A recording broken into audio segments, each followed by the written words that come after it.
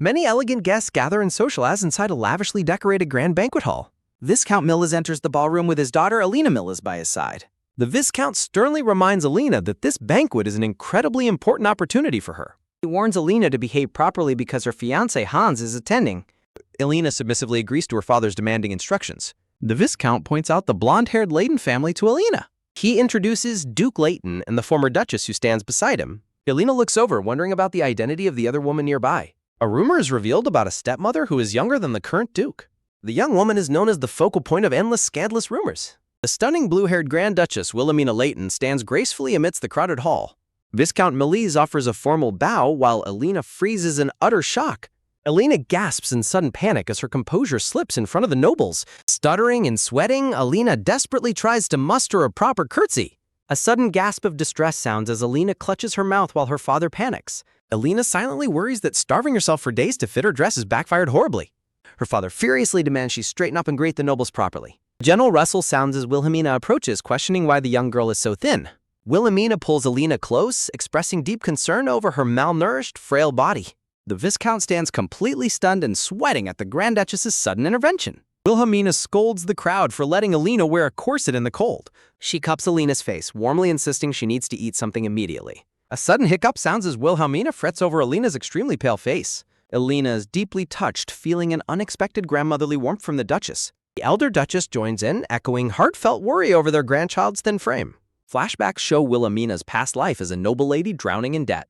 She worked tirelessly in her youth to earn enough money just to survive. Exhausted, Wilhelmina wondered if her persistent fatigue was a remnant of a past life. Sudden realization strikes as memories of a different existence begin to surface. She gasps in absolute shock at the sudden influx of past life memories. Wilhelmina remembers the truth of her previous existence in a modern world. She recalls her past life as Kim Hana, an academy instructor who died young. She schemed to use her teaching knowledge for an easy life, but things changed. A relative gambled away their family seal, plunging her family into sudden bankruptcy. Stripped of her status, she was treated like seized property and sold off. Wilhelmina sat huddled in a dark, dusty room alongside other captive women. As she laments the lack of human rights, the heavy doors suddenly creak open. A buyer coldly decides to purchase her, noting she looks quite decent. A steady, rhythmic clatter of hoofs sounds as a luxurious carriage sweeps her away. She reads her papers, realizing she now belongs to the powerful Leighton family. Wilhelmina anxiously imagines suffering a harsh, abusive life with her new in-laws. Looking out the window, she briefly contemplates escaping but knows it is impossible. Upon her arrival, a butler delivers the shocking news of the master's passing. Wilhelmina freezes in utter disbelief upon learning her husband died of a heart attack. She reels from becoming a widow at lightning speed before even holding a ceremony. Wilhelmina tearfully celebrates her bizarre, effortless ascension to becoming the region's wealthiest widow. Sent away to a separate residence, she is left entirely to her own devices. Her maid gently suggests she dine at the main house with the Duke. Wilhelmina warmly declines, stating she thoroughly prefers her peaceful, quiet life with them. Touched by her mistress's gentle and humble nature, Anna's eyes well up with tears. Wilhelmina asks Anna about visits to the main house, and Anna replies that the Duke is busy following his accession ceremony. Anna mentions an upcoming banquet and an esteemed guest from the imperial family, sparking Wilhelmina's sudden concern. Anna explains the busy workload since the former Duke's passing, while Wilhelmina assures her she is fine. Wilhelmina reflects on her current life of luxury, a stark contrast to her past days of poverty. She contemplates staying in this peaceful paradise forever, completely satisfied with her quiet lifestyle. While Anna warmly takes her leave, Wilhelmina secretly worries about being kicked out as a young stranger widow. Wilhelmina begins planning her future, debating whether to start a business in the capital or travel. She comically hopes the family will at least grant her a decent alimony when she leaves. A polite rhythmic knocking sounds on her chamber door, prompting Wilhelmina to call out for her maid. Slow creak echoes as Wilhelmina permits the visitor to enter her private quarters. A neatly dressed male servant enters and offers a respectful bow to the young widow. The butler delivers a sudden summons, informing Wilhelmina that the madam of the house wishes to see her. Wilhelmina is taken aback, wondering what business the powerful matriarch of House Leighton has with her. The butler explains the meeting concerns for future arrangements, making Wilhelmina realize her departure is finally here. Wilhelmina asks if she must go immediately, and the butler firmly confirms that is the case. Steady clatter of footsteps echoes as the butler guides Wilhelmina down the palace's grand hallway. The butler passes along a strict request from the madam, warning Wilhelmina to mind her speech. Wilhelmina is puzzled, wondering if the madam expects her to bow down and speak with rigid formality. The butler clarifies that the madam respects hierarchy and insists Wilhelmina, as senior in rank, address her as daughter-in-law. Hearing the unexpected news, a relieved Wilhelmina quickly accepts the instruction with a soft sigh of understanding. Wilhelmina is deeply impressed by the madam's strict honor just as they arrive outside the door. Behind the heavy door stands a flawless noblewoman, renowned as the dignified treasure of the West. Bathed in warm sunlight, the elegant blonde-haired madam stands gracefully with her back turned to her guest. A soft, heavy click sounds as the door shuts, leaving Wilhelmina alone with the intimidating matriarch. Helene turns with an aristocratic air, offering a cool yet polite welcome to the young Grand Duchess. Taking a steady breath, Wilhelmina formally addresses the elder woman as mother. Outside, the sun shines brightly over the grand and peaceful estate of House Leighton. Helene repeats her formal welcome, standing with unmatched regal poise and absolute composure. Wilhelmina observes the legendary noblewoman maintaining a calm and attentive gaze. Wilhelmina politely apologizes for the delay in their first meeting since her arrival. Helene listens silently, her sharp, intelligent eyes fixed on the young, blue-haired widow before her. Helene politely gestures toward the seating area, inviting the Grand Duchess to make herself comfortable. Helene calmly commands her maid to fetch some tea for their conversation. Wilhelmina inwardly marvels at her bizarre destiny of suddenly acting like a proper mother-in-law. Shifting her focus, Wilhelmina prepares herself for whatever serious topic the madam is about to raise. Helene stands proudly as an imperial bloodline member and the supreme mistress of House Leighton. Helene instructs the maid to set the freshly brewed tea down on the table. Helene takes a quiet momentary pause to collect her thoughts before speaking. She is universally recognized across the empire as the absolute pinnacle of high society. Helene represents the ultimate model of noble prestige, commanding respect wherever she goes. A soft, elegant clink sounds as Helene gracefully sets down her porcelain teacup. Wilhelmina returns the greeting, politely asking Helene how she has been doing lately. Helene briefly replies that she has been quite occupied with various family matters. Comically sweating, Wilhelmina rationalizes that she shouldn't take Helene's long silence too personally. A gentle clatter sounds as the tea is finally served, signaling the start of business. Helene cuts straight to the point, stating she wants to discuss their future arrangements. Wilhelmina remains completely still, bracing herself for what she expects to be her eviction. Helene drops a bombshell, announcing they wish to accept Wilhelmina as a formal family member. Wilhelmina freezes in utter disbelief, barely able to process the shocking declaration. Panic strikes as Wilhelmina comically realizes she just blurted out her shock without thinking. Helene formally invites Wilhelmina to the upcoming year-end and New Year banquets. Wilhelmina contemplates the extreme political weight of the duchy's prestigious year-end social banquet. She realizes that even a powerful household like Leighton cannot easily escape societal gossip. Tension rises as Wilhelmina tightly grips her dress, feeling the heavy pressure of her situation. Remembering her maid's warning, Wilhelmina deduces that a guest of immense status will attend. She questions the family's sanity, wondering why they would embrace her instead of discarding her. Putting on a calm facade, Wilhelmina internally concludes that this sudden acceptance is definitely not charity. She reasons that her powerful title must be the real motive behind their calculated decision. Wilhelmina suddenly suspects that Helene might not be the sole mastermind behind this unexpected move. Recognizing Helene's rigid adherence to hierarchy, Wilhelmina realizes another hidden hand is at play. Even Helene's legendary dedication to rules and order cannot fully explain this strategic compromise. She reflects on the supreme influence of House Leighton, one of the empire's premier households. Only an individual of absolute supreme authority could ever force such a powerful family's hand. A shocking realization hits Wilhelmina as she considers the emperor himself as the mysterious instigator. Helene visibly flinches in surprise as the young Grand Duchess mentions the emperor's name. Seeing Helene's subtle, telltale reaction, Wilhelmina realizes her bold political deduction is entirely correct. Helene maintains her cool composure, though her sharp gaze betrays a flicker of inner tension. A heavy, pregnant silence fills the room as both women silently calculate their next moves. Wilhelmina recalls that the ambitious new emperor successfully seized the imperial throne just last year. Rumors suggest the new ruler heavily favors the eastern faction that secured his ascension. This favoritism creates a natural conflict, as House Leighton proudly spearheads the powerful Western nobility. The deep political divide between the crown and the Western lords sets a dangerous stage. Every noble family is forced to carefully navigate the treacherous current of this imperial rivalry. The ruthless monarch secured his crown by defeating his half-brother, the original crown prince. Since Helene is the sister of his defeated rival, she remains a primary political target. Despite their immense wealth and territory, House Leighton remains highly vulnerable to imperial schemes. Their massive social influence prevents the cunning emperor from launching a direct, reckless attack. Wilhelmina continues to analyze the delicate political balance governing her new high-stakes environment. She begins to formulate a dark hypothesis, connecting the dots of the previous duke's fate. The sudden, highly convenient death of the former duke looms as a major political mystery. This abrupt demise created a perfect opportunity for the throne to finally weaken House Leighton. Observing Helene's stiff posture, Wilhelmina deduces the emperor likely orchestrated the old duke's death. The brutal former duke, notorious for losing 4 consecutive wives, met an incredibly timely end. Having purchased Wilhelmina as a 5th wife right before his death, the family was compromised. Casting aside an innocent purchased widow would create a massive social scandal for the duchy. Such a moral blunder gives the emperor a flawless legal pretext to seize their domain. Only the sovereign could compel a proud household to formally accept a ruined noblewoman. The pieces of the complex puzzle finally fall together, revealing the cold reality.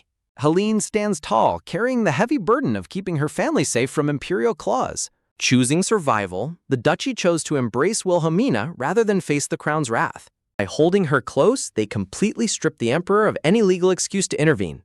Alternatively, the cautious duchy may have acted out of pure, preemptive fear of imperial wrath. Regardless, this calculated hospitality proves how closely House Leighton watches the empire's shifting political winds. Instead of exile, Wilhelmina is now guaranteed a secure position within the protective ducal palace. A soft, elegant clink sounds as Wilhelmina gently rests her teacup back onto its saucer. A brilliant, knowing smile graces Wilhelmina's face as she finds this complex political game highly amusing. Helene watches the Grand Duchess closely, trying to read the thoughts behind her serene expression. The tense silence stretches between the two powerful women as the tea continues to cool. A gentle clatter sounds as Helene places her cup down, finding her young mother-in-law's reaction intriguing. Wilhelmina takes a slow, delicate sip of her tea, ready to play her new political role. The blonde-haired mistress in the green gown sits in tense silence, clutching her hands tightly. Monologue bubbles indicate that life in the annex has been comfortable and problem-free. Holding a teacup, the blue-haired Grand Duchess calmly announces her decision to attend the upcoming banquet. The blue-haired Duchess humbly admits her shortcomings, requesting assistance for the events ahead. A magnificent portrait displays the blue-haired Grand Duchess in a lavish blue gown surrounded by roses. Blue-haired Duchess closes her eyes with a serene, gentle smile on her face. A playful text bubble set against a dotted background requests to have some items purchased. The blonde-haired mistress looks on, politely asking if her guest requires anything else. Taking a sip of her tea, the blue-haired Duchess requests some outerwear. The blonde mistress immediately offers to summon a professional tailor to assist her. The blonde mistress clarifies that the tailor is actually intended for the hardworking children in the annex. The blue-haired Duchess listens in quiet surprise, noting another unexpected detail about her host. The blonde mistress's bright blue eyes widen slightly in a moment of quiet focus. The blonde mistress sits gracefully, thinking the servant's clothes are too thin and tight-fitting. The blue-haired Duchess recalls a maid expressing gratitude for the warmth of her clothing. The blue-haired Duchess sits alone on the large sofa in deep, quiet thought. The blonde mistress sits opposite her on the sofa, viewed from behind. The blonde mistress cautiously questions if the Duchess is absolutely certain about her decision. Smiling warmly, the blue-haired Duchess confidently confirms her absolute certainty regarding the matter. The blonde mistress sits in silence while her maid stands attentively behind her. The blue-haired Duchess wonders if the mistress expected her to ask for wealth instead of charity. The blue-haired Duchess looks downward, her expression turning somber as she reflects. The Duchess acknowledges her low standing as an outsider in the duchy despite recent victories. She worries that reckless behavior might result in her being reduced to a mere figurehead. In a chibi illustration, the blue-haired girl nods determinedly, resolving to live by this rule. Standing up gracefully, the blue-haired Duchess excuses herself to attend an early morning appointment. She walks away, lamenting the lack of modern conveniences like washing machines in this magical world. Pausing as she walks away, the blue-haired Duchess calls back to the blonde mistress. The blonde mistress raises a finger to her chin, processing the Duchess's parting words. The blue-haired Duchess stands peacefully, surrounded by beautiful white flowers in the background. A dramatic close-up focuses on the intense, watchful gaze of the blonde mistress. The blonde mistress turns back, demanding to know the true meaning behind her words. The blue-haired Duchess smiles, assuring her that the compliment was entirely sincere. A stylized silhouette reveals the blonde mistress holding a mask over her face amidst dark roses. The blonde mistress sits alone on her grand throne, remaining lost in silent contemplation. The scene transitions to the outside balcony of the grand estate under the bright sky. A wooden cabinet inside the annex holds an elegant collection of teacups and teapots.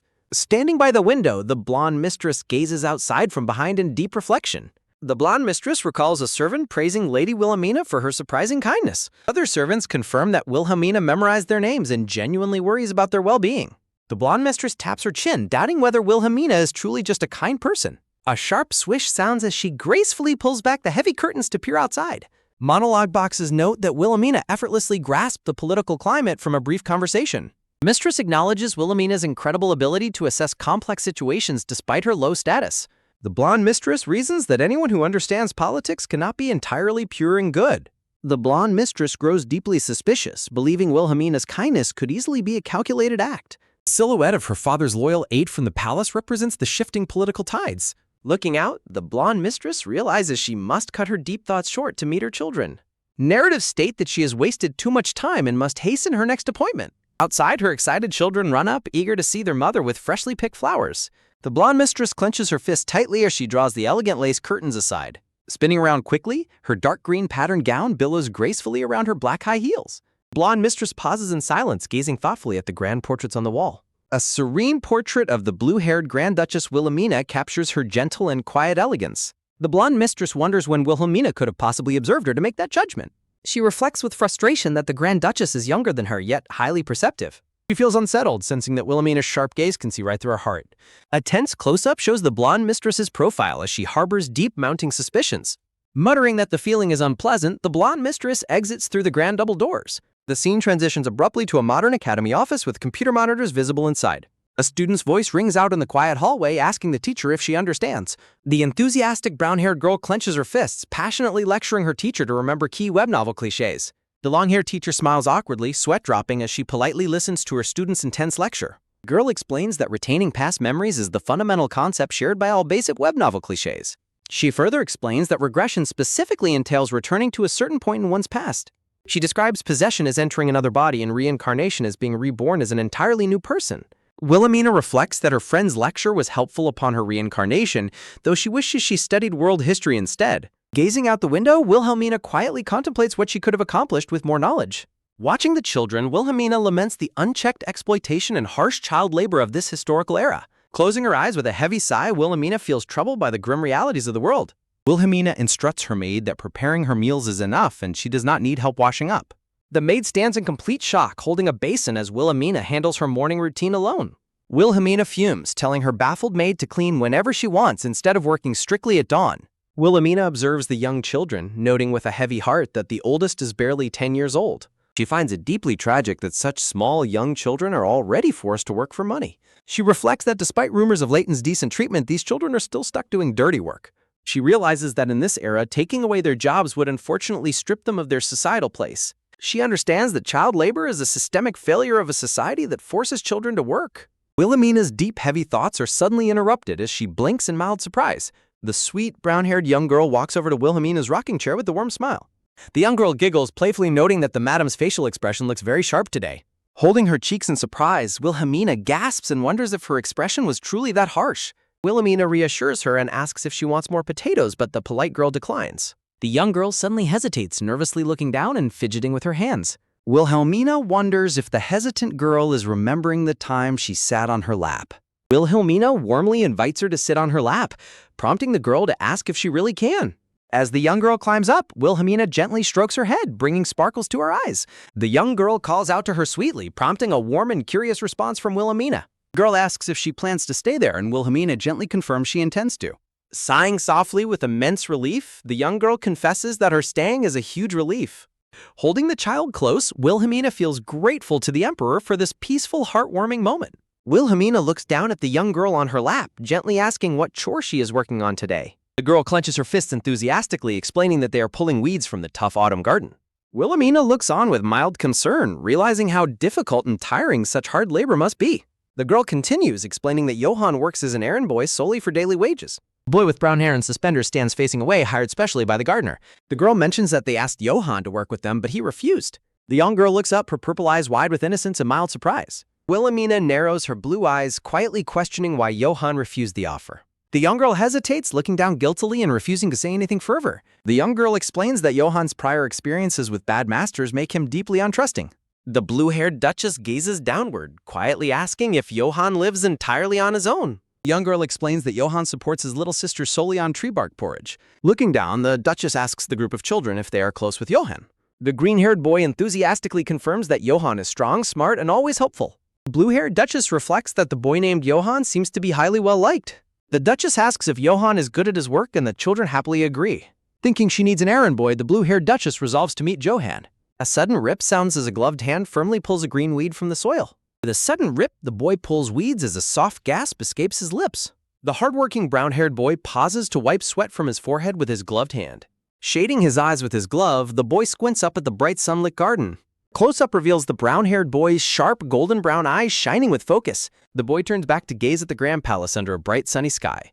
The boy's expression turns somber as he thinks to himself that nobles cannot be trusted.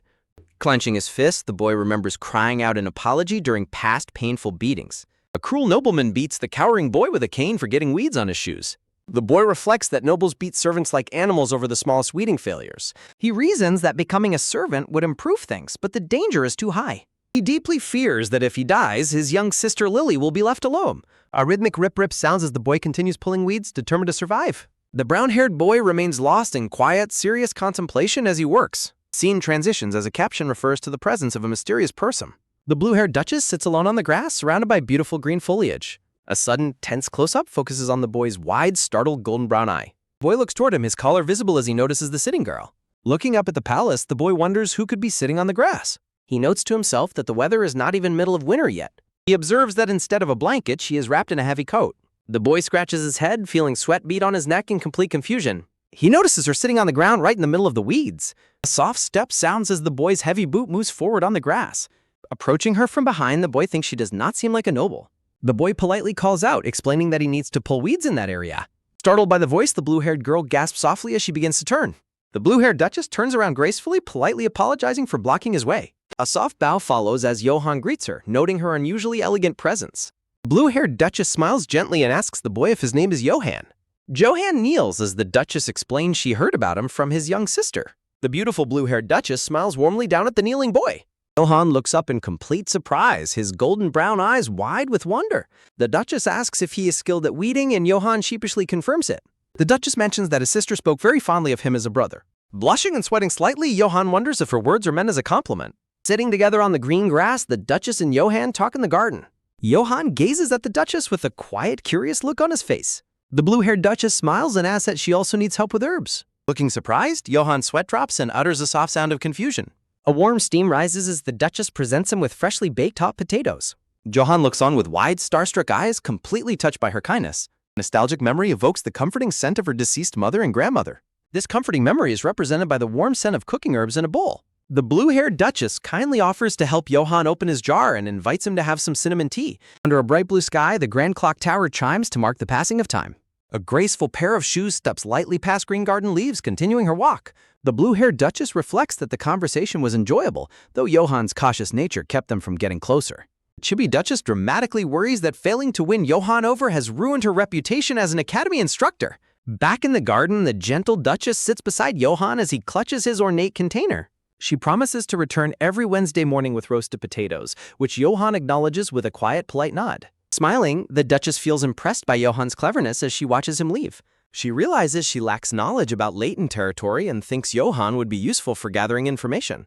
Standing gracefully, she decides she must understand the territory's affairs while providing Johann with stable, decent work. Looking toward the horizon, the Duchess eagerly anticipates meeting the young boy again next week. A sudden, sharp close-up of her bright blue eyes signals her sudden alarm. She spots a brown-haired man in a dark cloak walking toward her across the courtyard. She wonders what business the head butler of the main estate has at her annex. The head butler bows politely, wishing her well, and the Duchess calmly asks what brings him there. The butler explains he has arrived on behalf of the madam to deliver a message. Blue-haired Duchess remarks on how busy the madam Helene must be lately. The butler asks for her understanding, making the Duchess realize Helene avoids meeting her in person. She understands that her mother-in-law intends to maintain mere formalities without ever growing close. A vision of the elegant, white-haired Helene suggests that even small efforts are better than nothing. The butler announces an upcoming banquet honoring the Duke, requesting that the Duchess attend in Helene's place. The blue-haired Duchess remains completely silent, processing this sudden and heavy social demand. The butler explains that Helene recommended this opportunity to help her adapt to the Western social scene. She wryly notes that they are at least dressing up her substitute duty as a valuable opportunity. The butler reassures her that only close acquaintances will attend, helping her ease into high society. Nodding her head politely, the Duchess calmly agrees to attend the upcoming celebration. She quietly reflects that she has no choice, as refusing would lead to severe consequences. She tries to comfort herself, reasoning that playing a mere spectator's role should be easy enough. The Duchess asks if an experienced noblewoman will be sent to assist her. The butler confirms this, explaining she will need proper guidance for her first Western social appearance. The brown-haired butler watches her attentively, waiting for her final thoughts on the arrangement. She accepts her need for etiquette lessons but requests that the tutor arrive in the afternoon. The butler looks up, politely asking her the reason for this specific afternoon request. She admits that she is simply too sleepy to function properly in the morning. She internally reflects that she grew tired of early morning studying during her past life in Korea. The butler stands completely dumbfounded by her unexpectedly blunt and lazy explanation. The butler bows politely, accepting her terms with a final quiet gesture of respect. A sudden sharp clank echoes as the heavy iron gates of the estate open wide. A heavy wooden wheel rolls forward with a loud rumble as the carriage departs. Dressed in an elegant black and gold gown, the Duchess exits the mansion with the butler. She maintains a serious, focused expression as she prepares to meet her new tutor. The grand wooden carriage stands waiting outside, shining brightly under the sunlit sky. Her attention is drawn by a loud, sudden squeak sounding as a trunk is opened. Sharp, firm clack sounds as a woman steps down from the carriage onto the path. The Duchess stands ready as maids bow while a gloved hand holding a cane enters the frame. The newcomer is revealed as Baroness Roland, the most renowned and strict governess in the region. Stealing her resolve, the blue-haired Duchess realizes her intense etiquette training is finally beginning. Baroness Roland gazes ahead with sharp, unyielding purple eyes, ready to begin the lessons. Close up on her elegant collar, the Duchess anticipates her first official duty as Lady of the House. Silhouette introduces Viscountess Roland, the renowned author and elite etiquette instructor of the capital. Choosing to teach over inheriting her late husband's title, the Viscountess has trained countless young ladies. The majestic estate stands ready for the intense 3-day training schedule that lies ahead. Holding her closed fan tightly, Viscountess Roland strictly commands the Duchess to try her posture again. Standing behind the Duchess, the tutor commands her to lengthen her torso for a better posture. The strict instructor uses her hand to make sure the Duchess keeps her chin perfectly straight. Correcting her from behind, Roland orders the Duchess to straighten her back and keep her chin tucked. Table instructions detail the correct way to hold a soup plate and silently scoop the broth. The blue-haired Duchess carefully cuts her meal under the watchful, critical eye of her etiquette instructor. Guidelines illustrate the proper angle and etiquette for raising a glass during a formal celebratory toast. The Duchess diligently practices raising her wine glass to eye level with a focused, refined posture. Exhausted after training, the Duchess collapses onto her bed, realizing her new title is incredibly demanding. She admits to herself that the continuous training is so exhausting she feels close to collapse. Looking at her hand, the Duchess notes with relief that her instructor's criticisms were less severe today. Closing her eyes to sleep, the Duchess vows to achieve absolute perfection in her lessons tomorrow. Morning light floods the elegant room, highlighting a beautiful vase of fresh flowers by the window. 2 teacups sit on the table as the instructor praises the Duchess's admirable composure under pressure. Viscountess Roland stands with impeccable grace, her hands folded politely in her elegant blue gown. Beautiful Duchess gracefully attributes her improvement to the rigorous guidance of her skilled etiquette instructor. The instructor predicts a smooth banquet, leaving the Duchess relieved that she will not require a partner. The Duchess privately plans to simply greet her guests and quietly pass the time at the dinner. Dabbing her face, the tutor explains the correct attitude a madam should show to young debutantes. Observing her tutor sweating and pale, the Duchess becomes concerned as Roland gasps softly in pain. Concerned for her tutor's health, the Duchess insists they sit down to continue their discussion. Stunned by her pupil's sudden kindness, the pale instructor remains silent and deeply surprised. The strict tutor closed her eyes, quietly trying to compose herself against the creeping exhaustion. Weakly opening her mouth, the pale instructor finally agrees that they should take a short break. Supporting her weak tutor, the Duchess carefully guides her to the sofa to rest. A soft rustle sounds as the elegant tutor carefully sits down on the plush sofa. The Duchess stands before her resting instructor, ready to offer assistance for her physical distress. Duchess holds out a warm stone carefully wrapped in a dark floral patterned handkerchief. Looking up in confusion, the pale instructor questions the Duchess about the wrapped object. Smiling warmly, the Duchess advises her to use a handkerchief if the hot object feels uncomfortable. Settling onto the sofa, the quiet tutor looks down at her hands in thoughtful contemplation. A gentle observation points out that the tutor's hands are remarkably cold and shivering. The Duchess sits closely, wrapping her own warm hands around her tutor's cold, gloved hands. The Duchess recalls seeing the tutor repeatedly removing her gloves to rub her freezing hands. A caption highlights that despite her cold hands, the instructor remains uncompromising about proper etiquette. Pale tutor tightly grips the warm cloth-wrapped stone, finding quick relief from her chill. Sitting quietly, the instructor holds the comforting warm stone tightly on her lap to recover. Her white gloved hands firmly squeeze the wrapped object, absorbing the deep, soothing warmth it radiates. A voice bubble indicates that a servant was instructed to bring the hot stone. The Duchess humbly explains that her only role was wrapping the heated stone in cloth. A curious speech bubble asks if the Duchess had purchased the patterned wrapping cloths. Looking at her tutor, the kind Duchess maintains a calm and sweet expression of care. A silent question wonders if the Duchess acquired these special clothes specifically to assist the servants. The 2 women sit comfortably opposite each other, enjoying a quiet, peaceful break from training. Smiling brightly, the Duchess reassures her tutor that helping others is a very simple task. Nostalgic memory reveals how a kind supervisor once offered her a hot pack in Korea. Duchess explains that the servants' hands were hurting from the autumn cold, so she crafted 20 hot packs. Impressed, Viscountess Roland notes that the Duchess is exceptionally skilled with her hands. The Duchess modestly downplays her effort, prompting the instructor to clarify that few nobles use their skills to care for servants. A sudden, firm squeeze sounds as the tutor holds the warm, cloth-wrapped stone tightly. Observing the floral cup, the tutor wonders if the madam chose this specific tea. Gently pouring the tea, the blue-haired Duchess urges her to drink it while it is warm. The elderly instructor looks down in silence, deeply touched by the Duchess's unexpected care. Viscountess Rollin remarks that the expensive ginger in the tea serves as a potent medicine. The elegant Duchess quietly listens to her instructor, maintaining a calm and pleasant demeanor. Holding her teacup, the Duchess explains that the tutor's attire made her sensitivity to cold obvious. The instructor listens quietly as the Duchess comments on her adjustment to the local weather. Smiling warmly, the blue-haired Duchess cheerfully admits that she also dislikes the cold weather. The strict instructor gazes downward, her expression softening in response to her pupil's worth. Gently holding the steaming cup, the tutor prepares to taste the warm herbal remedy. Under the soft light, Viscountess Rollin gracefully sips the soothing ginger tea to warm herself. A warm fireplace crackles softly in the background, filling the parlor with comfortable heat. The floral teacup rests elegantly on its saucer, reflecting the peaceful atmosphere of their break. Sitting with perfect posture, the Duchess awaits the conclusion of their short afternoon rest. A thought bubble announces the tutor's intent to address their 3 days of training. Standing with impeccable poise, the elegant white-haired tutor prepares to deliver her final assessment. The instructor states that she will now present the results of their intense training. Sitting opposite her student, Rollin recalls her decades of experience teaching etiquette to noble ladies. A memory shows the intricate social rules of escorting, indicating which hand to keep free. The lessons detailed proper social rules, specifying acceptable formal drinks and foods to avoid. The tutor reviews the comprehensive list of high society etiquette guidelines she has taught.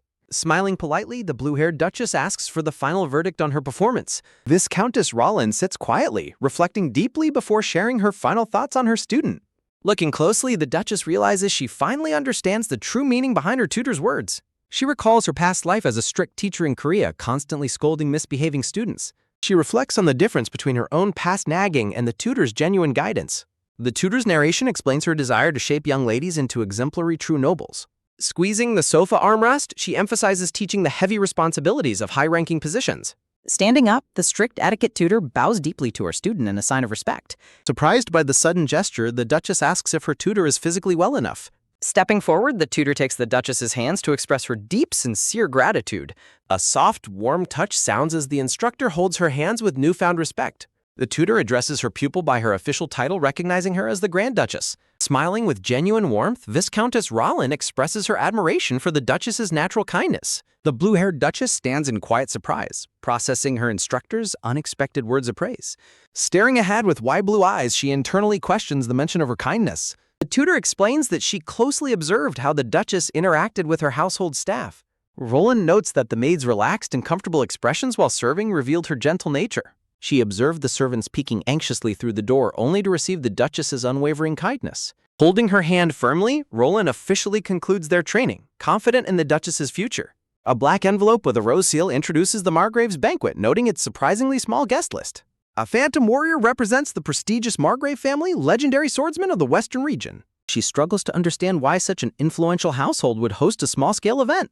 Dressed in an exquisite dark blue gown, the Duchess examines her reflection in the full-length mirror. The tutor explains that the small scale is due to the Western region still being in mourning. The Duchess reflects that the lack of public criticism suggests the deceased Duke was unpopular. The elegant blue-haired Duchess touches her gown thoughtfully, preparing for the upcoming banquet. She reflects on the regional custom of long mourning periods compared to her single week.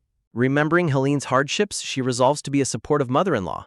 She contemplates the exact definition of being an exemplary mother-in-law. She humorously decides that the best approach is to do absolutely nothing. Thumbs up, she cheerfully concludes that doing nothing is the wisest course of action. Dramatic memory reminds her of the typical overbearing mother-in-law from television. The maid politely interrupts her thoughts to announce it is time to depart. Smiling gracefully, the blue-haired Duchess agrees and signals that they should go. She walks into the grand red-carpeted hall where guests are already gathering. Her attention is suddenly caught by an unexpected figure across the crowded room. She spots the young Duke, surprised to find him far more youthful than anticipated. She notes that the handsome blonde Duke looks more like a modern corporate executive. Seeing his striking blonde hair, she easily believes his high-ranking noble status. She considers how difficult it must be for him to accept a younger stepmother. She silently wonders if her presence makes the young Duke feel deeply uncomfortable. The blonde Duke turns his head, noticing her and offering a gentle smile. He smiles warmly at her, dispelling any initial tension with his friendly greeting. The Duchess is left completely bewildered by his surprisingly warm and welcoming expression. He walks over gracefully, extending his hands to greet his new stepmother. She watches him approach with a mixture of surprise and slight apprehension. The Duke offers a charming bright smile that catches her completely off guard. She politely exchanges greetings while internally questioning his overwhelming friendliness. His enthusiastic welcome reminds her of a friendly schoolteacher greeting a new student. He takes her hand gently, apologizing for his delay in welcoming her properly. She politely reassures him, though his intense friendliness continues to surprise her. The Duke explains that he kept his distance to let her adjust in peace. She sweat drops, silently wondering if some thoughts are better left unsaid. She suspects the Duke completely misunderstood Helene's protective intentions. She decides to peek at the butler's face to gauge the true situation. To her dismay, the butler offers only a polite, unchanging smile of neutral compliance. She worries that his excessive respect will make the retainer suspicious of her motives. The Duke politely inquires if she is comfortable living in the annex. She internally questions if his mind is filled with overly naive thoughts. He expresses his relief at her health and repeats his question about her comfort. The Duke gazes at her with gentle concern, awaiting her polite response. She reassures him that everything is perfect, wishing to avoid any further attention. The Duke expresses worry about her staying so far from Helene's residence. He stands thoughtfully, surrounded by flowers, considering her living arrangements.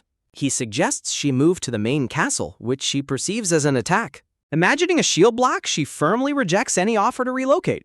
The thought of constantly running into Helene at the main castle is unbearable. She dreads the dramatic tension of a potential mother-in-law showdown. The butler timely interrupts, announcing that the banquet is ready. Chibi Duchess celebrates the butler's perfect timing in ending the conversation. Accepting the transition, the Duke suggests they move to the dining area. The Duke elegantly offers his hand to escort his stepmother.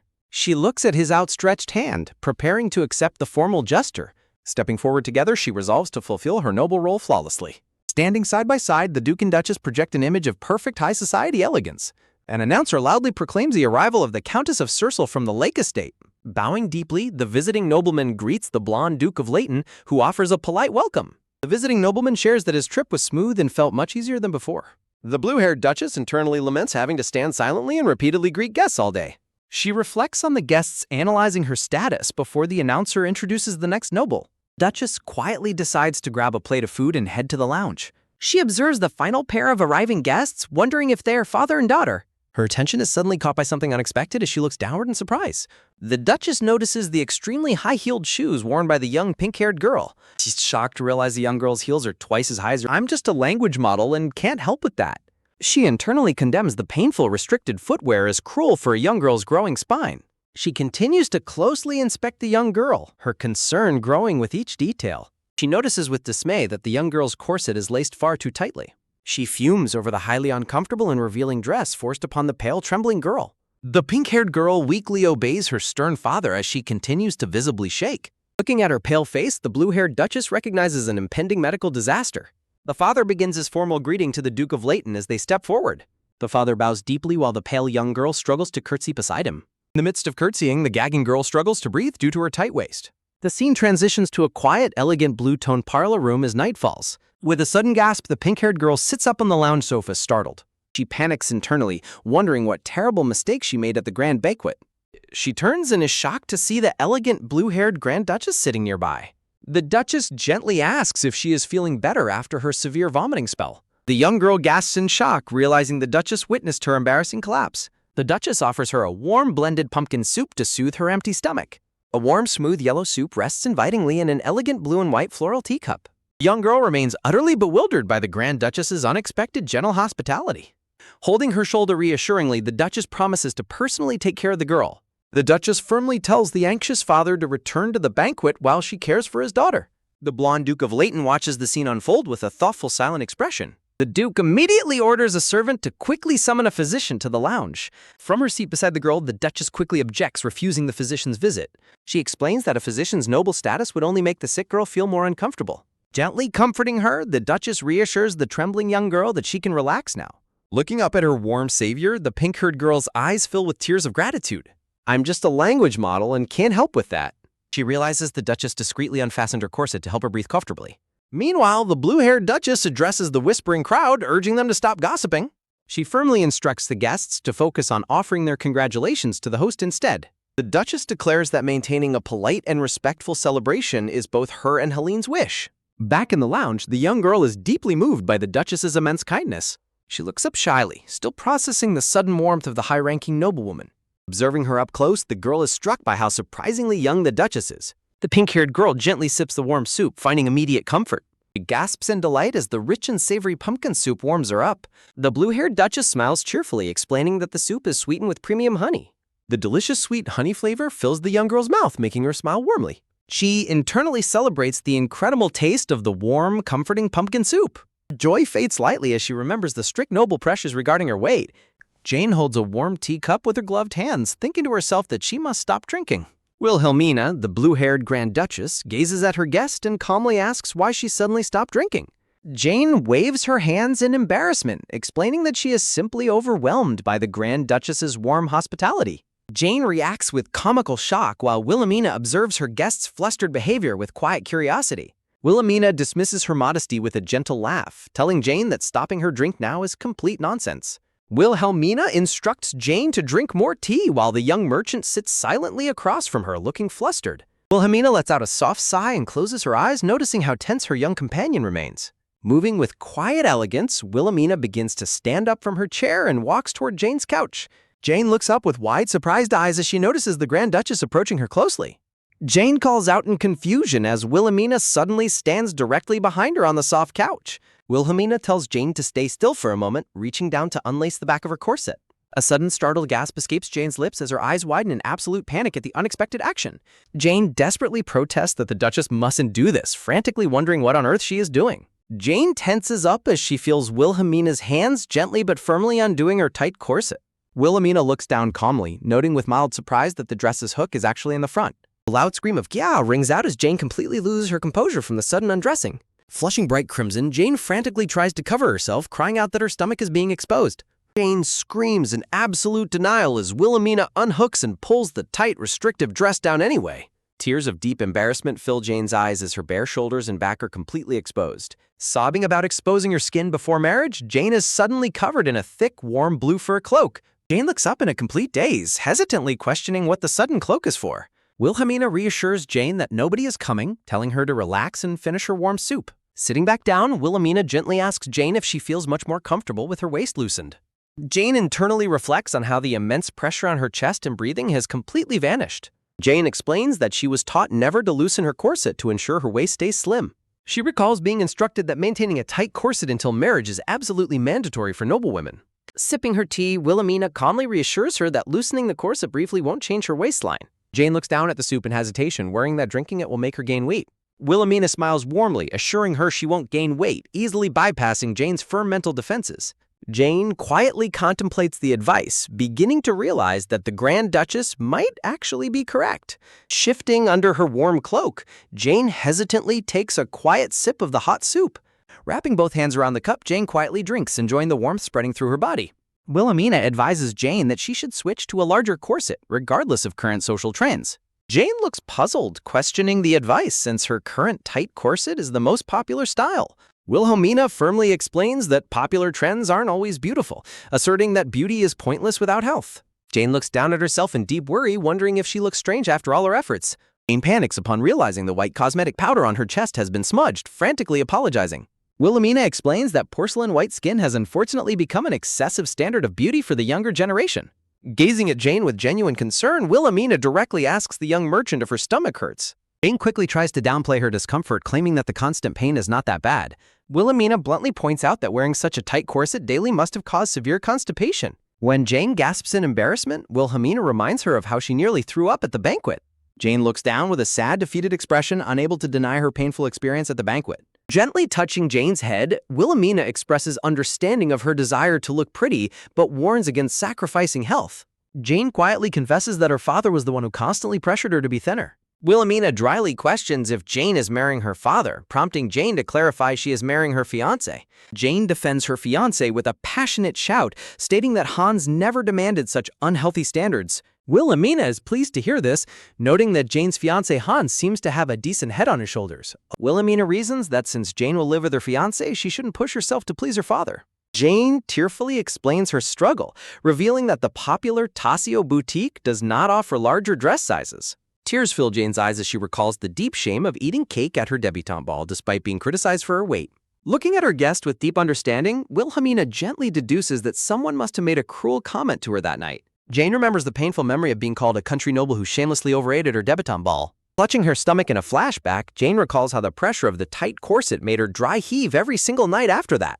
In her memory, Jane sits on the floor clutching her aching ankle, reflecting on how she desperately wished to erase the memory of that ball. Hanging her head in deep shame, Jane confesses how stupid she feels for letting a simple piece of gossip ruin her banquet experience. Wilhelmina looks at the young merchant with deep empathy, acknowledging how incredibly difficult that ordeal must have been for her. Wilhelmina directly asks if that painful past memory is the reason Jane refused to finish her warm soup. Jane confesses her fear that eating out of hunger makes her look ugly, but Wilhelmina firmly disagrees with her mindset. The soothing sound of warm tea pouring from a decorative porcelain teapot fills the quiet, comfortable room. Stepping closer to Jane, Wilhelmina gently reassures her that satisfying her hunger is neither a strange nor an ugly act. Jane looks up hesitantly, expressing her deep-seated fear of how other noble society members will judge her. In a stylized vision, Wilhelmina appears as a towering, protective figure looking down kindly at the small, kneeling Jane.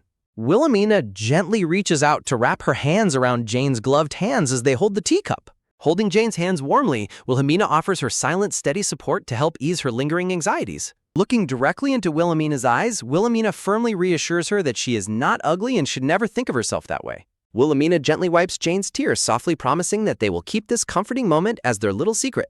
In a cute chibi style, Jane takes a loud slurp of her tea, feeling immensely relieved. A bright smile washes over Jane's face as she lets out a joyful sigh of pure relief. Wilhelmina looks on with a warm, gentle smile, pleased to see her young companion's expression soften so completely. Against the backdrop of a grand Roman numeral clock, Wilhelmina internally reflects on ending up as a teacher once again after being reborn. A soft slurp sounds as Jane drinks her tea peacefully, completely comforted by the warm atmosphere. Wilhelmina quietly contemplates that managing relationships and peer pressure among youth is an incredibly complex challenge. Behind a silhouette of girls whispering maliciously, Wilhelmina reflects on how childhood peers can sometimes be far more terrifying than parents. Wilhelmina contemplates that digging into children's emotional scars rarely works and realizes she cannot easily intervene in their community as an adult. Wilhelmina realizes a wounded child needs an ally rather than advice, while Jane comically groans as she struggles to fasten her waistband. A deep, resonant chime of a grand clock tower echoes through the night sky, signaling the passage of time. Hearing the clock chime, Wilhelmina realizes it is already midnight and that the banquet must be ending soon. Jane quietly grasps her dress skirts, preparing to take her leave of the Grand Duchess. Jane bids a polite farewell, apologetically noting she was unable to keep her promise to return to the banquet hall. Wilhelmina smiles wryly to herself, expecting a gentle scolding from her daughter-in-law for staying away so long. Wilhelmina hands Jane a small pouch of honey and herbs, kindly instructing her to drink it slowly to help with her digestion. Deeply grateful, Jane clutches the pouch and hesitantly asks if she might be allowed to visit the Grand Duchess again. Wilhelmina looks slightly surprised as Jane quickly clarifies that she does not mean for another formal banquet. Blushing shyly, Jane softly explains that she is hoping to visit the Grand Duchess for a purely personal meeting. Wilhelmina quietly wonders to herself if she even possesses the social right to invite personal guests given her own standing. Wilhelmina reflects on the heavy gossip surrounding her own reputation, worrying that hosting Jane might bring unnecessary trouble to the young girl. Lost in deep thought, Wilhelmina suddenly recalls a vital piece of advice she received in her past. The memory shifts to a beautifully detailed estate garden featuring a grand gazebo and a stone bridge. In her memory, young Wilhelmina walks through the garden with an older noblewoman who advises her on the necessity of hosting social gatherings. The older noblewoman suggests hosting a book club or a tea party as an ideal social avenue. The young Wilhelmina looks surprised, quickly admitting that she doesn't have much personal interest in reading books. The older noblewoman clarifies that the true purpose of such gatherings is not reading, but strategic networking to make friends. Looking serious, the older noblewoman firmly advises young Wilhelmina on the critical importance of building strong allies in high society. A decorative frame highlights the memory, noting that Baroness Roland's expression was incredibly serious at that pivotal moment. Wilhelmina reflects that high society is ultimately just another human world, representing a muddy and fierce battlefield.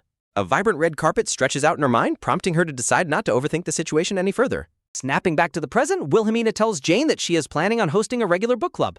Jane gasps as she clasps her hands together with excitement, eagerly asking if she is being invited to join.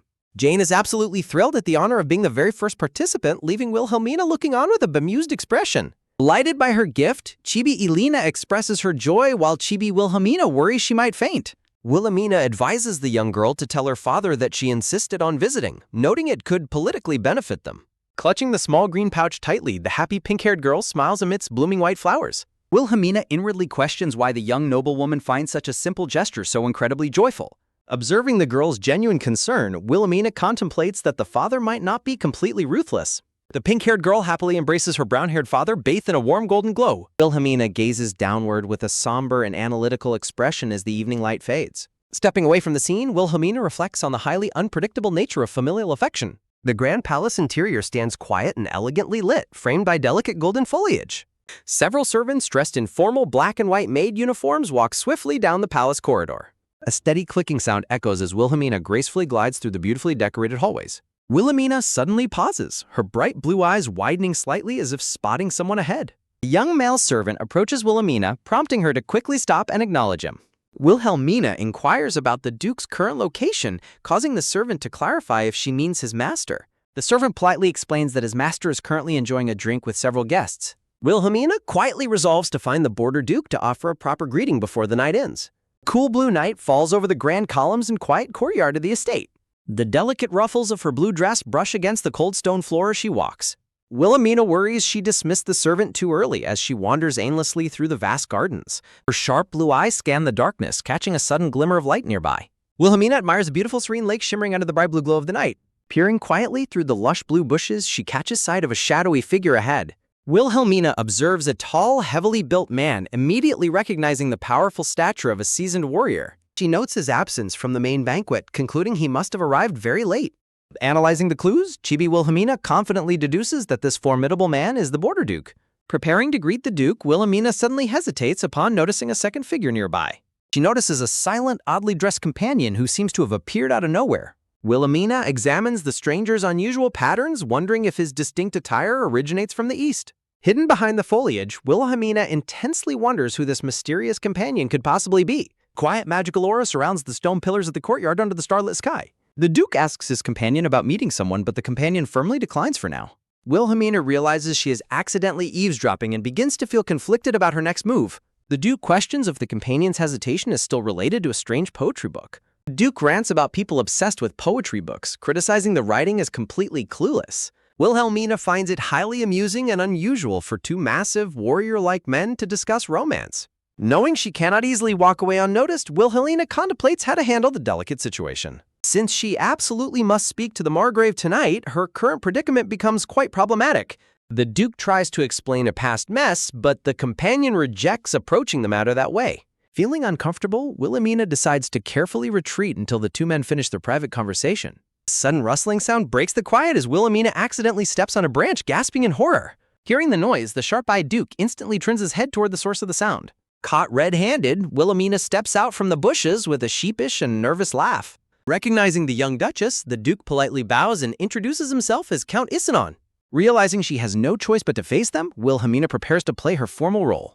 Returning the polite greeting, Wilhelmina formally introduces herself to the Count as Wilhelmina Leighton. Wilhelmina recognizes his prestigious title as a legendary Western Margrave and an idol among imperial swordsmen. She senses an incredibly powerful, unique aura radiating from him, unlike anyone she has met. Turning her attention sideways, Wilhelmina silently wonders about the true identity of the quiet companion. The companion, previously talking with such supreme confidence, suddenly stands completely frozen and silent. Observing his absolute stillness, Wilhelmina humorously questions if the armored man is even breathing. Wilhelmina apologizes for her absence from the banquet, explaining that she was detained by an urgent matter. Count Isanon graciously accepts her apology, telling her to pay it no mind. Wilhelmina smiles elegantly, relieved by the Count's understanding and warm reception. Wilhelmina curiously inquires about the identity of the silent armored figure standing beside the Count. The Count vaguely introduces him as an acquaintance, prompting Wilhelmina to wonder why he is hiding his identity. Wilhelmina decides not to pry, instead asking about the drinking gathering that the Count plans to attend. Intrigued by his response, Wilhelmina asks if he has a personal dislike for alcohol.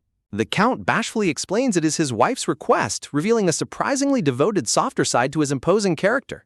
The narration notes how the Margrave's stern expression instantly softens at the mention of his wife. The legendary warrior gazes downward, completely disarmed by his thoughts of her. Asked if she will join them, Wilhelmina declines, explaining she only wished to greet him before departing. The Count mentions that his Grace was actively searching for her earlier that evening. Wilhelmina declines to pursue him, knowing she has no place in a private gathering meant for Helene. The Count watches her silently, reflecting on her poignant and self-aware words. A serious expression returns to the Count's face as he processes the Duchess's words. Count softly agrees before a sudden, tight grip on her arm stops her in her tracks. Wilhelmina instantly senses a sudden, heavy shift in the atmosphere coming from the silent armored companion.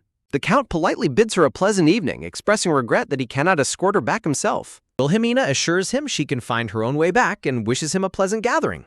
As she turns to leave, the Count calls out to ask her a final sudden question. The Count catches her completely off guard by asking if she has ever been in a romance. The Count awaits her response with an intensely serious and unblinking gaze.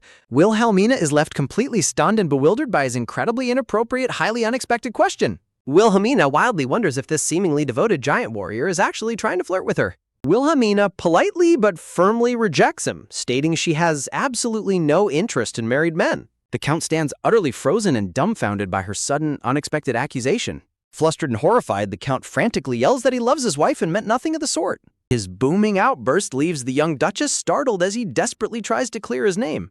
Realizing the misunderstanding, the flustered Count frantically waves his hands and offers a hasty apology. The silent armored companion sighs deeply, concluding that the rumors about her being unusual are entirely true. Wilhelmina asks what he said, but the flustered Count quickly dismisses it as mere self-muttering.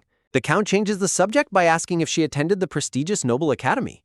He asks if she would believe that someone from her academy days is currently waiting for her. Wilhelmina stands in quiet contemplation, processing the mysterious clue about her past. She deeply reflects on her school years, trying to recall anyone who fits that description. As she ponders, the armored companion watches her closely with sharp, glowing pink eyes. The Count's intriguing question echoes in the quiet garden under the starlit sky. A sudden cool breeze rustles through the quiet garden bushes as the silence stretches on. Wilhelmina narrows her eyes, finding the familiar setup of his words highly suspicious and cliché. She amusedly wonders if this is just a cliché dramatic setup for a romantic line. Wilhelmina deadpans, jokingly declaring that she has absolutely no interest in joining any new religions. The Count is left utterly speechless, staring blankly at her bizarre, unexpected response. Caught off guard by her humor, the Count blushes slightly while chibi Wilhelmina feels victorious. Wilhelmina clarifies that she never dated anyone at school, having only a few close friends. She explains that as a commoner, she entered the workforce immediately while others returned home. She concludes that romance was never on her mind and she has long-lost school contacts. The Count finds it hard to believe no one ever confessed to someone as beautiful. Wilhelmina gently suggests that he might be confusing her with another student from the academy. The Count firmly disagrees, asserting there is absolutely no one else quite like her. Wilhelmina glares, highly suspicious that he is subtly insulting her unique personality. Count Eisenon notes that it sounds like a rejection and asks if it was a one-sided fantasy. Wilhelmina explains she never had such a connection, prompting Count Eisenon to find her lack of confessions unusual. Count Eisenon rests his chin in his hand, murmuring thoughtfully to himself. Wilhelmina sighs dramatically, admitting she was actually quite confident in her own charm. Chibi Count Eisenon stands completely bewildered and confused by her unexpected response. Wilhelmina politely bids farewell, leaving the Count and his companion behind in the garden. Walking alone, Wilhelmina wishes she had studied harder instead of facing these complicated social dynamics. Wilhelmina remembers the armored man, wondering if he stared because she is fascinating. Wilhelmina realizes her absurd family situation naturally invites curiosity from any outsider. The blue-haired Duchess suddenly halts and looks ahead with wide, surprised eyes. Under the cool starlight, a silver-haired maid and a young child wait on the steps. Wilhelmina asks the silver-haired maid and the child what they are doing outside. The young brown-haired child runs forward and tightly hugs Wilhelmina around her waist. The silver-haired maid, Anna, stands up and warns her that returning alone is dangerous. Wilhelmina gently asks why they are waiting since Anna's shift ended hours ago. Anna politely explains that they were deeply worried about when she would return. The young child Mirene blurts out that Anna was terrified she might get hurt. Looking flustered, Anna immediately covers the young child's mouth to silence her. Wilhelmina lovingly pinches their cheeks, realizing they feared the nobles would look down on her. Anna scolds Mirene for blurting everything out, while the child smiles happily. Wilhelmina thanks Anna and warmly reassures her that nothing bad happened during her walk. Anna smiles with immense relief upon hearing that the young Duchess is safe. Wilhelmina holds Mirene's hand and asks if she waited all this time as well. Mirene happily compliments Wilhelmina, telling her she looks incredibly beautiful tonight. A close-up highlights the exquisite fabric and precious jewels of the blue dress. The beautiful blue gown is described as something far beyond words can express. Wilhelmina admires the luxurious blue fabric, noting the jewels are worth a fortune. Wilhelmina internally acknowledges the immense effort Helene put into preparing the magnificent dress. The narration notes that preparing such a grand dress reflects Helene's pride in the family. Looking down at her gown, Wilhelmina softly admits to herself how beautiful it is. Mirene enthusiastically tells Wilhelmina that she is far prettier than the dress itself. Touched, Wilhelmina decides she must reward the young child for such a sweet compliment. Wilhelmina asks Anna to prepare a warm glass of milk for them before bed. Wilhelmina warmly suggests making 3 glasses so Anna can join them in having one. Hand in hand, the three walk happily back inside the grand, warmly lit palace. A quiet night falls over the towering spires of the majestic palace garden. Footsteps echo as Count Eisenon walks through the quiet courtyard at night. Count Eisenon glances back, asking his silent companion if he feels nervous. The Count and the armored warrior walk side by side through the garden path. Count Eisenon pauses to look back, exhaling a quiet breath into the night air. The narration reflects on how a legendary warrior now struggles before a single woman. Count Eisenon suggests that his companion should remove his helmet and greet her properly. The companion declines the meeting method, making the Count wonder about his intense devotion. The Count reflects that regardless of his companion's issues, Wilhelmina seems perfectly fine. The Count notes that she is not worn out and carries herself like a true lady. The armored companion walks forward, stating he is simply supporting her out of gratitude. Count Eisenon warns him not to overdo it since he cannot stay away long. The armored companion raises his black-gloved hand to the side of his helmet. He slowly begins to lift a heavy steel helmet off his head. Removing his helmet, the black-haired man with piercing red eyes calmly thanks the Count. In the quiet garden, the light blue-haired Count silently gazes at his unmasked companion.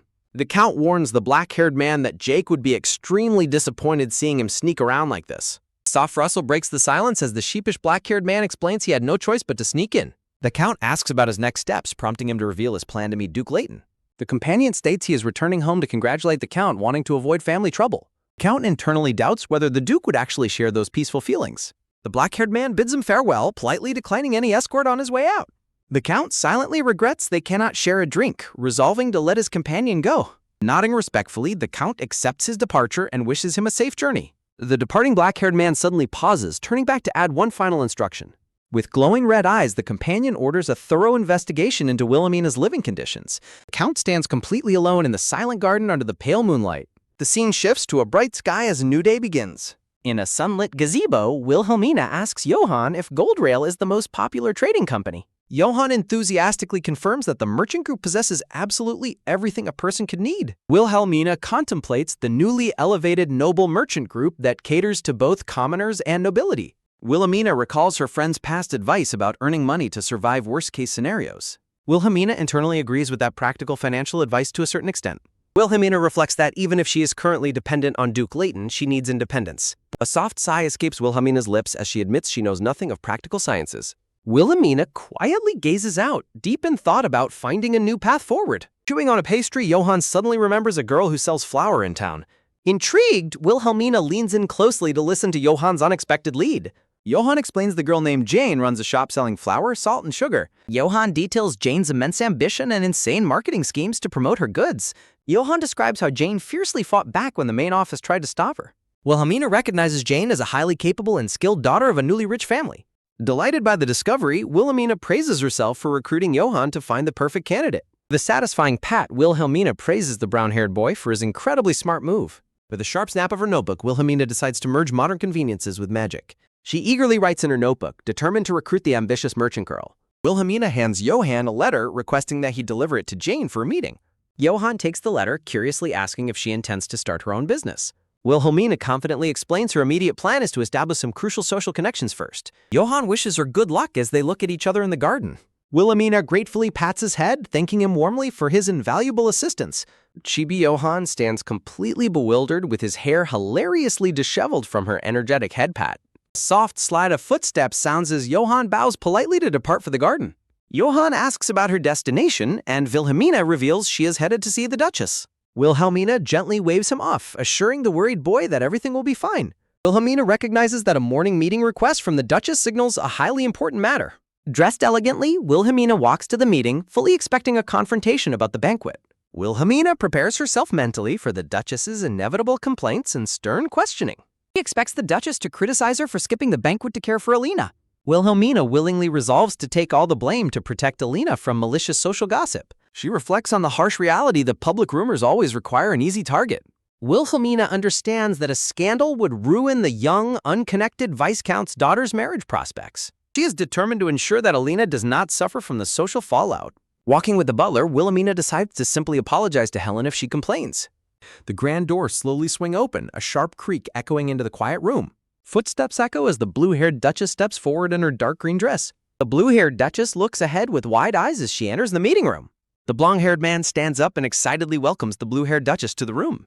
The blonde-haired man encourages his wife, Helene, to relax as they sit down together. The blonde-haired man expresses happiness that the three of them are finally gathered together. The blonde-haired man happily insists on preparing the tea himself for the group. The text notes the irony of the Duke's wife serving tea to the fake lady. While the blonde man prepares tea, his wife Helene glares intensely at the Duchess. The blue-haired Duchess realizes the blonde-haired man lives entirely inside of a fantasy world. She remembers a past discussion about the most dangerous characters in regression web novels. The blonde-haired man cheerfully asks if she has eaten while his wife glares behind him. The blue-haired Duchess maintains a deadpan, sweat-dropping expression amidst the incredibly awkward silence. The cheerful blonde-haired man presents a cup of rose tea to his mother. The blue-haired Duchess looks down, realizing that his naive kindness is entirely genuine. The blue-haired woman muses that the Duke lacks tact and is naive about marital friction. A text bubble emphasizes how perplexed the blue-haired Duchess is by the current situation. The blue-haired Duchess addresses Helene, stating she heard she was called to meet. The Duke interrupts, but the blue-haired Duchess sharply tells him she was addressing Helene. The blonde-haired Duke thoughtfully rests his chain in his hand after being scolded. The Duchess objects to his visits, but the Duke insists they are visually necessary. The clueless blonde-haired Duke tilts his head and questions if that is really so. The blue-haired Duchess internally mocks his naive response with a look of sheer annoyance. The blue-haired Duchess notices that Helene's cold expression is softened just a little bit. She suggests communicating via letters rather than formal meetings to save everyone some time. An unexpected proposal on a floral background suggests they have tea together once a week. The Duke insists on family gatherings, causing the exasperated Duchess to cover her face. Helene politely asks her husband to step aside so she can speak with his mother. Blonde-haired Duke looks surprised, but quickly and happily agrees to step aside. The Duke cheerfully tells the two women to speak comfortably as he leaves them. Left alone with the Duchess, Helene looks down in a moment of quiet contemplation. Helene speaks up, mentioning she heard about the lady of the Millage Baron's family. The blue-haired Duchess prepares herself, recognizing that the expected confrontation is finally starting. The blue-haired Duchess calmly defends herself, describing the incident as a minor commotion. Helene concludes that the commotion was the reason the Duchess skipped the celebration. The blue-haired Duchess explains she only made it to the entrance before leaving. Helene quietly gazes back at her mother-in-law in a heavy and silent pause. Helene silently reaches forward and places a sealed white envelope onto the tea table. The blue-haired Duchess looks down at the letter in front of her with surprise. A text bubble explains that the Baron's daughter sent a letter expressing her gratitude. The Duchess admits she expected Helene to sense her incoming mail and is pleasantly surprised. Helene explains that a debutante mistake would have ruined the young girl's entire social life. Helene notes that the Duchess's absence from the banquet remains a social misfortune. The blue-haired Duchess tries to explain herself while the Duke listens in the background. A close-up highlights Helene's lips as she delivers her final firm conclusion. Helene surprises the Duchess by asking her to manage the next upcoming celebration. The blue-haired Duchess looks up with wide, confused eyes at the sudden request. Helene explains the next event will be for the soldiers and border knights. The blue-haired Duchess looks to the side as she begins to understand the plan. A narrative box states that her absence could offend the Margrave's entire military forces. A system box notes this serves as a crucial chance to redeem her reputation. Wilhelmina internally reflects that managing the upcoming celebration is merely a cover-up to silence high society gossip. She looks down with a solemn expression, quietly processing the weight of her new social responsibilities. She notes that refusing such a crucial public opportunity would completely ruin any chance of building a good reputation. Helene watches her mother-in-law silently, waiting for her response with an unreadable cold expression. Wilhelmina politely accepts the responsibility, resolving to make up for the trouble her absence previously caused. Helene nods slightly, stating she will deliver the pre-planned schedule, venue, and budget details soon. Wilhelmina begins to reply, but she is suddenly interrupted by a cheerful voice. Mikhail beams with blinding optimism, completely oblivious to the lingering tension between the two women. Wilhelmina internally begs him to stop as Mikhail cheerfully orders the servants to bring more tea. Helene quietly suggests that Wilhelmina drink some specially prepared herbal tea for her cold before departing. A silent pause fills the room as Wilhelmina looks down, touched by the unexpected gesture. Mikhail happily insists on serving the tea himself, leaving Wilhelmina to wonder how he successfully leads the duchy. Wilhelmina sips her tea, reflecting on the fact that despite Helene's competence, Mikhail remains the family patriarch.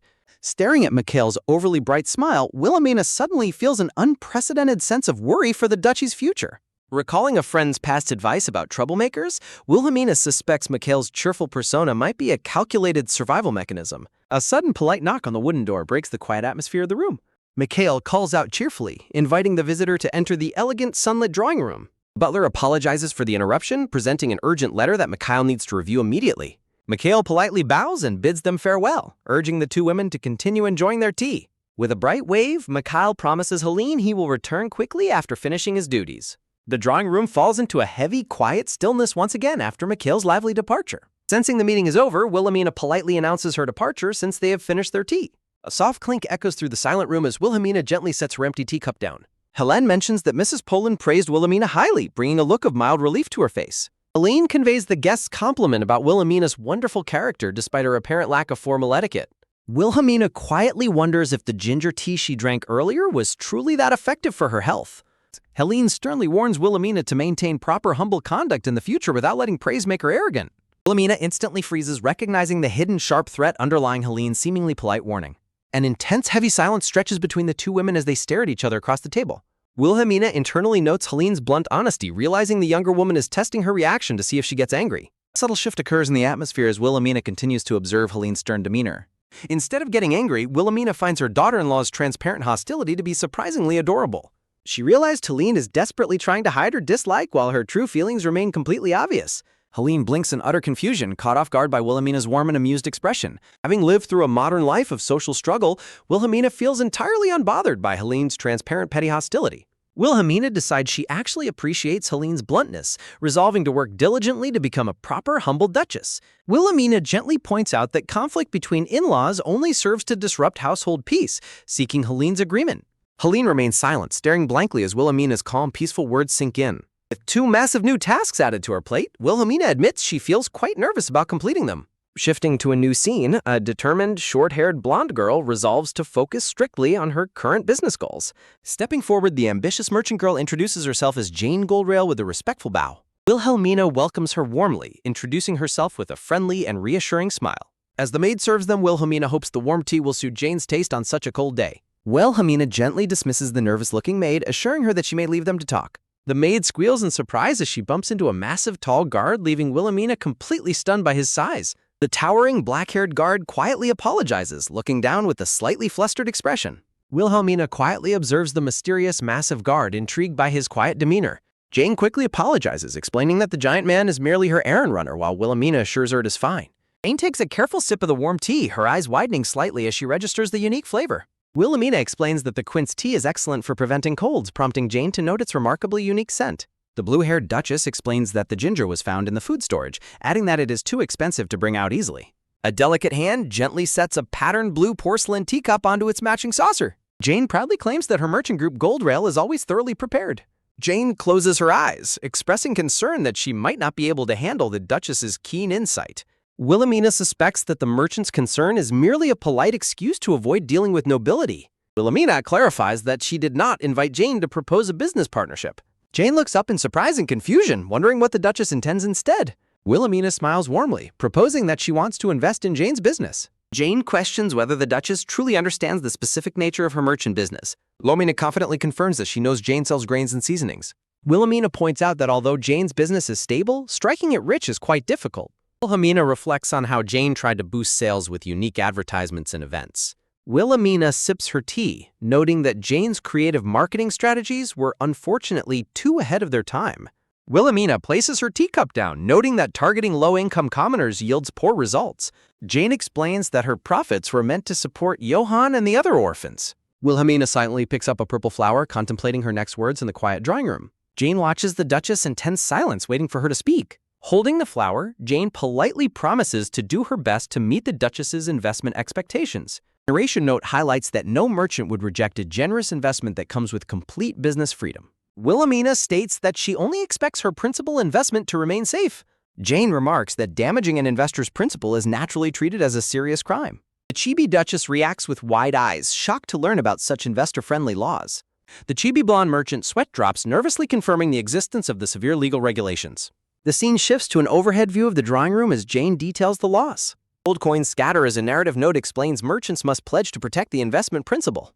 The grim visualization depicts how failing to return the principal leads to severe family imprisonment and forced labor. Wilhelmina laughs nervously, sweating as she processes the surprisingly brutal financial laws of this world. Wilhelmina notes that such rigid rules make trade a life-or-death gamble for merchants. Wilhelmina asks if merchants ever resort to creative accounting under such harsh conditions. Jane looks completely baffled, asking the Duchess what creative accounting actually means. Wilhelmina defines it as manipulating financial books for benefit, which leaves Jane thoroughly shocked. Jane stares in awe, realizing this Duchess is far more astute than any ordinary noble. Jane reflects that Wilhelmina possesses an unusual, captivating charm. Jane admits she originally wanted to avoid the hassle of getting involved with nobility. Jane confesses she only planned to humor the Duchess and quickly return the principal. Jane realizes Wilhelmina is incredibly sharp as she ponders the concept of financial manipulation. Wilhelmina playfully introduces another financial tactic called reverse creative accounting. Jane questions if that means deliberately lowering business performance and wonders why anyone would do that. Wilhelmina uses sugar cubes to visually demonstrate her point about manipulating perceived business growth. A narration bubble explains that both hypothetical businesses earn the exact same total amount over 4 years. Wilhelmina asks Jane which of the two businesses she would choose to invest in. Jane points to the pile showing steady incremental growth as the obvious investment choice. Wilhelmina reveals that the steady growth records were completely falsified, exposing the trick. Jane blinks in silent revelation, stunned by the simplicity and cleverness of the deception. Wilhelmina explains how manipulating books can easily deceive future investors looking for growth. A close-up of Jane's widening blue eye highlights her intense shock at the Duchess's financial expertise.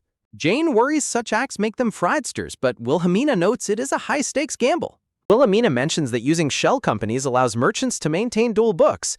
Jane accepts a fresh cup of tea and curiously asks what a shell company is. Wilhelmina explains that shell companies are businesses existing in name only. Wilhelmina explains that shell companies are fake subsidiaries created to look legitimate despite having no actual substance. Jane looks away thoughtfully, deeply impressed and intrigued by the Duchess's unexpected level of business knowledge. Jane is utterly astounded, realizing that the blue-haired Duchess is an incredibly sharp and genuine financial expert. Jane Goldrail thanks Wilhelmina for the valuable insights and asks to return to learn more, which the Duchess warmly welcomes. Waving from her carriage, Jane happily promises she will make sure to visit the Duchess very often. The chibi Duchess cheerfully reflects that she is actually the one who gained the most valuable information. The carriage rolls away down the sunlit path, leaving Wilhelmina alone to complete her busy schedule. Wilhelmina resolves to get moving quickly so she can take care of the rest of her demanding schedule. Wilhelmina walks out, dreading the cold but knowing she must attend the banquet, when a sudden shout startles her. Wilhelmina stops in surprise, her eyes widening slightly as she hears a heated argument nearby. Anna disputes with the stable hand, who refuses to lend horses because they belong strictly to the young duke. Wilhelmina intervenes to ask what is happening, prompting a startled Anna to respectfully greet her as the great madam. Anna bows deeply and apologizes to Wilhelmina, explaining she was merely attempting to borrow a horse. The stable hand stands nervously in silence, sweat dropping as he faces the formidable presence of the Duchess. Wilhelmina internally notes how ridiculous it is that a mother must beg her son's permission to borrow a horse. Wilhelmina realizes the staff do not respect her as the real great madam, explaining their refusal to help. Wilhelmina calmly decides she will simply walk instead, which instantly throws her loyal maid Anna into utter shock. Soft tap sounds as Wilhelmina gently pats the shoulder of her visibly distressed and worried maid. Wilhelmina glances back with an incredibly calm and confident expression, completely unbothered by the staff's petty refusal. Wilhelmina asks if they can hire an outside carriage, prompting the panicked stable hand to quickly agree to organize one. Anna worries that taking a hired carriage will ruin Wilhelmina's reputation, while Wilhelmina compares her situation to a billionaire's wife lacking a car. Wilhelmina asserts that people matter more than reputation, a statement that deeply touches and strikes the listening stable hand. Wilhelmina privately resolves to contact Helene and have the stable removed since she is forbidden from using it.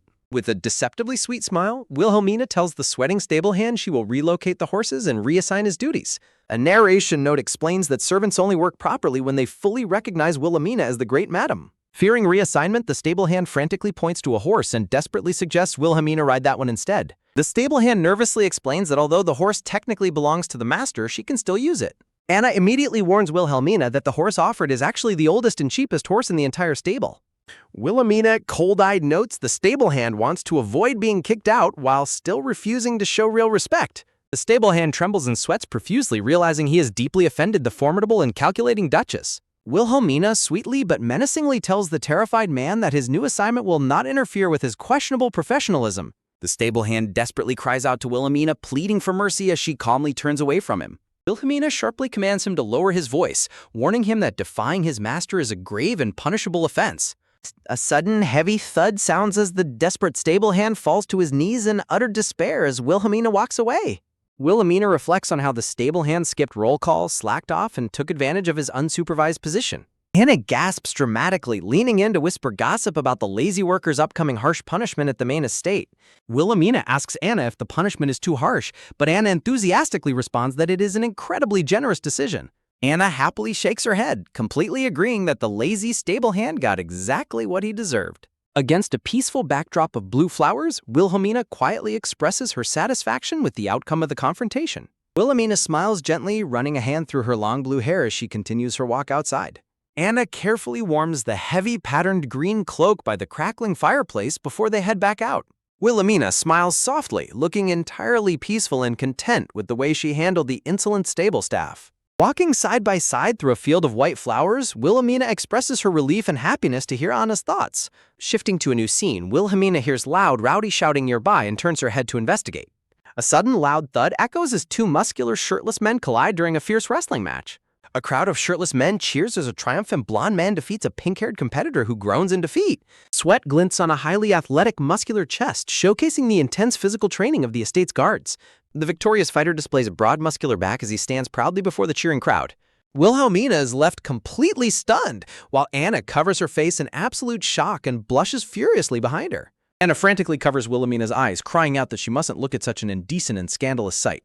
Wilhelmina notices Anna's rough hands and resolves to make hand cream for her, questioning the custom of training shirtless. Anna feels highly embarrassed by their presence, but Wilhelmina assures her they are permitted to watch the training. Anna nervously stammers, still visibly flustered by the scandalous sight of the shirtless soldiers. Wilhelmina pleasantly notes that the view is delightful, causing Chibi-Anna to scream in utter shock. Observing the varied statures of the soldiers, Wilhelmina muses that raw size does not solely dictate a fighter's true skill. Wilhelmina is suddenly startled and turns around as an unfamiliar voice addresses her as the Grand Madam. A well-built gray-haired man with a short gray beard wipes sweat from his neck with a green towel. The gray-haired man asks what brings her there, and Wilhelmina politely greets him, identifying him as the Count. Loudly commanding the guards to cover up, the Count causes Wilhelmina to sigh in quiet frustration. Chibi Wilhelmina and the Chibi Count exchange bewildered looks, surrounded by hovering question marks. A sudden loud laugh echoes from a nearby stone cabin where a banquet table holds food and drinks. Inside the cabin, several soldiers relax around wooden tables, loudly laughing and drinking together. The Count ponders, asking Wilhelmina what kind of banquet she envisions would be best for the men. Wilhelmina expresses her desire to accommodate any requests, but the Count notes that basic food and drinks will suffice. The Count explains that formal plays or balls are not suited for soldiers who dislike quiet, passive celebrations. Wilhelmina sits silently, listening to the Count's explanations about the men's preferences. A quiet thought reveals Wilhelmina's struggle, admitting she cannot think of any specific ideas. Count adds that the soldiers prefer barbecue over steak, though he cannot speak on alcohol as a non-drinker. Chibi Wilhelmina sweat drops in frustration, realizing that planning a successful event is not going to be easy. Wilhelmina's bright blue eyes widen in sudden surprise as she looks up toward the Count. A sudden, heavy thud sounds as the Count rests his hand on the table, offering to fetch the person in charge. Anna wonders why the Count did not send a servant, to which Wilhelmina confirms the observation. Wilhelmina quietly reflects that the Count clearly prefers to handle business and administrative matters himself. A voice announces their arrival, drawing the immediate attention of both Wilhelmina and Anna. A stunning black-haired figure in a white and gold military uniform with a black cape steps forward. Anna gasps, mistaking the newcomer for a female knight, prompting Wilhelmina to sharply call her name. Kneeling politely, the beautiful black-haired knight introduces themselves as Knight Nada Solon. Nada Solon gazes forward, revealing striking purple eyes framed by long, elegant black hair. Wilhelmina apologizes on behalf of her maid, while a panicked Anna desperately explains she was misled by Nada's beauty. Nada Solon gracefully dismisses the apology, explaining that their poorly groomed hair often leads to such misunderstandings. A sudden, quick tap sounds as Wilhelmina invites Nada to sit, but Nada adds a surprising clarification about their identity. Nada Solon calmly states that they are actually not a male either, leaving the room in silence. Wilhelmina asks if Nada is genderless, and Nada confirms they belong to the mysterious fairy race. Wilhelmina is left completely stunned, quietly pondering the existence of a real fairy. Narration bubble explains that fairies are exceptionally rare sights within the human world. The text describes fairies originating from volcanoes or ancient trees, existing without physical forms and lacking gender. Wilhelmina silently observes Nada, noting that fairies do not seem particularly different from humans. Nada explains that the Count expected Wilhelmina to offer honest and straightforward feedback on the banquet. Nada Solon looks on with a calm, serious expression, waiting for Wilhelmina's response. Wilhelmina notes the Count values Nada's honesty, while Nada remains silent and pensive. Nada Solon earnestly expresses their strong desire to make the upcoming banquet a true success. Wilhelmina gestures warmly with her hand, ready to brainstorm ideas to help achieve Nada's goal. A narration bubble notes that a banquet should be more than just good food and passive performances. Nada Solon suggests that hosting an active event would be far more engaging for the soldiers. Wilhelmina looks surprised, repeating the idea of hosting an event with visible interest. Nada clarifies they want an event that allows the knights and soldiers to directly participate. Wilhelmina realizes the men need an interactive event to have fun rather than watching passive entertainment. Wilhelmina thoughtfully rules out a dance, noting that standard dancing is completely inappropriate for battle-hardened knights. Nada agrees, noting that while some knights know sword dances, regular soldiers never learned how to dance. Wilhelmina raises her hand, suggesting a martial arts competition or sparring matches as an ideal alternative. Sitting at the table, Nada Solon eagerly agrees with the suggestion, noting that the soldiers have been itching for a chance to showcase their skills in front of a live audience. Wilhelmina thoughtfully notes that a standard martial arts tournament needs a sense of grandeur to truly captivate the audience. Nada Solon questions her reasoning, asking why she feels a standard-style tournament would be lacking. Nada Solon's striking purple eyes gleam elegantly amidst a vibrant backdrop of golden flowers. Chibi Wilhelmina sweat drops as she realizes Nada Solon's extreme beauty might serve as a distraction or an excuse for losing. Wilhelmina contemplates the emotional difficulties of soldiers fighting their superiors or those they secretly admire. She recognizes that these emotional conflicts would inevitably prevent the soldiers from performing at their best. Wilhelmina eagerly suggests covering the participants' faces to completely conceal their identities during the fights. She envisions an extravagant mask competition with humorous disguises, adding a lighthearted element to the fights. With a bright, confident smile, Wilhelmina officially proposes hosting a masked martial arts tournament. The unique suggestion of a masked tournament immediately echoes through the quiet stone hall. Wilhelmina explains that utilizing aliases and masks ensures a fair, honorable match focused purely on skill. Nada Solon is deeply struck, completely captivated by the brilliant concept of the masked tournament. A sudden, quiet rustle sounds as Nada Solon eagerly reaches out and grasps Wilhelmina's hands. Blushing and wide-eyed, Nada Solon passionately begs Wilhelmina to host the event so they can participate too. A sudden bright flash of energy surrounds them as Chibi Wilhelmina sweat drops at Nada's intense physical grasp. The Count returns to the table, curious about what has gotten Nada so unusually excited. The Count admits he has never seen Nada exhibit such an incredibly passionate and animated reaction before. Wilhelmina smiles politely, attempting to recover her composure after Nada Solon's sudden display of passion. Hearing the brilliant concept of the masked tournament, the Count readily agrees that it sounds highly intriguing. The Count muses that the temporary discomfort of masks is far better than brutal standard training. Wilhelmina requests training weapons, medical kits, and assisting soldiers to ensure the tournament remains entirely safe. A sudden sharp snap sounds as the Count gestures to Nada Solon to gather men, and Nada eagerly salutes. A swift patter of running footsteps echoes as Nada Solon happily rushes out of the large stone doors. Watching Nada leave, Wilhelmina turns to the Count and admits she did not expect such intense excitement. The Count praises Wilhelmina's keen insight, agreeing that the tournament idea perfectly suits Nada Solon. Chibi Wilhelmina sweat drops, internally thanking the incredible creativity of Korean variety show writers. The Count solemnly hopes the festive event will bring some peace of mind to Nada Solon. Startled, Wilhelmina questions if Nada's unique identity has caused serious issues within the rigid military organization. The Count explains Nada's strong individuality disrupts military unity, and Nada must find a lord before discharge. Wilhelmina is highly surprised to learn that knights are actually discharged rather than holding permanent ranks. The Count explains that while normal knights swear lifelong loyalty, those earning titles through merit are different. Upon their discharge, merit-based knights like Nada Solon become free, unbound combatants. Although officially designated as free, they are unfortunately treated as nothing more than wanderers. Noting a knight's status requires a lord, Wilhelmina asks if the Count hopes Nada finds a master. With a solemn, quiet nod of agreement, the Count confirms his desire to help Nada Solon. The Count confidently assures Wilhelmina that Nada's one-on-one combat skills are exceptionally top tier. Wilhelmina narrows her eyes, silently processing this valuable information about Nada Solon's peerless combat skills. A narrative note explains that the Frontier Duke's elite army represents the absolute strongest military force in the West. The text highlights the tragedy of a remarkably skilled warrior remaining unrecognized within such a powerful military. Sidelined despite possessing exceptional talent, Nada Solon must have felt a profound sense of frustration. The Count politely offers to personally escort Wilhelmina and Anna back to their carriage. Wilhelmina graciously accepts the Count's kind gesture with a warm and appreciative smile. Walking alongside Anna, Wilhelmina turns to ask her maid to arrange a carriage once again. The Count stops in sudden, polite surprise, asking if the Grand Duchess does not have her own carriage. Wilhelmina casually explains she had to hail a common hired carriage because none were locally available. A sudden sharp glare flashes as the Count looks on with silent fury, deeply terrifying the startled women. Wilhelmina quickly steps in to protectively shield Anna, urging the Count not to scold the innocent maid.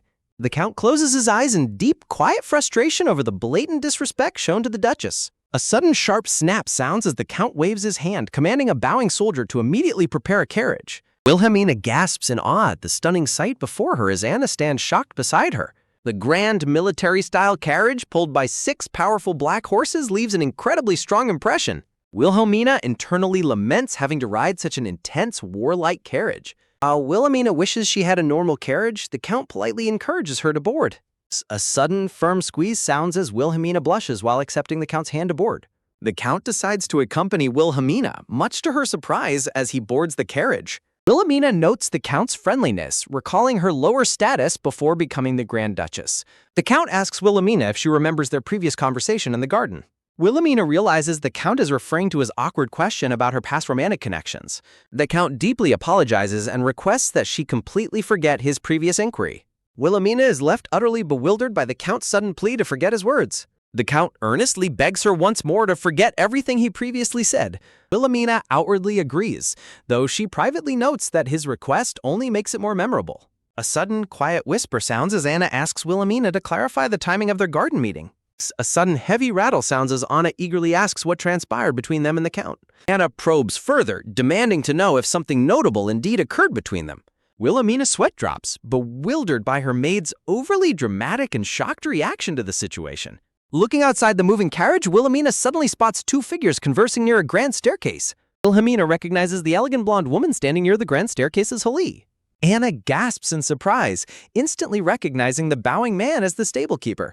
Wilhelmina asks who he is, and Anna confirms his identity as the stablekeeper. Anna reminds Wilhelmina that this stablekeeper was the one who refused her horse. Her attention is caught by the Count's face twitching in silent, dark anger. A sudden sharp rattle sounds as the carriage wheel rolls over the bumpy ground.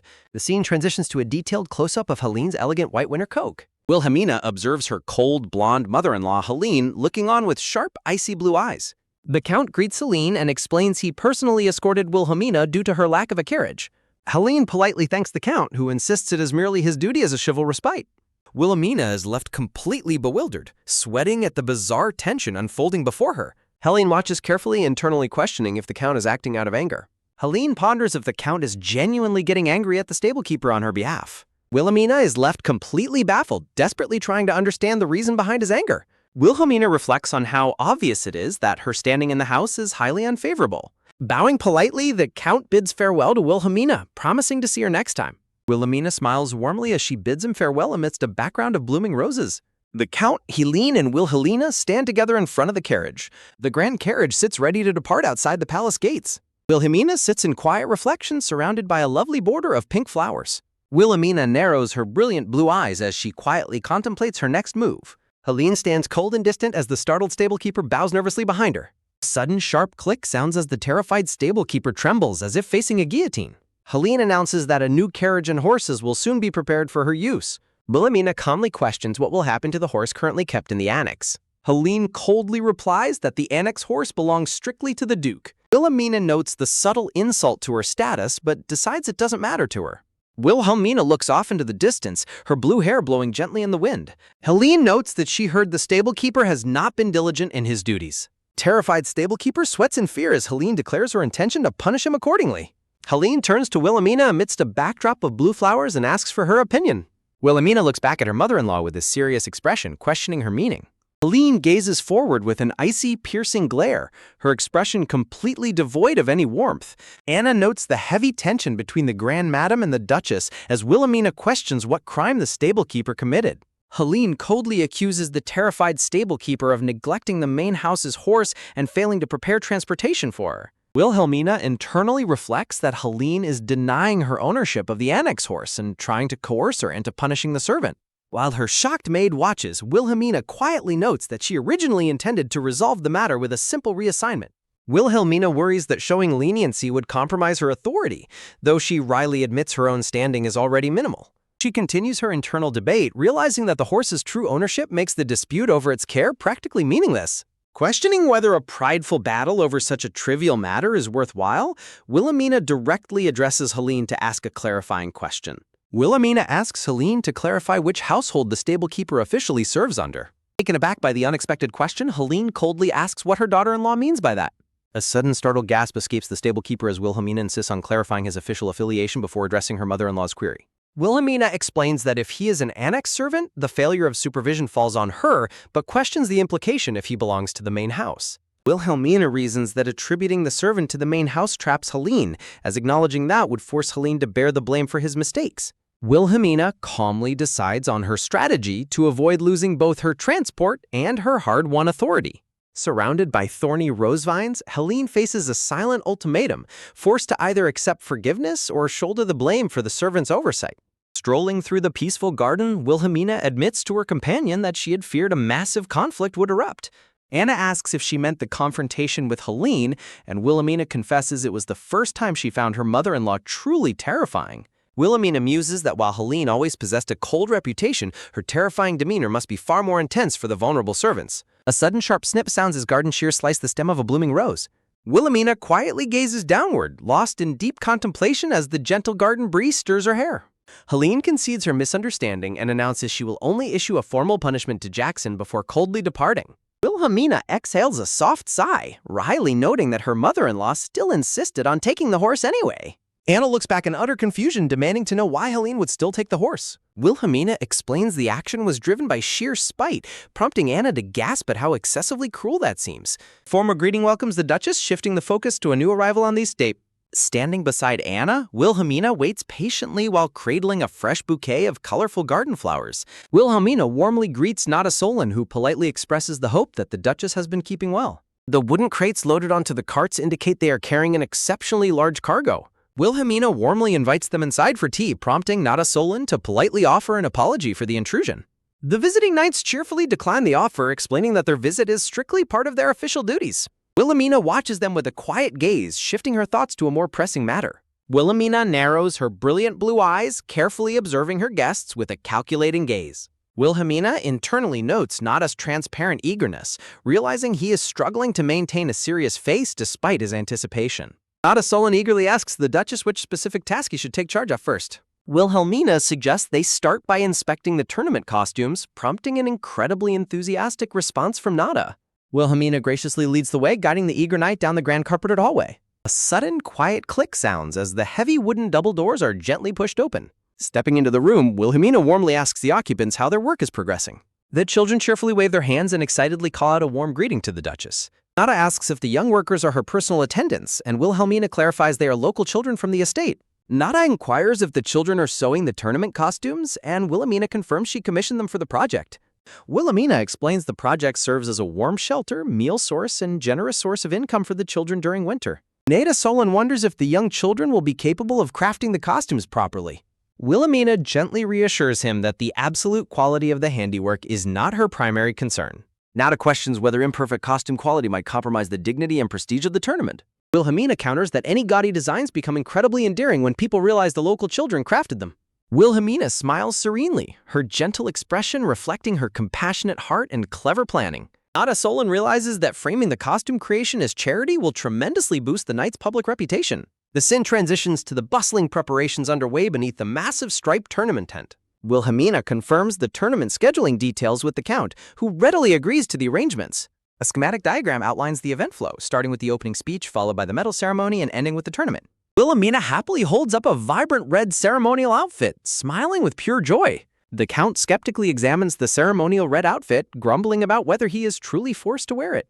Wilhelmina, wearing a white cap mask and bunny ears, insists that dressing up is essential for setting the festive mood. Wilhelmina explains she wants to remain hidden behind her mask since she intends to provide the live commentary. The Count reacts with complete bewilderment to her surprising announcement about doing the tournament commentary. Wilhelmina notes that commentary adds excitement to a tournament, convincing the Count that her plan makes perfect sense. The gloved hand slides gently onto the dark wooden railing of the high balcony. Looking out over the balcony, Wilhelmina asks the Count for his honest opinion regarding Nada's situation. The Count questions her meaning, but Wilhelmina smilingly insists he knows exactly what she is referring to. Wilhelmina's playful expression fades into a serious, thoughtful gaze under her bunny ears. Wilhelmina quietly observes the Count, noting his commanding aura and the sharp, powerful gaze of a military commander. The scene focuses on a vase of purple flowers as a voice notes they are rather weak. Wilhelmina warns the Count that favoring Nada Solon too openly will only worsen his standing among the knights. A quiet moment passes with a note on how frustratingly passive Nada's response has been. Guessing her cap mask, Wilhelmina remarks that Nada would have acted differently if he knew the Count supported him. The Count reacts with a sweat drop, admitting that her blunt assessment of the situation is quite harsh. Wilhelmina critiques Nada's naive belief that swordsmanship alone solves everything, suggesting he should have leveraged alliances instead. The Count defends Nada, arguing that manipulating group dynamics in discord is not behavior fit for a knight. Wilhelmina counters by questioning if ostracizing Nada was knightly, pointing out the perpetrator's complete lack of chivalry. The Count is left speechless as Wilhelmina points out the hypocrisy of expecting the victim to maintain chivalry. Plucking a flower, Wilhelmina reasons that righteousness alone cannot solve things, and Nada should have used his connections. Smelling the blossom, Wilhelmina notes Nada wouldn't have needed outside help if he utilized his assets and connections. The Count asks if she gave the same harsh analytical advice directly to Nada. The Count quietly denies it as Wilhelmina gently pins the purple flower onto his ceremonial cloak. Wilhelmina softens, admitting she has a sentimental soft spot for Nada and cannot bring herself to be harsh. The Count smiles warmly, deeply touched by Wilhelmina's kind gesture and sentiment. Wilhelmina quietly confesses that seeing someone's hard work go completely unrecognized makes her feel a bit angry.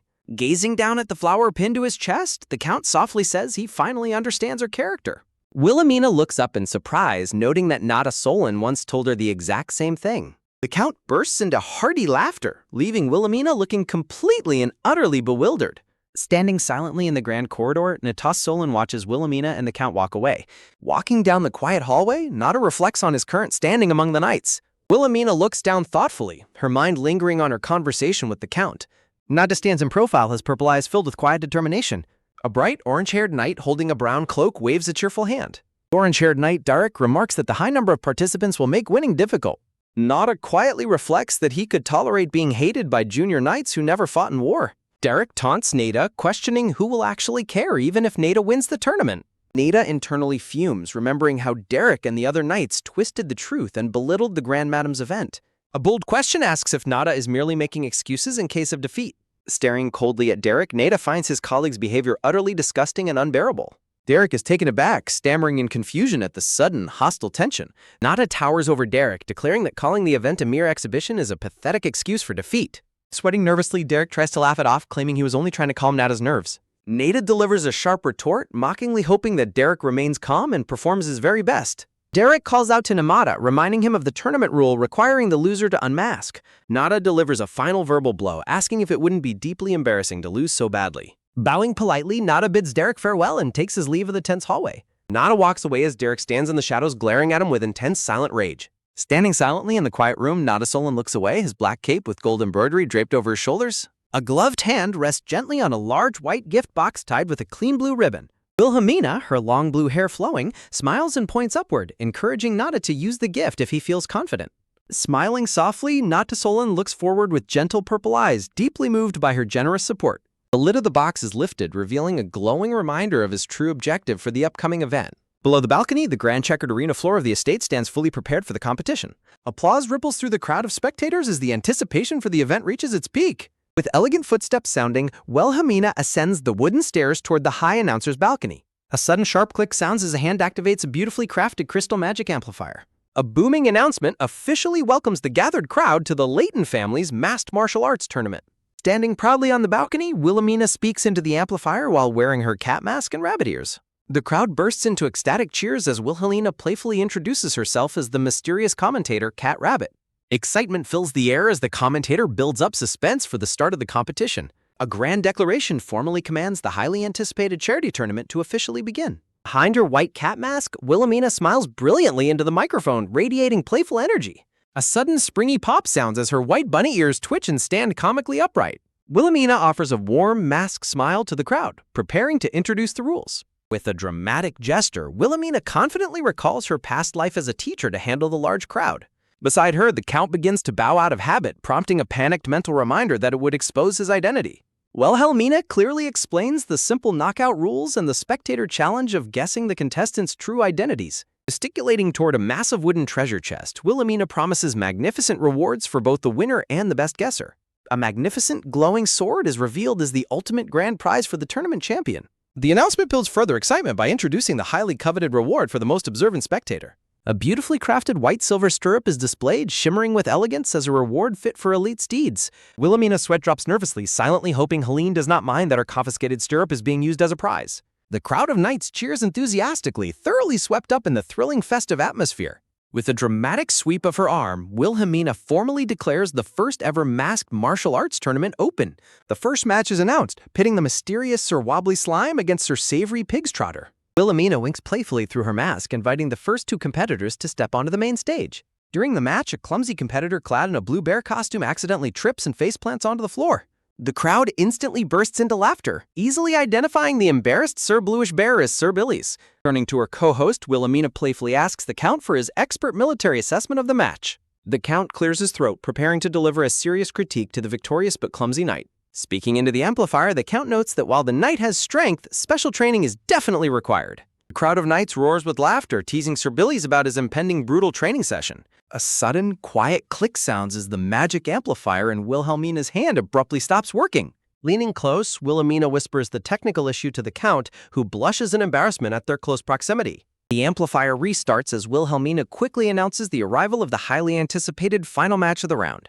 A heavy, deliberate step echoes across the stage floor as the next contestant makes his grand entrance. A hulking figure in a ridiculous green duck costume, Sir Duck from the Swamplands hilariously flexes his hidden muscles. Wilhelmina commands the crowd's full attention as she prepares to introduce Sir Duck's final opponent. Clad in butterfly wings and a massive pie hat, Sir Fairy covered in pie steps forward with a slow, dramatic stride. Sir Fairy covers his face in sheer embarrassment, his brilliant purple eyes visible beneath the brim of his pie hat. Wilhelmina sweat drops behind her mask, internally crying at Nada's absolute lack of mobility in the bizarre costume she designed.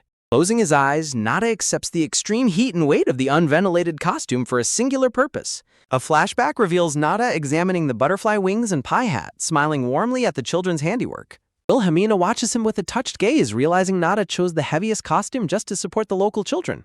Sir Duck and Sir Fairy face off as the spectating knights laugh and guess who is behind the hilarious disguises. Wilhelmina observes them with a serious gaze, noting that the other knights would never suspect Nada of entering with such a handicap.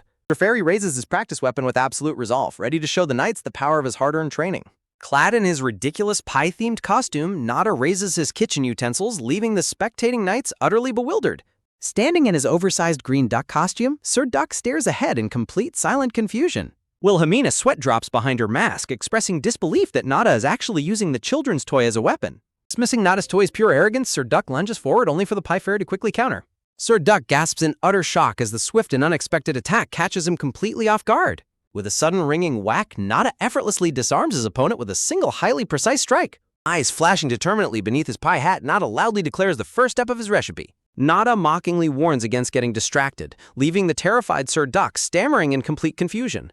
Delivering a graceful, theatrical slash, Nada strikes down his opponent with absolute, effortless mastery. Watching from the commentator's balcony, Wilhelmina suppresses a delighted chuckle at Nada's hilarious yet effective performance. With a sharp stomp, Nada boldly announces that the fairy's pie making has officially begun. The spectating soldiers burst into hysterical laughter, loudly joking about whether they are watching a cooking contest.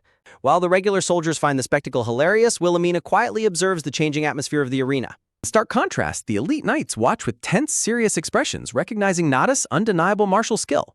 A loud slam echoes as Wilhelmina excitedly decides to pump up the energy of the crowd.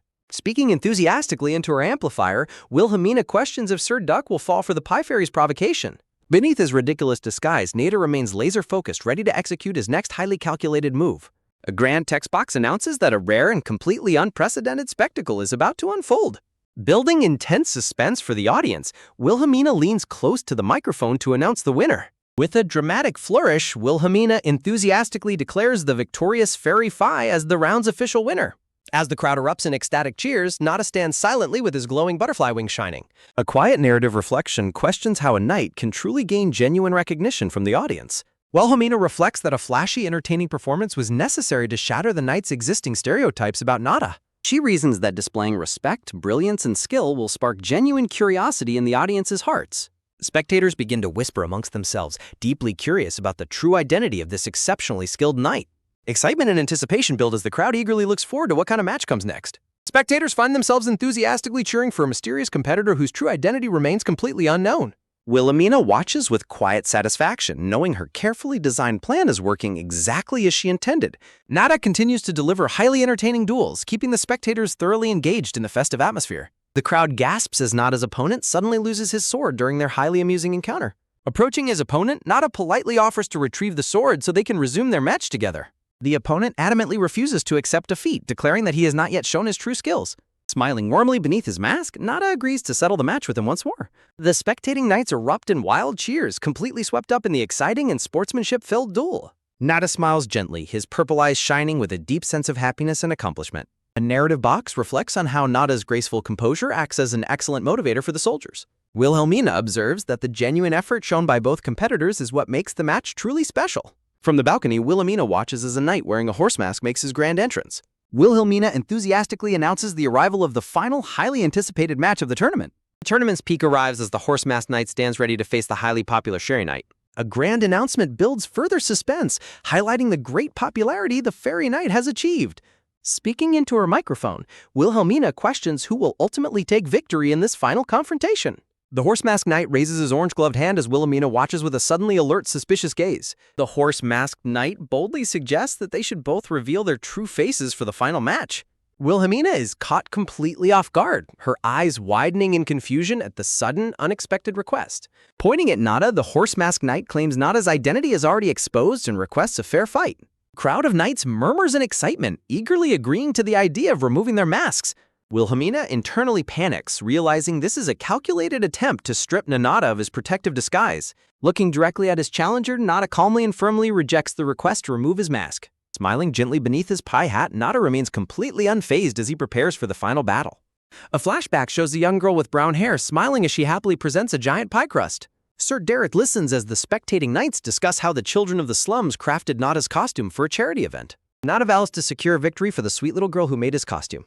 Nada recalls the girl declaring that delicious pie is the strongest thing in the world. Strike a pose. Clad in his colorful butterfly wings and pie hat, Nada strikes a dramatic, theatrical stance. Beneath his horse mask, Sir Derek grits his teeth in frustration at Nada's bizarre display. Wilhelmina watches the arena with a focused and serious gaze behind her cat mask.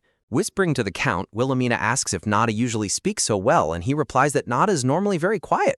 Wilhelmina internally notes that thanks to Nada's clever performance, they must maintain this momentum without giving any openings. Speaking eagerly into her microphone, Wilhelmina announces that it is time to begin the final match. A sudden, sharp clash of wooden training weapons echoes as the final match officially begins. Sir Derek groans in pain as Nada's swift, aggressive attack pushes him backward. Sir Derek pivots quickly on his heels to regain footing on the arena floor.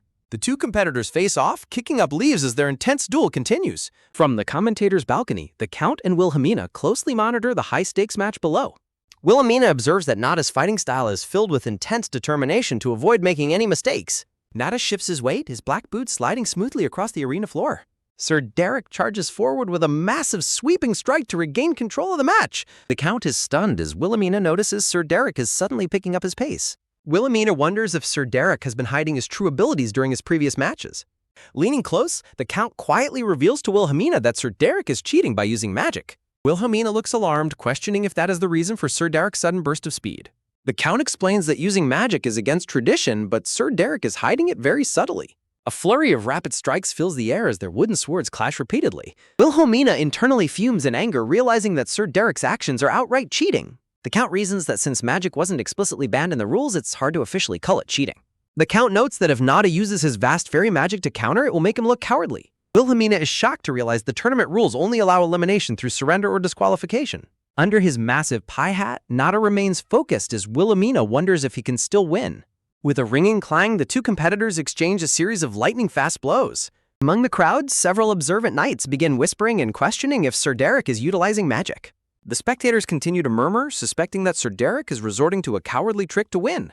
Wilhelmina notes that while the crowd is noticing the magic, Sir Derek stubbornly continues to use it. A spectacular high-speed exchange of slashes illuminates the arena as the duel reaches its peak. Wilhelmina watches with wide, glowing blue eyes, deeply concerned about the unfair match. A narrative reflection notes that Sir Derek cares more about avoiding defeat against Natala than his own reputation. Sir Derek grits his teeth, completely refusing to acknowledge Nada as his equal in combat. Wilhelmina grows increasingly anxious, worrying that Nada will lose if the match continues this way. A massive clash of weapons occurs as Sir Derek delivers a powerful magic-infused strike. A sudden sharp crack sounds as Nada's wooden training weapon begins to shudder. The top half of Nada's wooden rolling pin breaks off and flies through the air. Nada gasps in shock, staring at the broken handle remaining in his gloved hand. Taking a deep breath, Nada exhales slowly to compose himself under the intense heat. Dropping the useless stick, Nada leaves the spectators, wondering if he is about to surrender. Wilhelmina watches in utter disbelief, silently screaming Nada's name from her commentator booth. Defying everyone's expectations, Nada raises his fists, preparing to fight barehanded. Wilhelmina speaks into her microphone, questioning if Nada is actually choosing hand-to-hand combat over the sword. The spectating knights whisper in disbelief, pointing out that fighting a metal weapon barehanded is impossible. Sir Derek lunges forward to strike, assuming Nada has given up due to losing his weapon. Sir Derek gasps in utter shock as Nada effortlessly deflects the sword using his gloved hand. Sir Derek groans in pain as he is forcefully knocked backward.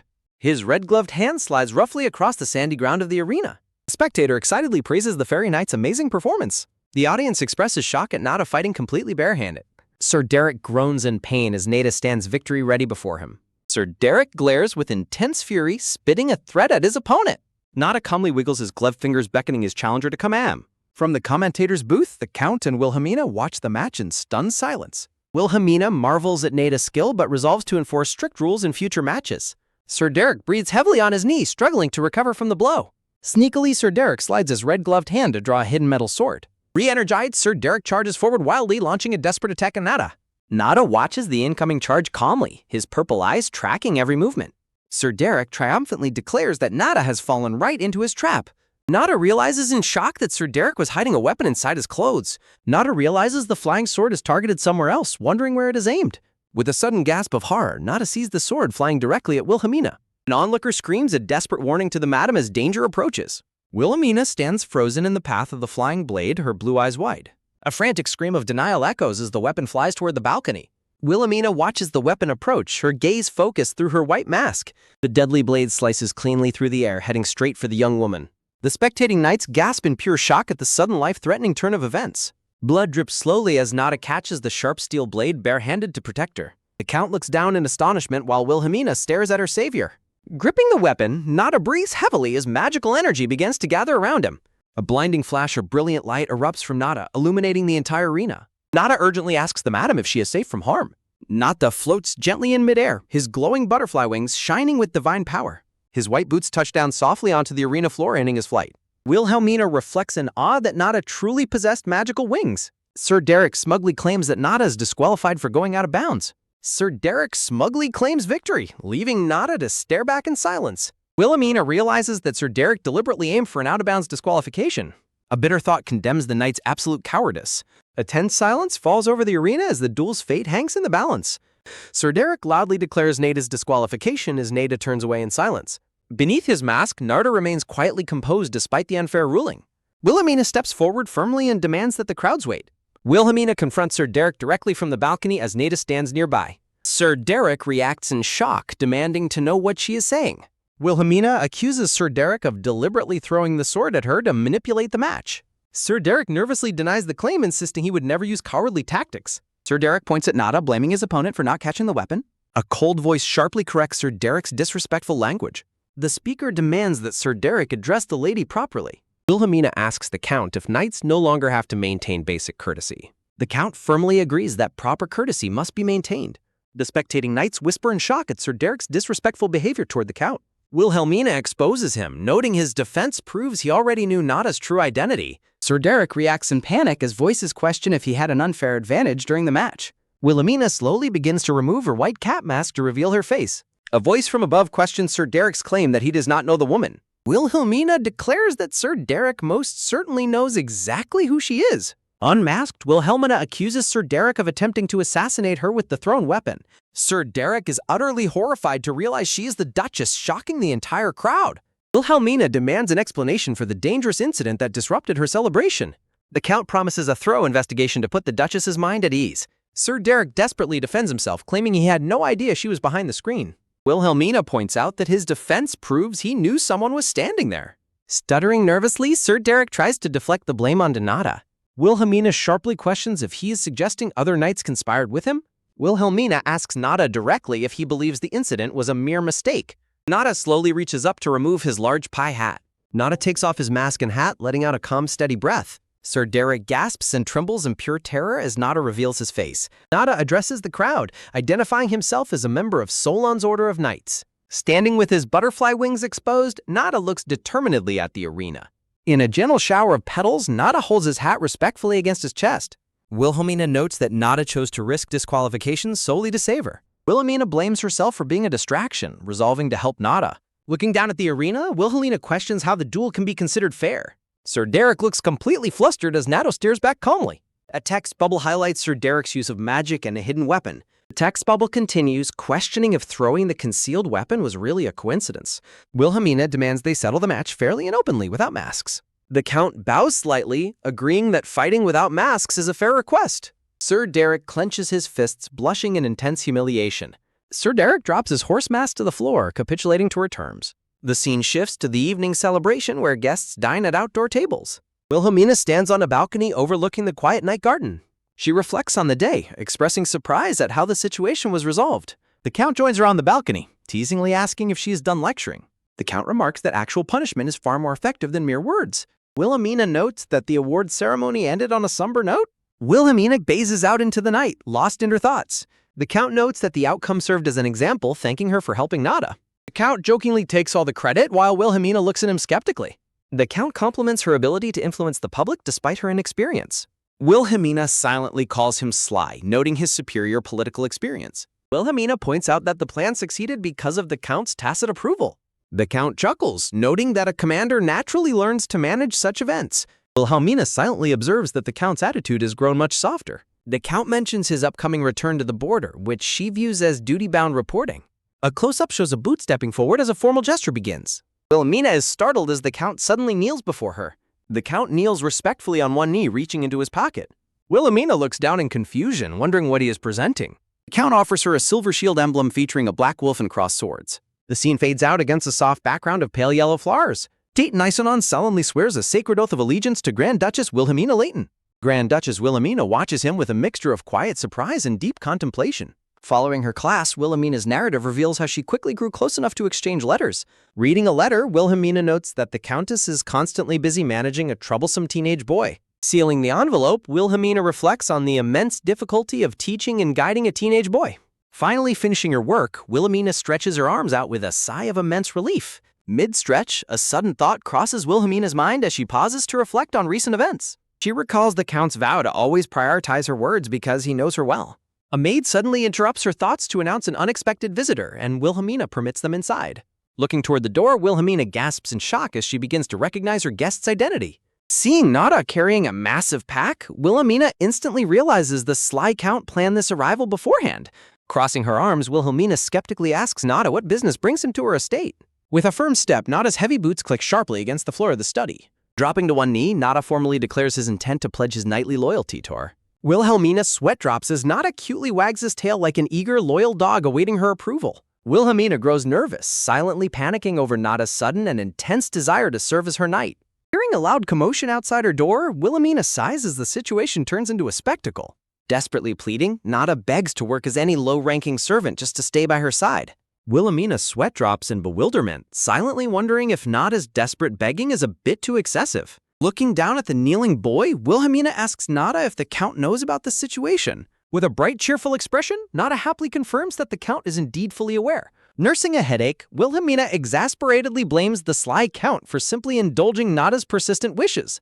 Wilhelmina gently explains that many other prestigious places would gladly welcome a skilled fighter like him. Looking up sincerely, Nada declares that only she will truly accept him for who he is. Overwhelmed by his persistent earnestness, Wilhelmina closes her eyes and lets out a long sigh. Wilhelmina hesitantly explains she has something ready, leaving the kneeling Natal looking up in confusion. Reaching out, Wilhelmina extends a sealed white envelope and tells Nada to take it. Nada looks at the envelope in surprise, asking his lady what the document is. Blushing slightly, Wilhelmina reveals she wrote a recommendation letter appointing Nada as her personal knight. Tears of joy fill Nada's eyes as he emotionally pledges his absolute loyalty to his lady. Finding his formal title too grand, Wilhelmina sweat drops and asks him to simply call her my lady. During outdoor tea, they discuss a capital spice guild that acts as a money laundering friend. Sipping her tea, Wilhelmina notes that the hostile ducal family surprisingly allowed her guests inside easily. Her companion points out that the West was likely perceived as an incredibly easy target instead. Wilhelmina considers that this easy access might be due to the Count's immense recent gratitude. Her guest warns of the danger of such scams, but notes they can now warn the targets. Turning around, Wilhelmina offers tea to Nada, who stands guard with a deeply serious expression. Noticing his distracted gaze, Wilhelmina turns and asks Nada what he is looking at. Down in the gardens, a brown-haired errand boy in commoner clothes is carrying a heavy sack. Looking out the balcony, Wilhelmina gasps in sudden realization as she spots the hardworking boy. The visual focuses closely on the brown-haired boy, triggering a vivid memory of their first encounter. A flashback reveals him as the helper boy whom Jane brought when they first met. The memories highlight his quiet, humble profile as he stood in the background back then. Wilhelmina asks if he is one of her men, and her companion confirms he is a hired bodyguard. Her companion notes his impressive skills, which Wilhelmina agrees is a basic requirement for a bodyguard. Leaning in, Nada quietly whispers that the bodyguard's actual combat skill surpasses his own.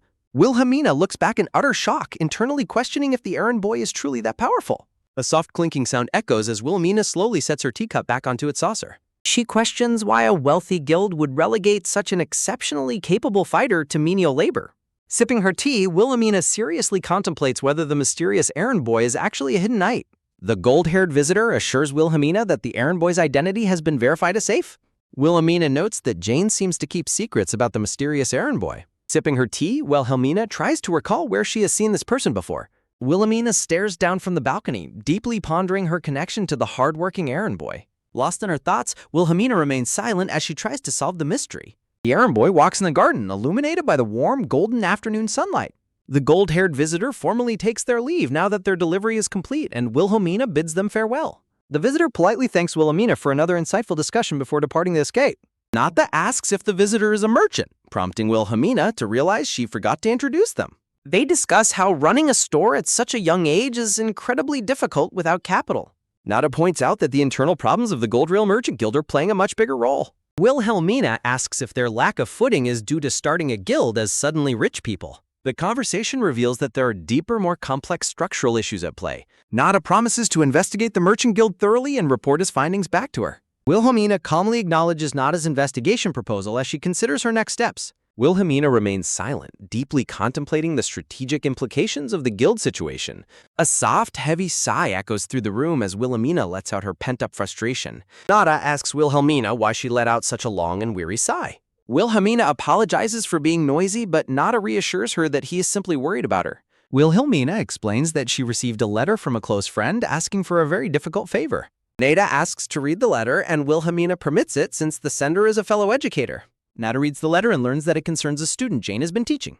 Jane's letter explains that the heir of a wealthy Northwestern noble family was sent to her for early etiquette training. The letter describes how the child has been staying at Jane's mansion for his education.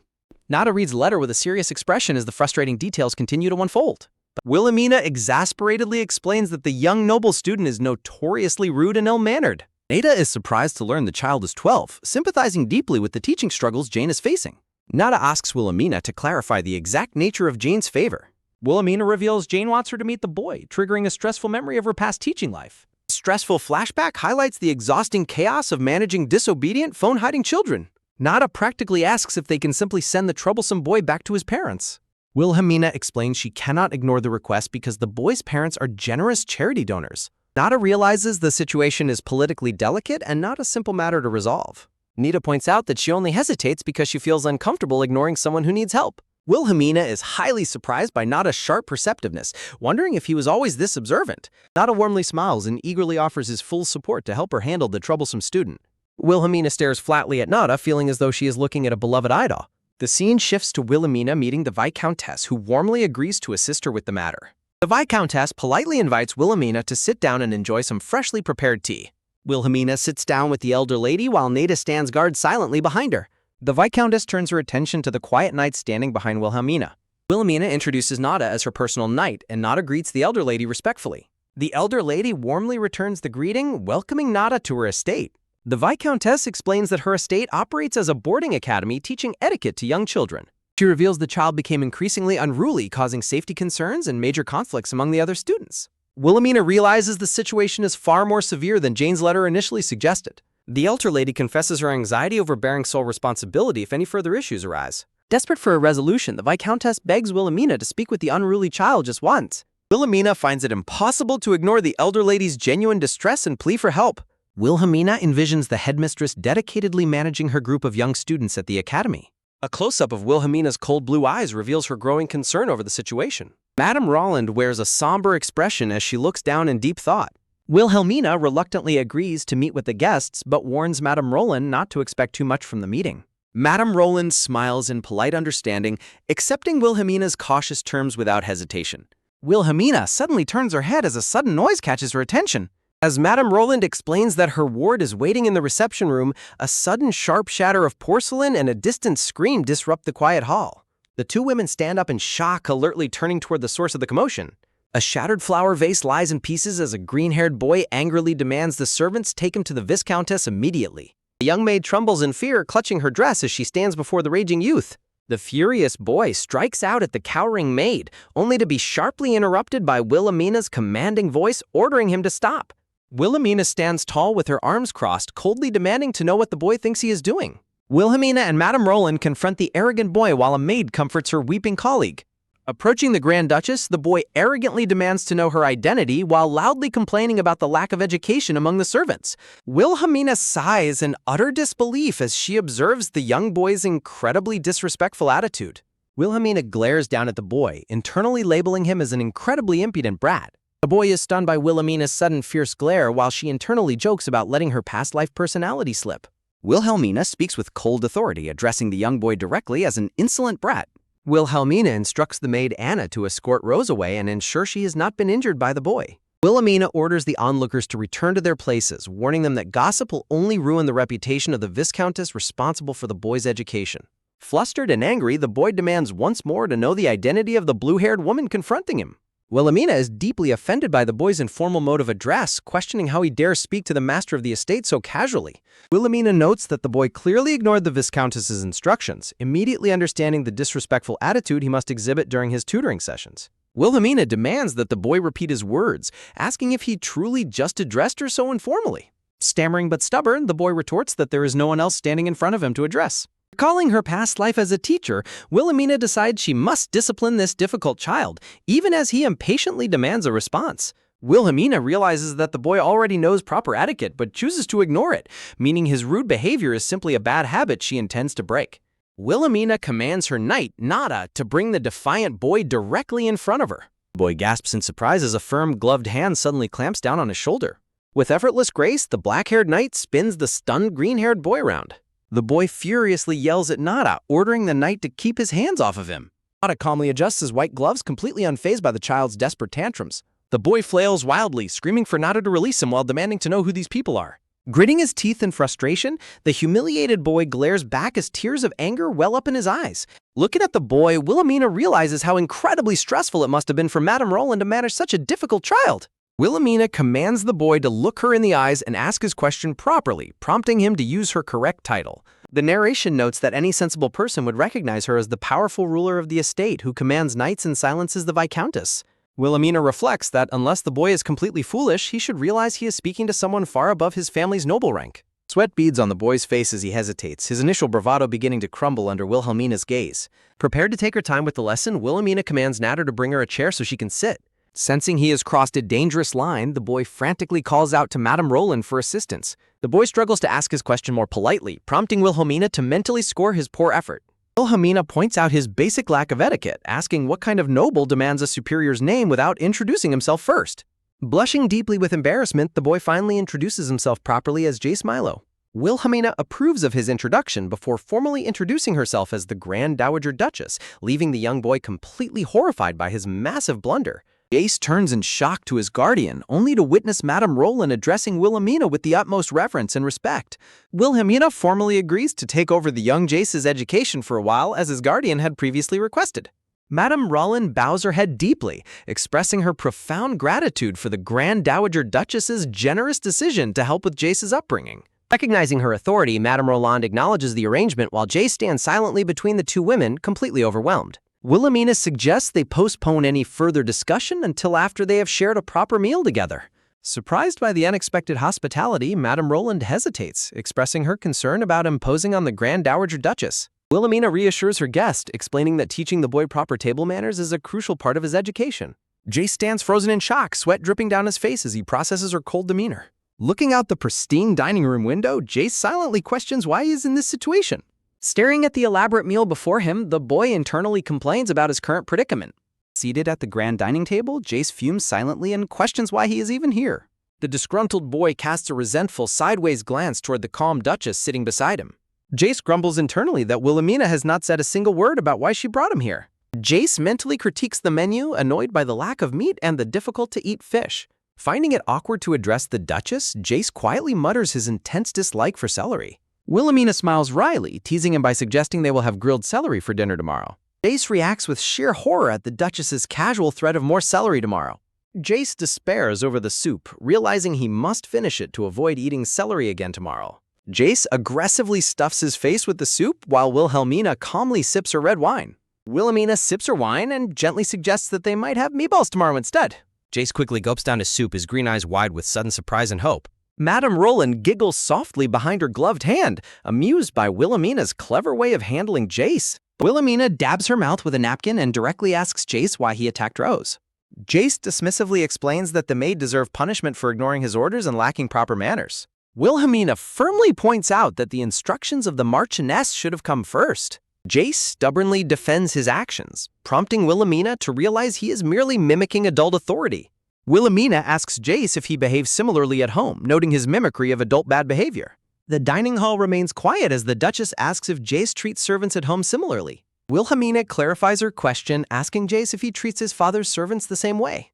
Jace proudly boasts that all servants are his subordinates, confirming Wilhelmina's concerns about his entitled mindset. Wilhelmina smoothly transitions the conversation, asking Jace if he has any siblings. Jace harshly criticizes his younger brother, prompting Wilhelmina to ask about his academy friends. Jace boasts about his group of friends, proudly declaring himself as their absolute leader. Wilhelmina probes further, questioning Jace about his relationships with other peers at his academy. Wilhelmina asks Jace if there are any classmates from families with higher status than his. Sweating nervously, Jace admits that children of higher social status exclude him and play separately. Wilhelmina internally analyzes Jace, identifying him as a typical bully who bows to the strong. Wilhelmina directly points out to Jace that he doesn't have any true friends. Jace's face flushes bright red with intense humiliation and rage at her blunt observation. Wilhelmina reflects on how common petty bullies are, comparing his behavior to schoolyard bullies. Deciding to teach Jace a lesson, Wilhelmina plans to start by punishing him for the broken flower pot. Jace stands tall and proud, dressed in his most elegant noble attire. The boy confidently struts away, determined to confront the Duchess and expose her status. Jace walks down the hall, convinced that he has finally figured out her weakness. Confident in his gossiped rumors, Jace vows not to let the Duchess's insults slide. Jace smugly believes Wilhelmina is a fallen noble and imagines her begging to stay. Jace dismisses the Duchess as a pathetic parasite leeching off the wealthy ducal family. Jace plans to use his father's powerful northern status to put the Duchess in her place. Jace approaches the doors, determined to force an apology and make her quit teaching. Jace aggressively slams his gloved hands against the heavy wooden doors of the study. Announcing his arrival loudly, Jace bursts through the doors to confront the Duchess directly. Jace stands frozen in confusion, his grand entrance instantly ruined by the unexpected scene before him. Wilhelmina stands on the stairs next to her knight, stating that Jace arrived just in time. Completely blindsided, Jace struggles to comprehend the bizarre situation unfolding right before his eyes. Wilhelmina coldly announces to the kneeling maid, Rose, that she is suspended for a month. Rose sobs and submissively accepts her month-long suspension, bowing before the commanding Duchess. Jace watches the submissive maid Rose with a smug, vindictive satisfaction, assuming her punishment is completely justified. Wilhelmina welcomes her young guest, noting that he arrived much earlier than she anticipated. Jace arrogantly complains about being forced to wake up early due to the Viscountess's constant nagging. Wilhelmina offers a dismissive response, leaving Jace highly irritated by her complete lack of remorse. Exasperated, Jace begins to confront the Duchess about her comments from the previous day. Wilhelmina interrupts his complaints by presenting him with a document that needs his signature. Confused, the green-haired boy takes the document and demands to know what it is. Wilhelmina explains it is Rose's disciplinary report, prompting an irritated Jace to reject her offer to read it. Jace reads the document, deducing that Rose is being punished for her insolence toward him. Wilhelmina warns Jace to read carefully, while Jace asks if refusing to sign will cancel the punishment. The blue-haired Duchess confirms his suspicion, her sharp gaze fixed intently on him. Eager to ensure the maid's punishment remains in place, Jace proudly signs the document. With a triumphant boast, Jace hands the signed document back to the Duchess. Wilhelmina responds with a sly, knowing smile that sends a chill down Jace's spine. Sensing that something is horribly wrong, Jace sweat drops and questions her unsettling expression. After confirming the signature, Wilhelmina prompts Jace with the next document she needs him to sign. Jace is blindsided when Wilhelmina reveals the next document is actually an invoice. Horrified and sweating, Jace frantically questions the nature of the massive invoice before him. Wilhelmina smiles pleasantly while Nada stands beside her, presenting the full list of charges. Wilhelmina details the massive debt for the broken flower pot, driving Jace to furious denial. Leaning in closely, Wilhelmina listens as Jace desperately screams that the broken vase was entirely Rose's fault. Wilhelmina calmly counters that Rose was only punished for being rude, leaving Jace completely bewildered. With a rhythmic tapping of her fingers, Wilhelmina directs Jace's attention back to the paper. Jace stares in mounting dread as he rereads his own signed approval of the maid's punishment. Realizing he has been cornered, Jace rages that the document is a total scam. Wilhelmina coldly points out that Rose's punishment has already been officially settled by his hand. Wilhelmina asserts that witnesses saw the truth of who actually broke the precious flower pot. Jace is handed another document to review under the Duchess's unwavering stare. Wilhelmina asks if Jace wishes to retract his signature and cancel Rose's punishment, which he demands. Wilhelmina calmly reminds him that the document has already been signed and finalized. Wilhelmina's palm slams onto the desk with a firm thud as she declares the signed agreement irrevocable.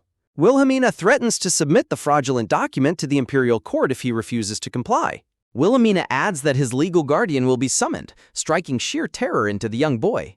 A dark shadow falls over Jace as he recalls his family's precarious legal troubles over their gold mine. Wilhelmina sighs in mock pity, stating that Jace's father will have to suffer the consequences instead.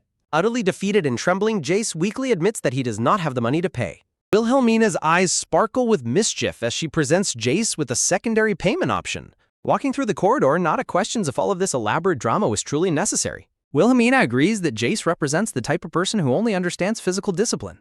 Wilhelmina presents Jace with a vow to diligently attend her classes for 10 days. Under Jace's sweating, humiliated gaze, Wilhelmina sweetly orders him to sign the class agreement. Wilhelmina reflects that true behavioral correction cannot be achieved through mere violence or beatings. Nada openly doubts that the spoiled boy will truly repent in such a short time. Wilhelmina walks with her loyal knight, noting this is also Jace's final opportunity. Surprised, the black-haired knight asks why she refers to it as the boy's last chance. The blonde maid Rose waves cheerfully, wishing her mistress a wonderful and relaxing vacation. Wilhelmina asks Nada when he believes is the absolute best time for someone to reflect. Black-haired knight pauses to think, suggesting that maturity might be the right moment. Wilhelmina gently corrects him, stating it is best when the number of their victims remains small. Nada remains silent, deeply moved by the wisdom and foresight of his mistress's words. Wilhelmina confidently stands with crossed arms as Nada keeps watch closely behind her. Wilhelmina points out that Jace's current mischief can luckily still be resolved with a simple apology. Nada suggests using a whip if the boy becomes uncontrollable, and Wilhelmina readily agrees. Nada reassures her he will avoid breaking bones, but Wilhelmina deeply questions his safety logic. A shocked exclamation echoes as the scene shifts to the bright academy garden outside. Jace stares down at the thick notebook, asking what he is supposed to do. Wilhelmina assigns him a 100-page workbook, leaving him surprisingly underestimating the rigorous task ahead. Jace eagerly asks if completing the work quickly will allow him to leave early. Wilhelmina agrees with a warning, but Jace ignores her and immediately starts flipping pages. Wilhelmina tells him to begin and sits back to read as Jace starts writing. Jace looks closely at the page and stammers in shock as he sees the contents. Jace slams his desk in outrage, loudly protesting that the workbook is far too much. Wilhelmina calmly yawns, identifying the infamous workbook and asking if he expected an easy way out. The infamous workbook is known for its overwhelming math problems, loved by teachers but detested by students. Wilhelmina asks if he wants to give up, successfully provoking Jace's stubborn pride to keep writing. Jace scribbles intensely at his desk while Wilhelmina peacefully reads on a rocking chair. Wilhelmina quietly reflects, ready to see how her plan for the boy will unfold. A sudden knock interrupts the study session, and Wilhelmina invites the visitor to come inside. The door creaks open slowly as a visitor steps into the quiet study room. Cheerful, peach-haired girl peeks through the door, smiling brightly at the room's occupants. Jace pauses his intense writing, looking up curiously to see who has arrived. Wilhelmina welcomes the peach-haired girl, directing her to sit in front since Jace has occupied the main desk. Mireille cheerfully agrees as Jace quietly stares at her, feeling a bit out of the loop. Jace feels completely bewildered, surrounded by floating question marks as he tries to understand. Nada watches from afar, suddenly realizing that Wilhelmina is employing a specific psychological tactic. Wilhelmina smiles with absolute certainty, confident that her chosen teaching method will definitely succeed. Wilhelmina turns her attention to the peach-haired girl asking to review yesterday's lesson. Jace glances sideways at his classmate, unable to keep his eyes on his notebook. The visual of the pretty girl distracts Jace, prompting Wilhelmina to note that he is a hopeless flirt. Wilhelmina closes her workbook with a firm snap, wrapping up the morning study session. Wilhelmina announces that it is finally lunchtime, receiving an incredibly eager response from Mireille. Mireille happily reveals she brought a lunchbox, showing it to Wilhelmina with a proud smile. Jace flinches in pure dread when Wilhelmina asks if he wants to go to the dining hall with her. Jace sweats in deep anxiety, absolutely dreading the idea of eating lunch with his teacher. Wilhelmina teasingly suggests a shared lunch, inwardly laughing as the boy looks like he would rather die. Wilhelmina kindly asks if Jace would prefer to avoid her and eat lunch with Mireille instead. Jace looks up in surprise, his mind spinning at the sudden and appealing offer. Wilhelmina warmly tells them to enjoy eating together, pleased that her matchmaking tactic worked perfectly. Mireille enthusiastically agrees to the arrangement while Jace struggles to hide his embarrassed, grumbling expression. Wilhelmina reunites with Nada in the corridor, apologizing for keeping him waiting, but he reassures her. Nada hands Wilhelmina the official permission document that arrived directly from the Margrave. Wilhelmina is surprised by the incredibly rapid delivery, concluding that they are keeping a close watch. Wilhelmina deduces that the intense scrutiny stems from the highly valuable gold mine discovered in their territory. Nada expresses mild concern about leaving the two children unsupervised, prompting a questioning look from Wilhelmina. Wilhelmina reassures him that her method works because the boy will naturally strive to make a great impression. Wilhelmina playfully comments on his skeptical expression, noting that he does not seem to believe her strategy. Nada suddenly questions why she chose to act so uncharacteristically rude to the Grand Madam. Nada stares with an incredibly intense yet flustered expression, waiting for her explanation. Nada's face completely flushes a brilliant crimson as his stoic composure completely crumbles. Nada hastily stammers and turns away to hide his intense embarrassment, leaving Wilhelmina thoroughly confused. Jace looks up with a grumpy, suspicious expression as Mireille cheerfully greets him. Mireille beams with a pure dazzling smile that fills the garden with warmth. Jace grumbles internally, highly annoyed by how casually the peach-haired girl addresses him. Mireille leans in curiously to ask Jace if he is working on math problems. Jace turns away defensively, stating that he has not finished his work yet. Mireille placates him by promising she will only quietly look at his work. Jace condescendingly explains his workbook is math, questioning if she even knew that. Mireille claims she studies math too, but Jace quickly corrects her that it's arithmetic. Mireille looks completely bewildered, asking in confusion if the two subjects are different. Jace boastfully claims he finished studying that basic level 7 years ago. Realizing he sounded like he was bragging, a flustered Jace stammers to correct himself. Mireille is deeply impressed, praising Jace for already solving such incredibly difficult problems. Awkwardly accepting her praise, Jace is left flustered by the girl's innocent admiration. Jace lets out a sigh, thinking to himself that the girl behaves just like a puppy. When Mireille asks when she will learn it, Jace says it will take 10 years. Mireille looks deeply discouraged and crestfallen after hearing it will take 10 years. Jace is taken aback by her sudden sadness and asks what is wrong. Mireille explains she only has limited study time and the madam cannot teach her constantly. Jace awkwardly tries to comfort her, telling her not to make studying sound so difficult. Jace falls into a silent, awkward hesitation as he watches the girl's lingering sadness. Jace reluctantly offers to tutor her himself during his 10-day stay at the estate. Jace grumbles to himself about having to spend his lunch hour studying with her. Jace blushes intensely, struggling to hide his embarrassment behind a grumpy, defensive scowl. Jace proudly demands her gratitude, boasting about how excellent his grades are at the academy. Mireille eagerly grabs Jace's hands, thanking him passionately with immense joy and gratitude. Mireille joyfully declares she is happy to have a smart friend, promising to repay him. Blushing furiously, Jace pridefully rationalizes that a noble like him teaching a commoner is natural. Jace looks away with a highly flustered, complicated expression as he tries to stay composed. Mireille offers to share her bread, but Jace stubbornly declines, claiming it is too hard. Two children share a quiet, peaceful moment together inside the academy's study room. Later, a grand golden carriage departs from the estate, rolling smoothly down the tree-lined path. Inside the carriage, Jace gazes out the window, lost in his own quiet thoughts.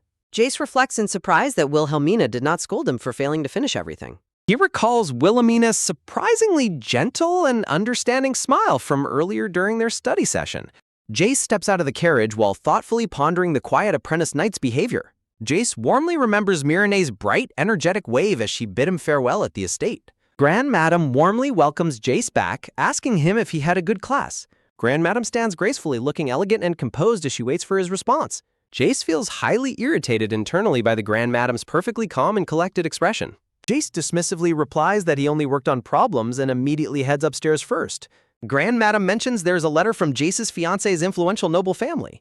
Jace stops dead in his tracks, turning around with a look of pure shock. Jace frantically demands the letter, snatching it from the maid with a desperate shout.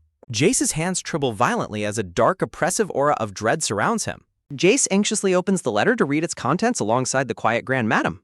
Grand Madam watches him with a deeply worried expression, wondering what the letter concerns. As Jace reads the message, a heavy, foreboding sense of dread completely consumes him. Jace quietly hands the letter back, hollowly stating that he will go upstairs now. Jace walks silently up the staircase, leaving the Grand Madam staring after him anxiously. Grand Madam closely inspects the seal, noting the letter is from the Margrave's wife. A soft rustling sound breaks the silence as she opens the envelope. She is struck by a sudden realization as she begins to read. A formal inquiry asks if the young boy is truly devoted to his academic studies. The writer places immense pressure on Jace, detailing the heavy expectations of his noble lineage. She lowers the paper with a heavy heart, realizing this burden is too much for a young boy to carry. She lets out a long, weary sigh, deeply troubled by the family's harsh demands. Meanwhile, Jace lies slumped over his desk, completely drained by his overwhelming studies. A welcoming invitation echoes through the quiet study, bidding someone to enter. Jace reacts with a look of pure annoyance, already irritated by his frustrating tasks. Wilhelmina casually yawns while telling Jace to ask her if he gets stuck on any problems. Jace internally gripes that his teacher is not actually instructing him in anything useful. He continues to question the entire purpose of signing a contract for such pointless lessons. He recalls his initial suspicion that Wilhelmina was simply playing games to mess with him. He pictures her teaching the peach-haired girl with a level of care he feels he is lacking. He stubbornly tells himself that he does not care about getting his teacher's attention anyway. Jace clutches his head in absolute agony, cursing the infuriating difficulty of the math problems. He grumbles that he would have fired any tutor who dared give him such homework. Jace stops mid-complaint, utterly stunned to find that his teacher has suddenly drifted off to sleep. Insulted by her sleeping, Jace decides to stop working too and slams his pen down. Fuming with anger, Jace stomps away from the study table, leaving his sleeping teacher behind. He aggressively flings open the heavy wooden door with a sharp, loud creak. Jace nearly collides with Mireille, who looks surprised as she stands right outside the door. Jace bluntly asks the peach-haired girl if she has come to the study room to practice. Mireille brightly explains she is on break and came specifically to visit the Grand Madam. Jace scoffs at the idea of studying and suddenly snatches her book away. He grimaces in disgust upon noticing how dirty and worn her book is.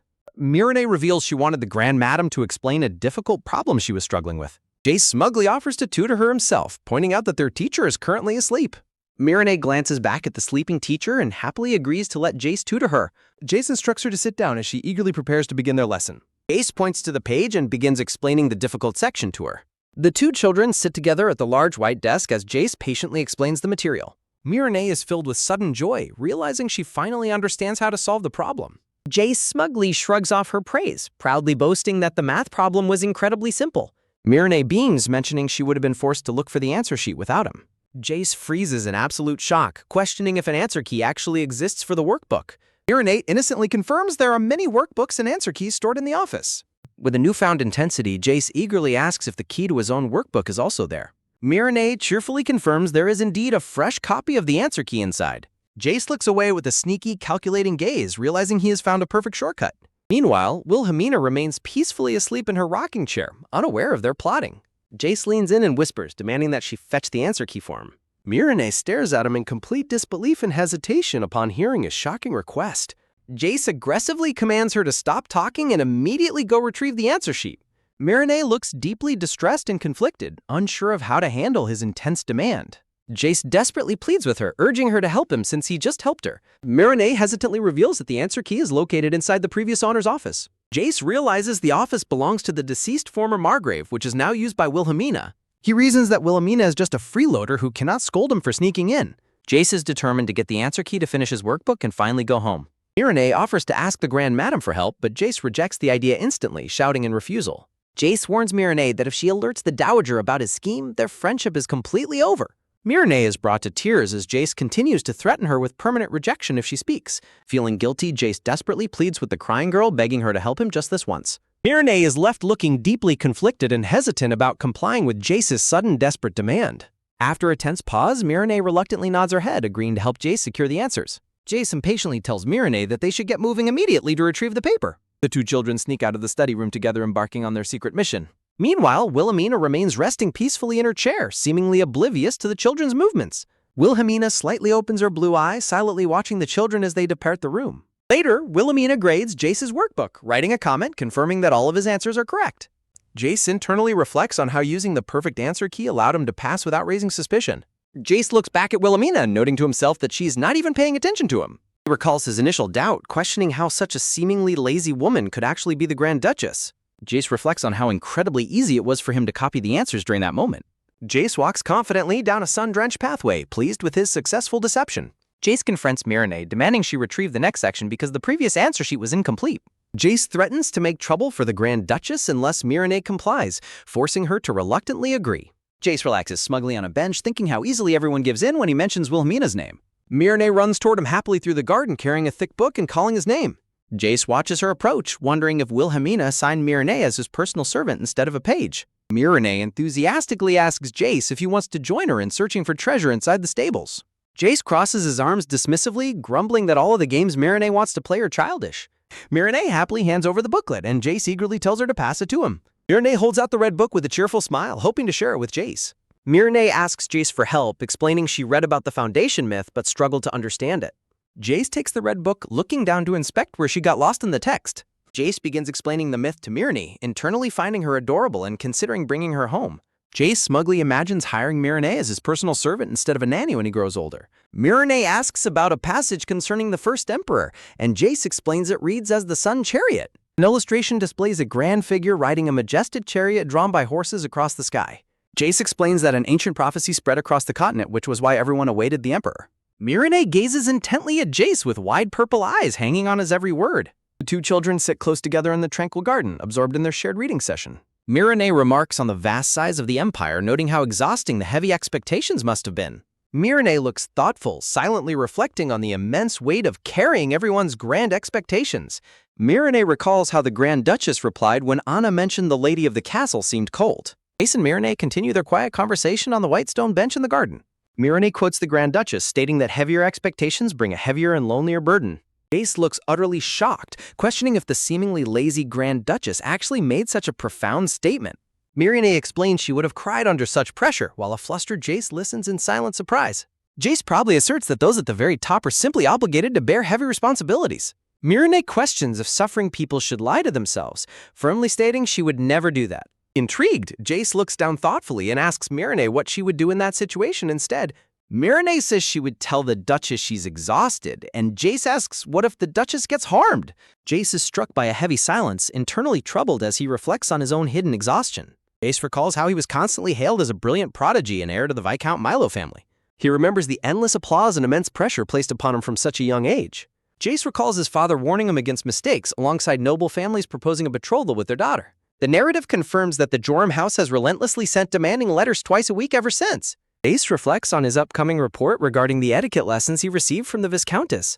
He continues listing his subjects, including math learned at the Duke's house and social relationships. Jace looks down in deep contemplation as he ponders his heavy academic responsibilities. Mireille cheerfully offers to listen to and comfort the Grand Duchess if she is feeling down.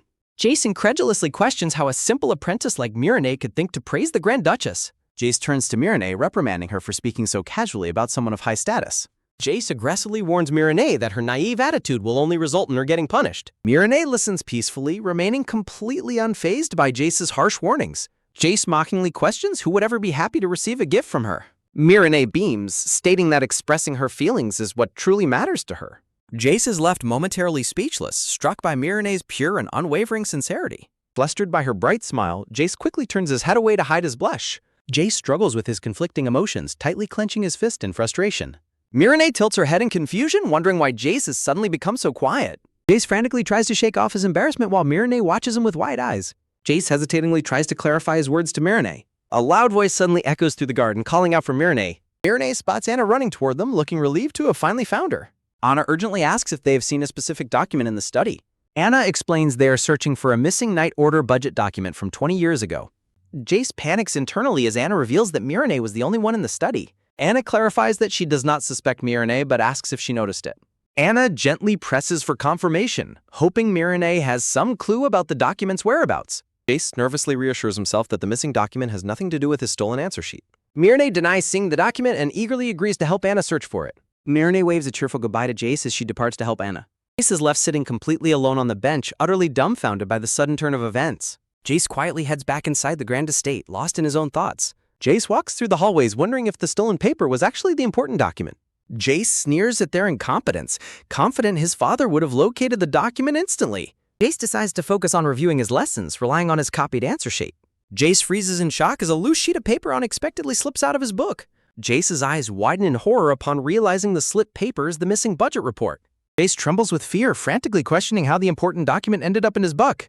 Jace clutches the document with trembling hands, confirming it is indeed the missing report. Jace contemplates returning it, recalling his father's terrifyingly strict rules regarding budget management and execution. Jace curls up in despair, realizing that returning it would expose his theft of the answer sheet. Jace realizes that the person who unknowingly brought the paper to him was Mireille. Jace recalls Mirene's innocent smile, realizing that she will be blamed if he remains silent. He remembers how she happily held the book, completely unaware of the trouble she was in. Jace gasps in surprise as Wilhelmina suddenly opens the door and enters the room. Wilhelmina looks at him with a pleasant smile, teasingly asking if he was studying. Wilhelmina sighs dramatically about her busy schedule and the sudden, mysterious disappearance of the document. Jace nervously asks if something is wrong, trying to keep his composure despite his fear. Wilhelmina explains that Mirene is the prime suspect, which makes the situation highly problematic. Jace struggles with his conscience, weakly thinking to himself that Mirene is innocent. Wilhelmina quietly slides a book back onto the shelf as she speaks. A tense silence fills the room as Wilhelmina's expression grows cold and serious. Wilhelmina turns to Jace, demandingly asking him why he believes Mirene is not at fault. Jace nervously suggests someone else snuck in, feeling as though her sharp gaze sees right through him. Wilhelmina hums thoughtfully as she stands before a tense Jace looking down at him. Wilhelmina dismisses any other intruders, noting that only Jace and Mirene had accessed the office. A tense silence fills the room as Jace sits rigidly opposite the Grand Duchess. Jace nervously suggests the document is misplaced, but Wilhelmina clarifies that a thorough search confirmed its disappearance. Trembling with sweat, Jace anxiously inquires about what will happen to the young servant girl. Wilhelmina looks down with a solemn expression, letting the heavy gravity of the situation hang. Wilhelmina delivers the grim news that Mirene will likely face dismissal, leaving Jace completely horrified. Jace guiltily reflects on Mirene's lack of family connections, knowing she cannot survive alone on meager wages. Plunged in darkness, Jace frantically resolves to simply take Mirene with him to his own household. A chilling declaration warns that the suspect will face a formal trial and severe punishment. Jace bows his head in mounting despair under the heavy, scrutinizing gaze of the Duchess. Whipping his head up in panic, Jace urgently asks what kind of punishment she will receive. A dark warning reveals the suspected thief will be barred from noble service and severely beaten. Wilhelmina mentions a harsh summary judgment, forcing Jace to realize Mirene is paying for his crime. Jace clenches his fists in anguish, weighing whether to confess his exam theft to save her. He hopes to explain that taking the document was merely a mistake during his exam theft. A vision of Mirene's bright, innocent smile flashes before Jace's eyes, compounding his intense guilt. A sudden dread strikes Jace as he realizes the severe consequences if his family discovers the truth. Jace trembles under the weight of his family's high expectations and his status as their pride. Jace weeps in isolation, realizing neither his nanny nor the Viscountess would ever take a side. He looks down in sorrow, recognizing Mirene as the only person who would stand for him. A fleeting memory of Mirene's warm and radiant smile gently pierces through his dark thoughts. Despair consumes Jace as his face falls into deep shadow, his hope completely extinguished. A somber thought confirms that his only light in the mansion has now truly vanished. Breaking the tension, Wilhelmina brightly praises Jace for his perfect workbook score, calling him amazing. Wilhelmina places her hand over Jace's book, dismissing him early due to her busy schedule. Wilhelmina gently pats Jace's shoulder, offering a rare moment of comfort to the frozen boy. Wilhelmina thoughtfully offers to let Jace eat in the dining hall before he heads back home. Jace mutters bitterly under his breath, prompting a confused reaction from the blue-haired Duchess. Jace suddenly grabs his bag and bolts from the room, leaving the Duchess in his wake. A sudden heavy slam echoes loudly through the silent mansion as Jace escapes. The massive double doors of the room stand silent and closed after his frantic escape. An overwhelming panic grips Jace as he desperately questions what action he should take next. Clinging to his suitcase, Jace runs desperately through the dim stone corridors of the estate. Jace runs in terror while Wilhelmina silently notes that tomorrow will be the final day. Wilhelmina watches him go, quietly questioning what final choice Jace will make in the end. Morning light bathes the elegant pillars of the grand estate as a new day begins. A magnificent golden chandelier glows warmly from the ceiling of Jace's luxurious bedchamber. Jace curls up miserably in his bed, shedding quiet tears as his dilemma tortures him. Crying bitterly, Jace commands himself to wake up and find a way to save Mirene. Jace weeps as he recalls his father's stern silhouette, terrified of disappointing his family. Jace covers his face, frantically trying to convince himself that this crisis is merely a coincidence. He desperately hopes she will survive her beating, wondering if he can secretly bring her ointment. Jace sits up crying, terrified that Mirene might freeze to death in the harsh waiter.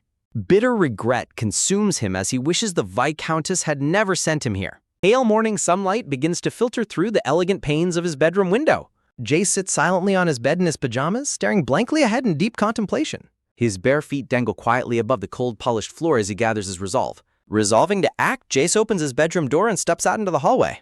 Fully dressed, Jace walks down the grand staircase, ready to face whatever consequences await him. An elegant gray-haired woman in a blue gown stands gracefully upon the red carpet. The gray-haired woman looks down with purple eyes, asking if he is heading to the ducal estate. Looking down with a heavy heart, the green-haired boy quietly confirms his destination is indeed the estate. The gray-haired woman calmly invites the green-haired boy to board the carriage with her. The green-haired boy walks silently beside the gray-haired woman as they enter the grand estate. An overhead voice questions whether all of these elaborate and dramatic preparations were truly necessary. The blue-haired Duchess affirms the necessity, while her light brown-haired maid suggests a simpler punishment would have sufficed. The Duchess notes the maid's surprising closeness to Nada, prompting the black-haired servant to question her meaning. The black-haired servant frantically asks for clarification, while the blue-haired Duchess cheerfully proposes they go see for themselves. The blue-haired Duchess explains that Helene is looking forward to this, detailing the rising prominence of the Milo Viscount family. The blue-haired Duchess explains that rumors claim the impoverished Jorman Margrave family approached the Viscounts for a merger. The blue-haired Duchess analyzes the political deal, concluding that the young servant girl is merely a victim of politics. A narrative warning states that the Milo Viscount family is destined to rise as a powerful new political force. The narration reveals that Helene's true intention is to bind the family under the guise of building close ties. Blue-haired Duchess resolves to straighten out the boy's mindset, instilling fear and respect for the house. The blue-haired Duchess sighs deeply, humorously reflecting on how she now acts like a proper noble. The blue-haired Duchess reveals her choice to create a difficult situation that status or petty violence cannot resolve. Her light brown-haired maid teasingly asks the Duchess if she actually enjoyed setting up this elaborate scenario. The blue-haired Duchess offers a soft, knowing smile, admitting that she will not deny her enjoyment. Her maid questions if she disliked Jace's actions toward Mirene, which the Duchess silently avoids confirming. The blue-haired Duchess walks down a stone path in the garden toward a row of cedar representatives. The orange-haired servant girl sits quietly on a stone bench, looking isolated under the morning light. The blue-haired Duchess's eyes narrow slightly as her attention is caught by a sudden sound. The orange-haired servant girl keeps her head bowed low, waiting quietly for the formal proceedings to begin. The Duchess observes that Mirene must be sleep-deprived from last night and anticipates the boy's arrival soon. The blue-haired Duchess remains perfectly composed, waiting patiently for the final act of her plan. A sudden rapid tapping of footsteps echoes as the green-haired boy runs desperately through the gates. A quiet thought confirms that the green-haired boy has finally arrived at the tribunal grounds. The maid remarks on Jace's exhausted and disheveled state as he stands panting before them. The Duchess notes with quiet satisfaction that Jace arrived early, seeing it as a sign of his guilt. The blue-haired Duchess gazes down calmly at the green-haired boy, who struggles to catch his breath. The green-haired boy stares back in sheer terror, completely frozen and unable to utter a single word. The green-haired boy's eyes widen in absolute panic as he spots Mirene and calls out her name. A heavy, suffocating aura of dark thorns manifests as the gravity of his choices closes in on him. The green-haired boy feels a sharp wave of dread and guilt upon seeing Mirene's sad face. The green-haired boy stammers in deep anxiety as he struggles to maintain his composure before the Duchess. The Duchess notes that Jace's terrified Mirene spoke, proving he is still not ready to confess. The blue-haired Duchess instructs Jace to take a seat if he will not return to the study. The maid politely escorts the trembling boy to a seat while the Duchess sharply sits down to begin. The blue-haired Duchess formally declares that the trial of the servant Mirene has officially begun. The Duchess commands her maid to begin the trial, prompting a swift and respectful nod of assent. The maid begins the questioning, stating that Mirene was frequently seen entering the master's office. The maid presses further, asking if Mirene entered the office to retrieve the official answer sheet. Mirene softly confesses to the charge, admitting that her intentions were exactly as the maid stated. The maid continues her questioning, asking if Mirene is aware of the missing important documents. Sitting submissively, Mirene quietly acknowledges her awareness of the missing documents in a low voice. The green-haired boy suddenly stands up and interjects in a panic, desperately asserting there is no proof. The blue-haired Duchess blinks in genuine surprise at the green-haired boy's sudden and passionate defense. A heavy, expectant silence falls over the garden as everyone turns to look at the boy. Trembling with anxiety, the green-haired boy frantically insists there is no concrete proof that Mirene stole anything. Jace passionately defends Mirene, raising his voice to insist that proof is absolutely necessary. The blue-haired Duchess dismisses his protest, noting that suspicion inevitably falls on Mirene as the sole suspect. When Jace angrily calls her logic ridiculous, the Duchess counters by questioning his own reliance on noble privilege. She demands to know if he has ever used his elite status to oppress others, leaving him stammering. The Duchess explains that commoners are powerless, warning that a noble's careless word can easily ruin lives. She then exposes his own lies, causing Jace's face to pale in sudden, overwhelming horror. The blue-haired Duchess directly accuses Jace of being the one who pressured Mirene to steal for him. A soft inner voice recalls Mirene's genuine love for learning as her primary motivation. Gentle memory flashes of the Duchess tutoring a young, eager Mirene in the quiet library. She points out that Jace's rapid academic progress made his cheating scheme completely obvious to her. Jace tearfully asks why he was not summoned instead, but she cites his status as the heir. She warns him that his direct involvement would have triggered a massive political scandal for his family. The Duchess secretly reflects on her plan to use Jace's guilt as political leverage over his household. Shadows pool in the Duchess's eyes as she contemplates her ultimate cold noble strategy. She silently notes that any official accusation from the ducal house serves as a severe political warning. The Duchess states his family would sacrifice a servant over him, prompting Jace's tearful confusion. She lays the blame entirely on Jace, stating Miranai is only on trial because of his actions. Stunned into silence, Jace stares at the Duchess as the brutal reality of his actions sinks in. The crushing truth highlights how Jace abused the special privilege he was generously granted. Helene presents the document, gravely declaring that the servant's alleged theft is a very serious offense. The Duchess harshly criticizes Jace for hiding behind his family's superiority to escape any real consequences. Darkness swirls around Jace as the crushing weight of his immense guilt completely consumes his spirit. She mockingly warns him that he will simply move on without feeling any genuine remorse. The Duchess warns that his cowardice will result in losing yet another precious loyal friend. Clenching his fists, Jace breaks down as tears of bitter regret stream down his face. Although she cannot stop the formal trial, the Duchess offers to slightly bend the rules for him. She casts a subtle, knowing glance his way, hinting at a secret alternative to save Miranai. A glimmer of hope returns to Jace's tear-filled eyes as he looks up in disbelief. Jace grips his fine noble vest tightly, desperately trying to summon his remaining courage. He hesitantly asks if she would truly help him, and the Duchess firmly confirms her support. Jace softly wonders if Miranai will end up hating him forever for what he must do. The Duchess gently warns him that some broken bonds can never truly go back to normal. She explains that apologizing is incredibly frightening, but taking personal responsibility is his necessary duty. They sit in heavy, reflective silence under the open sky, contemplating the difficult choice ahead. The Duchess kindly promises to stand beside him and encourage him as he apologizes to Miranai. Deeply touched by her unexpected warmth, Jace looks up in silent, starry-eyed wonder. The Duchess watches him with a calm, patient gaze, waiting for his resolve to solidify. A bright, determined smile finally returns to Jace's face as he makes his brave toy. Jace firmly reaches out with his gloved hand to take the crucial document from the Duchess. Clutching the paper, Jace stands up and walks away from the bench with newfound confidence. The Duchess watches his departing figure, quietly pleased by his sudden display of real courage. Jace marches resolutely down the garden path, ready to face his mistakes head-on. Jace boldly interrupts the ongoing tribunal to loudly declare that Miranai did absolutely nothing wrong. He publicly confesses that he pressured Miranai into stealing the exam answer sheet for his lessons. Jace bows deeply in sincere, humble apology as Miranai watches him in utter shock. Miranai stares in wide-eyed, silent disbelief as her friend publicly takes the blame to save her. Jace remorsefully admits that his selfish actions have deeply disrespected Miranai and everyone at the estate. Tears streaming down his face, Jace vows to behave responsibly from this moment on. He bows his head in heavy weeping shame, fully accepting the weight of his confession. The blue-haired Duchess watches with silent approval as Jace delivers his heartfelt, tearful final apology. The blue-haired Duchess gazes into the distance, lost in quiet, deep contemplation about the future. The gray-haired Viscountess walks alongside the blue-haired Duchess, maintaining a dignified, silent composure. The gray-haired Viscountess stands tall, her proud posture reflecting her family's unwavering noble honor. A gentle breeze carries cherry blossoms around the blue-haired Duchess as she smiles softly. A voice behind the elegant double doors questions if she is truly satisfied with this outcome. Sitting in the sunny garden, the blue-haired Duchess calmly asks what her companion is referring to. The speaker directly questions the fabricated excuse regarding the missing documents used for paper folding. The blonde-haired woman in the red coat expresses her lingering concerns about the coverage story. Smiling softly, the blue-haired Duchess dismisses the concern by stating the documents were not vital. The Duchess cheerfully asks if anyone would be angry, requesting help to return the smooth papers. The blue-haired Duchess sits with the green-haired boy on the steps, offering quiet guidance. The discussion points out that officially, Jace would only be guilty of making an unfair demand. Holding the folded paper, the blonde-haired woman tilts her head with a look of skepticism.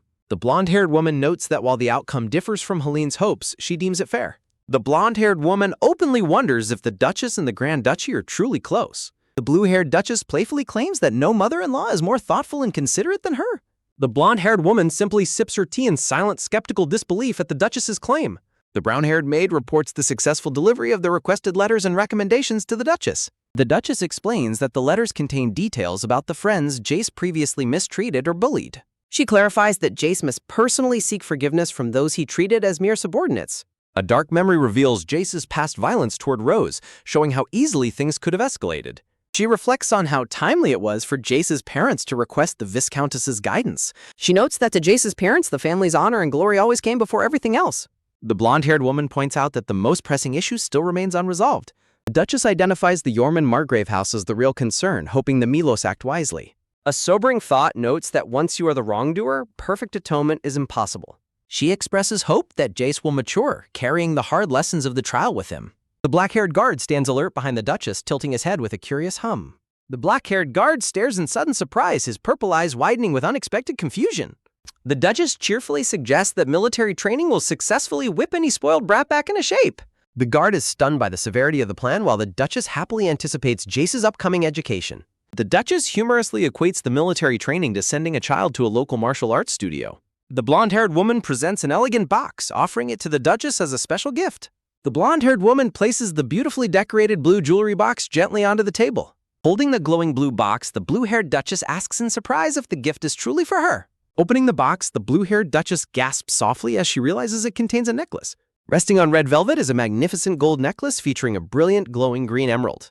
She explains that pressing the center emerald activates a magical power to project one's voice widely.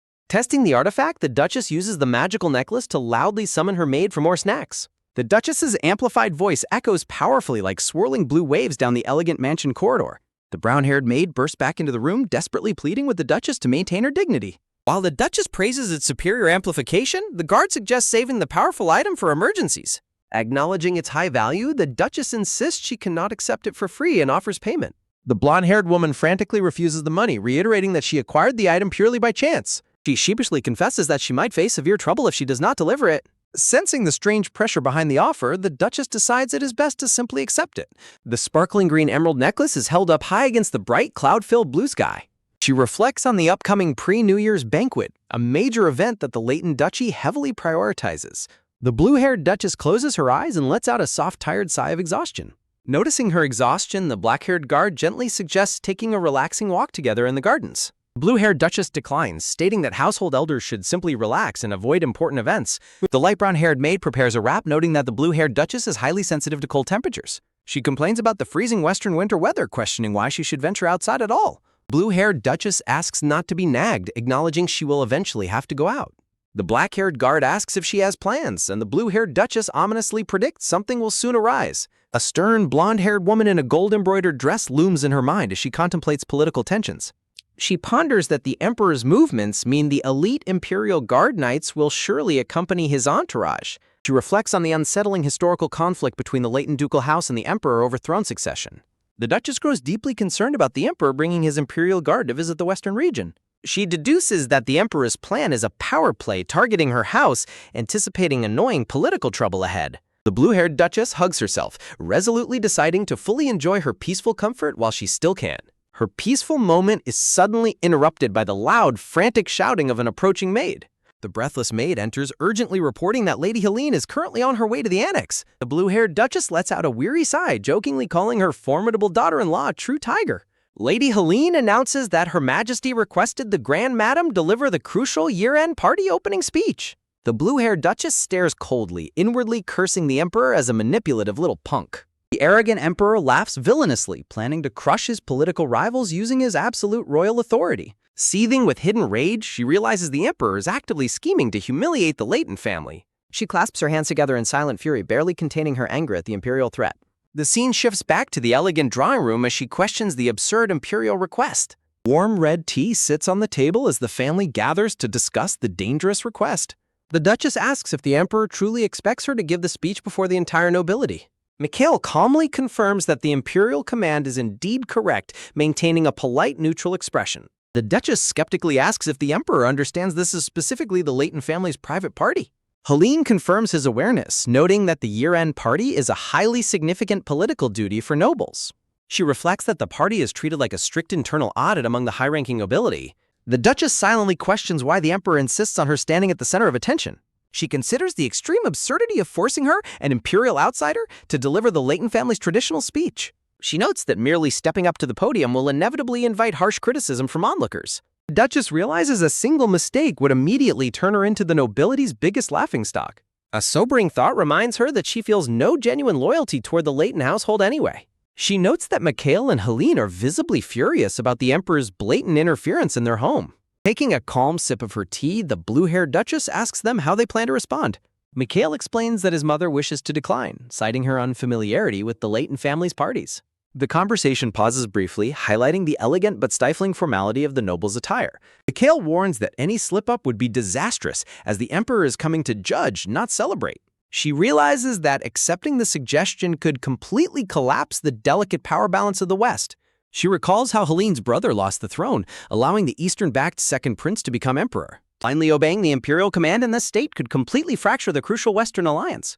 The blue-haired Duchess laments her involvement with the imperial family, hating how complicated the situation has become. Helene grimly declares that they cannot simply decline the emperor's request, shifting the mood entirely. Mikhail turns to Helene in utter surprise, questioning her sudden, rigid change of stance. Helene explains with deep anxiety that they must comply because it is a direct royal command. Clasping her hands tightly, Helene insists that they have no choice but to obey the decree. The Duchess counters that it was merely a suggestion, not an official decree bearing the royal seal. Helene coldly warns her not to underestimate the immense political weight that even a suggestion carries. Mikhail agrees, noting that said suspicious emperor will ensure any small misstep spirals completely out of control. The Duchess silently notes how strange it is that Helene is not actively opposing the dangerous idea. While Mikhail worries about his mother, Helene coldly dismisses it, stating the speech is already fully prepared. The Duchess decides to play along for now, though a persistent bad feeling continues to plague her. The blue-haired Duchess reflects on past times she was kept as Grand Madam due to the late Duke's crimes. While Helene speaks, the blue-haired Duchess suspects the Emperor is blackmailing her daughter-in-law without any clear justification. She contemplates if the Emperor uncovered Helene's secret or a weakness within the latent duchy. She notes that Helene and the Emperor share very few ties and are not close at all. Snapping out of her thoughts, the blue-haired Duchess brightly proposes offering a compromise instead. Mikhail and Helene react with confusion to the proposal of a compromise. Smiling confidently, the blue-haired Duchess confirms her plan to resolve the situation. She outlines her strategy to split the upcoming ceremonial speech into two distinct parts. The startled brown-haired maid questions the plan while the Duchess emphasizes her partial speech. The Duchess explains how they will divide the address into a main speech and a toast. The black-haired guard is visibly perplexed as he asks for clarification regarding the toast. Blue-haired Duchess cheekily explains it is the simple kind of toast made at banquets. The guard wonders in utter disbelief if she would truly perform such an act before the Emperor. The nervous maid sweatingly points out that noble families do not typically drink beer. Inwardly amused, the blue-haired Duchess finds their misplaced worries highly entertaining. She details the difference between the formal celebratory greeting and the opening toast. The Duchess decides she will give the casual toast, leaving Mikhail the main speech. Having spent most of his life on battlefields, the guard asks if relations are tense. The Duchess begins her explanation by mentioning that the previous emperor had 2 wives. Her hand draws a simple family diagram on the chalkboard to illustrate the royal bloodline. She narrates that the first empress had the crown prince and Helene before dying. She identifies the second empress Cercel as the mother of the current emperor. She reveals the crucial detail that Lady Helene and the emperor are actually half-siblings. She explains that the latent duchy unofficially backed the first prince during Helene's marriage. Her illustration shows how the second prince seized the throne to become emperor instead. She details how the Eastern-backed emperor's sudden rise left the latent duchy completely isolated. She explains that this tension is why Mikhail's debut must navigate the political standoff smoothly. The guard and the maid nod in understanding of the complicated political dynamics. Spinning around gracefully in her elegant gown, she moves to the next part of her plan. As she sits down on the sofa, she admits she has little personal experience with social gatherings. She requests their advice and warmly invites both of them to take a seat. Reaching her hand out, she gesturingly commands her loyal companions to join her. Guard and maid hesitantly sit down, curious about the advice she seeks. Smiling, she asks them if they both share a fondness for drinking alcohol. She relaxes her hands over her lap, awaiting their honest response. She repeats her query with a playful glint in her blue eyes. While the guard boasts of his extensive tastings, the maid's modest denial is playfully debunked by the Duchess. Terrified, the brown-haired maid desperately asks if Oliver the gardener leaked her drinking habits. The Duchess sweat drops, realizing her maid had indeed been keeping her high tolerance a secret. Returning to the main topic, she asks if either of them knows a suitable toast. The guard suggests that the toasts used by knights might provide some useful inspiration. Curiously, the Duchess asks if knights' drinking parties differ from standard social gatherings. He explains they use loud proclamations led by Captain Harold rather than typical toasts. The maid describes how their toasts were simple, loud praises celebrating hardworking companions. Angrily realizing the leak's source, the maid vows revenge against Oliver the gardener. The guard suggests asking the Count, who has visited the capital for imperial victory celebrations. She muses over the idea, noting that the capital indeed frequently hosted victory ceremonies. The Duchess suddenly freezes, realizing that capital victory ceremonies are designed to glorify the emperor. She reflects deeply on the underlying political nature of a royal victory ceremony. A sudden sharp slam echoes as her hand hits the table in a moment of shocking revelation. A loud, sharp slam echoes as the Duchess firmly slaps her hand onto the table. She asks Sir Nada to urgently contact Count Bally, and he readily agrees to do so. With a swift sudden turn, the black-haired guard moves to execute her command immediately. She tells Anna to recall the tailor for a dress change and investigate the hall layout. Sir Nada bids them farewell as Anna prepares the Duchess's coat for the journey. She resolves to display an elegant show of loyalty instead of splitting the speech. A serene, confident smile plays on her face as she prepares to execute her plan. The scene shifts to the grand sunlit palace hosting the lavish year-end party. Elegant nobles arrive in magnificent attire, ascending the grand steps of the palace. The blue-haired Duchess gracefully walks through the imperial gardens in her elegant new gown. She glances around the palace grounds, her expression turning serious and highly analytical. Sir Nada offers a reassuring smile to comfort her as they walk together. She commends Sir Nada's hard work during their final walkthrough, and he thanks her. Sir Nada expresses his great anticipation and excitement for the upcoming imperial banquet. The weary Duchess admits she only wishes for the busy event to end quickly. While Sir Nada notes everyone is eager for her speech, she wonders about his excitement. She quietly hopes that nothing unexpected happens to disrupt their carefully laid plans. Spotting figures ahead, she curiously asks Sir Nada if those are children in the garden. Seeing two kids from behind, she wonders if they are Helene's children. She silently compares their fluffy winter hats to soft, sweet cotton candy. She feels highly amused and slightly self-conscious about being a grandmother in her 20s. Overhearing them, she listens as the children discuss eating something they enjoyed during summer. A sudden realization startles the Duchess, catching her completely off guard. While the boy hesitates over the color, the girl eagerly insists on eating the berries. The children suddenly freeze as the Duchess and Sir Nada catch them in the act. She asks if their teacher ever taught them not to eat things off the ground. They stare up at her blankly, and she notices the younger one resembles Mikhail. Smiling, she reflects that Mikhail and Helene must have been just as cute once. Stopping them, the Duchess firmly instructs the kids not to eat the dirty berries. The young girl is confused by the title, while the Duchess avoids complex explanations. She kindly explains that every family has a madam and they will understand when older. She instructs them to play safely, eat only trusted food, and avoid getting sick. The sweet children happily make a pinky promise to follow her safety rules. Brushing off her hands, she gently praises them for being such good children. As she prepares to walk away, a tiny hand suddenly tugs at her skirt. The Duchess looks back, slightly startled by the unexpected touch. She softly asks the little girl what she wants. The young blonde girl proudly introduces herself as Minerva Layton with a sweet smile. The Duchess introduces herself to the sweet girl as Wilhelmina. Minerva happily introduces her brother Gianel, who politely greets the Duchess. The Duchess brightly waves and bids them a warm hello in return. Minerva innocently asks if she is a plant teacher, surprising the Duchess. Minerva explains she is curious about flower names and her teacher lacks botany knowledge. Minerva asks if she majored in botany, leaving the Duchess questioning her own explanation. The young girl reaches out to gently take hold of her hand. Minerva shyly asks the Duchess if she has time to join them for tea. Gianna looks up with a bright, hopeful smile, waiting for her answer. The Duchess is shocked, wondering where the children learned such formal invitations. The sweet children extend their invitation, asking if she would play with them. Minerva looks up with glittering, hopeful eyes, eagerly waiting for her response. A close-up shows the blonde-haired lady, Helene, nervously clutching her elegant gown. Her delicate hand writes a letter on paper as the pen scratches softly. Sitting at her grand desk, Helene wonders how much work remains before the party. Rubbing her temple, she contemplates the extensive preparations that still lie ahead of her. Looking at a family portrait, she fondly remembers her children, Gionil and Minerva. She ensures her planned schedule leaves no gaps for her children's needs. Helene reminds herself of her solemn responsibility to protect them as their mother. With a quiet sigh, she taps her feather pen back into its inkwell. She bitterly blames Wilhelmina's upcoming speech plan for causing so much extra work. Standing up abruptly, Helene questions how Wilhelmina could propose such a reckless plan. She looks down in disgust, calling Wilhelmina's political strategy both extreme and vulgar. Walking away, she decries the plan as irrational and wonders why Mikhail agreed. She remembers Mikhail's cheerful expression as he clapped in support of Wilhelmina's plan. She resolves to perform her duties as the lady of the house diligently. Elaine realizes she will have absolutely no free time until the party ends. Walking through the library, she plans the children's next advanced academic lessons. She pauses in quiet contemplation, her expression softening as she remembers her children. In a flashback, Minerva asks Helene if she ever walks in the garden. Helene replies she has no time, leaving her daughter looking highly disappointed. Minerva pleads for a brief visit during their afternoon break instead. Helene suggests she might find time on Wednesday or Friday if meetings end. She quietly adds that this promise depends entirely on her busy schedule. A bright pink screen shows Minerva's delighted acceptance of her mother's promise. Minerva beams with pure, starry-eyed happiness at her mother's rare agreement. Helene thinks that spending even 10 minutes with them would be worth it. She decides that making an exception just for today should be perfectly fine.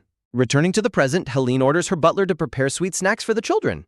The scene shifts to the serene, sunlit garden surrounding a beautiful white fountain. Helene walks gracefully through the garden, accompanied by her butler and a maid. She suddenly freezes, her sharp blue eyes narrowing as she spots someone nearby. She recognizes a passing maid on the steps as Anna from the annex. The butler suggests retraining Anna, but Helene tells him not to interfere. She stares after the maid, her expression growing increasingly serious and analytical. She notes that Anna looks incredibly proud and fulfilled in her annex role. Helene recalls that the annex was once feared as a place of exile. Staff members previously dreaded annex duty, weeping over the brutal, endless workload. She recognizes that Wilhelmina's arrival completely revolutionized the annex staff's overall morale. Smiling warmly, Wilhelmina walks alongside her content, cheerful staff members. Helene reflects that annex pay remains lower with significantly fewer days off. Even though promotions require main housework, the maids seem genuinely happy. She is deeply unsettled that no annex staff applied for a main house transfer. Distressed, Helene recalls Mikhail's praise and wonders if Wilhelmina is more respected. Gripping her dress in frustration, she refuses to accept being overshadowed by Wilhelmina.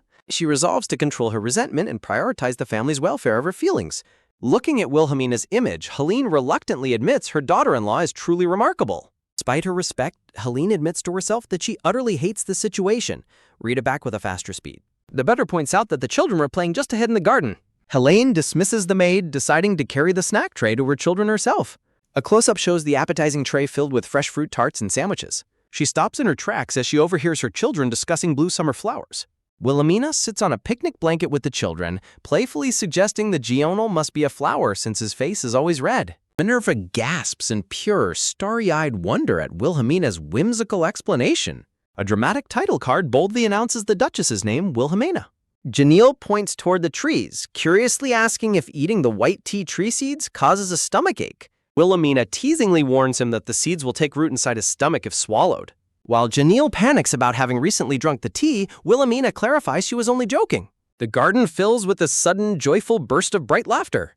Minerva giggles joyfully, playfully begging Wilhelmina to stop teasing her flustered brow. Helene watches from the shadows, her sharp blue eyes filled with cold, mounting distress. Clutching the tray tightly, Helene trembles in resentment as she hears her children's joyful laughter. The children eagerly ask Wilhelmina to teach them botany again and promise to ask their mother. Wilhelmina gently declines, reminding them of how incredibly busy their mother is. The children's faces fall as they sadly note their mother's constant, exhausting schedule. Looking deeply sorrowful, Minerva quietly confesses her secret wish that Wilhelmina were their mother instead. A sharp shattering crash echoes as the delicate tray slips from her trembling hands.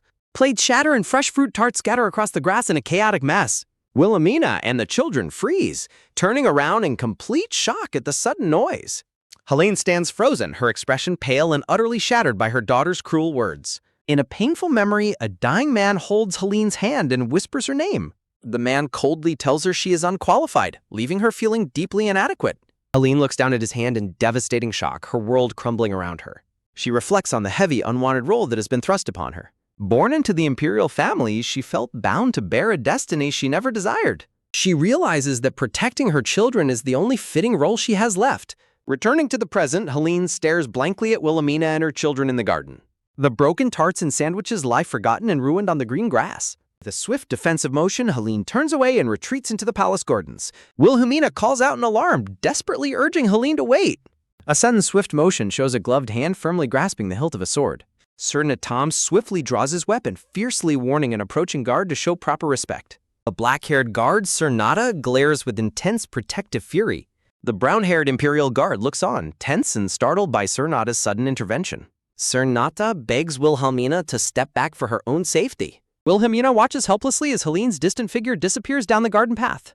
Gripping her dress, Wilhelmina whispers Helene's name with deep worry and sadness. Wilhelmina sits quietly in a grand room, looking out the window at the falling snow. She looks downcast, deeply troubled by the tense confrontation in the garden. In a flashback, Wilhelmina gently comforts a deeply distressed Minerva. Wilhelmina kindly asks Minerva if she has ever argued with her own brother. She reassures Minerva the family will always understand if they speak from the heart. She encourages the young girl to apologize for her hurtful slip of the tongue. Minerva sheds tears of relief, feeling comforted by Wilhelmina's gentle, wise advice. In the present, Wilhelmina looks out the snowy window, reflecting on Minerva's innocent slip. She realizes the child's words reveal how strained Helene's relationship with them has become. She muses on the fragile nature of familial love in their harsh, noble world. A sudden voice notes the onset of a blizzard, calling it a bad omen.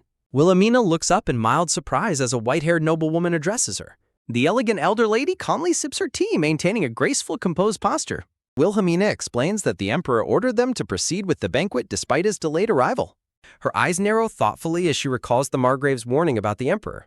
Margrave Leighton explains that the emperor is extremely stubborn, highly competitive, and easily detects shallow flattery. Margrave Leighton adds that the emperor favors extravagant spectacles and would have enjoyed their last masquerade. Wilhelmina silently questions if an emperor driven solely by greed for power and wealth is simply a tyrant. Margrave Leighton praises the Emperor's exceptional ruling abilities, anticipating an impressive meeting. Wilhelmina resolves to ignore the Emperor's bad temper as long as her upcoming speech succeeds. The elegant elder lady asks if Wilhelmina is wearing her banquet outfit and confirms her role in delivering the dedication speech. Wilhelmina politely explains that complicated circumstances led her to take on the speech. The elder lady expresses her profound admiration for Wilhelmina's clever idea, prompting a humble response. The elder lady addresses Wilhelmina by her high-ranking title, prompting her to turn and listen. The elder lady warns that Wilhelmina will become the center of public attention after the party. She warns Wilhelmina that all her actions and guests will face intense scrutiny, ending her quiet life. Wilhelmina realizes this dedication speech holds far too much significance to be dismissed as minor work. She understands the speech will solidify her high societal standing, forcing her to shoulder immense responsibility. The elder lady urges Wilhelmina to prepare for her impending public debut as the Grand Madam. The elder lady encourages Wilhelmina to view the upcoming party as her perfect opportunity to debut. Wilhelmina pauses, quietly absorbing the gravity of her mentor's advice about the upcoming banquet. She gently closes her eyes, mentally preparing for the massive societal shifts ahead.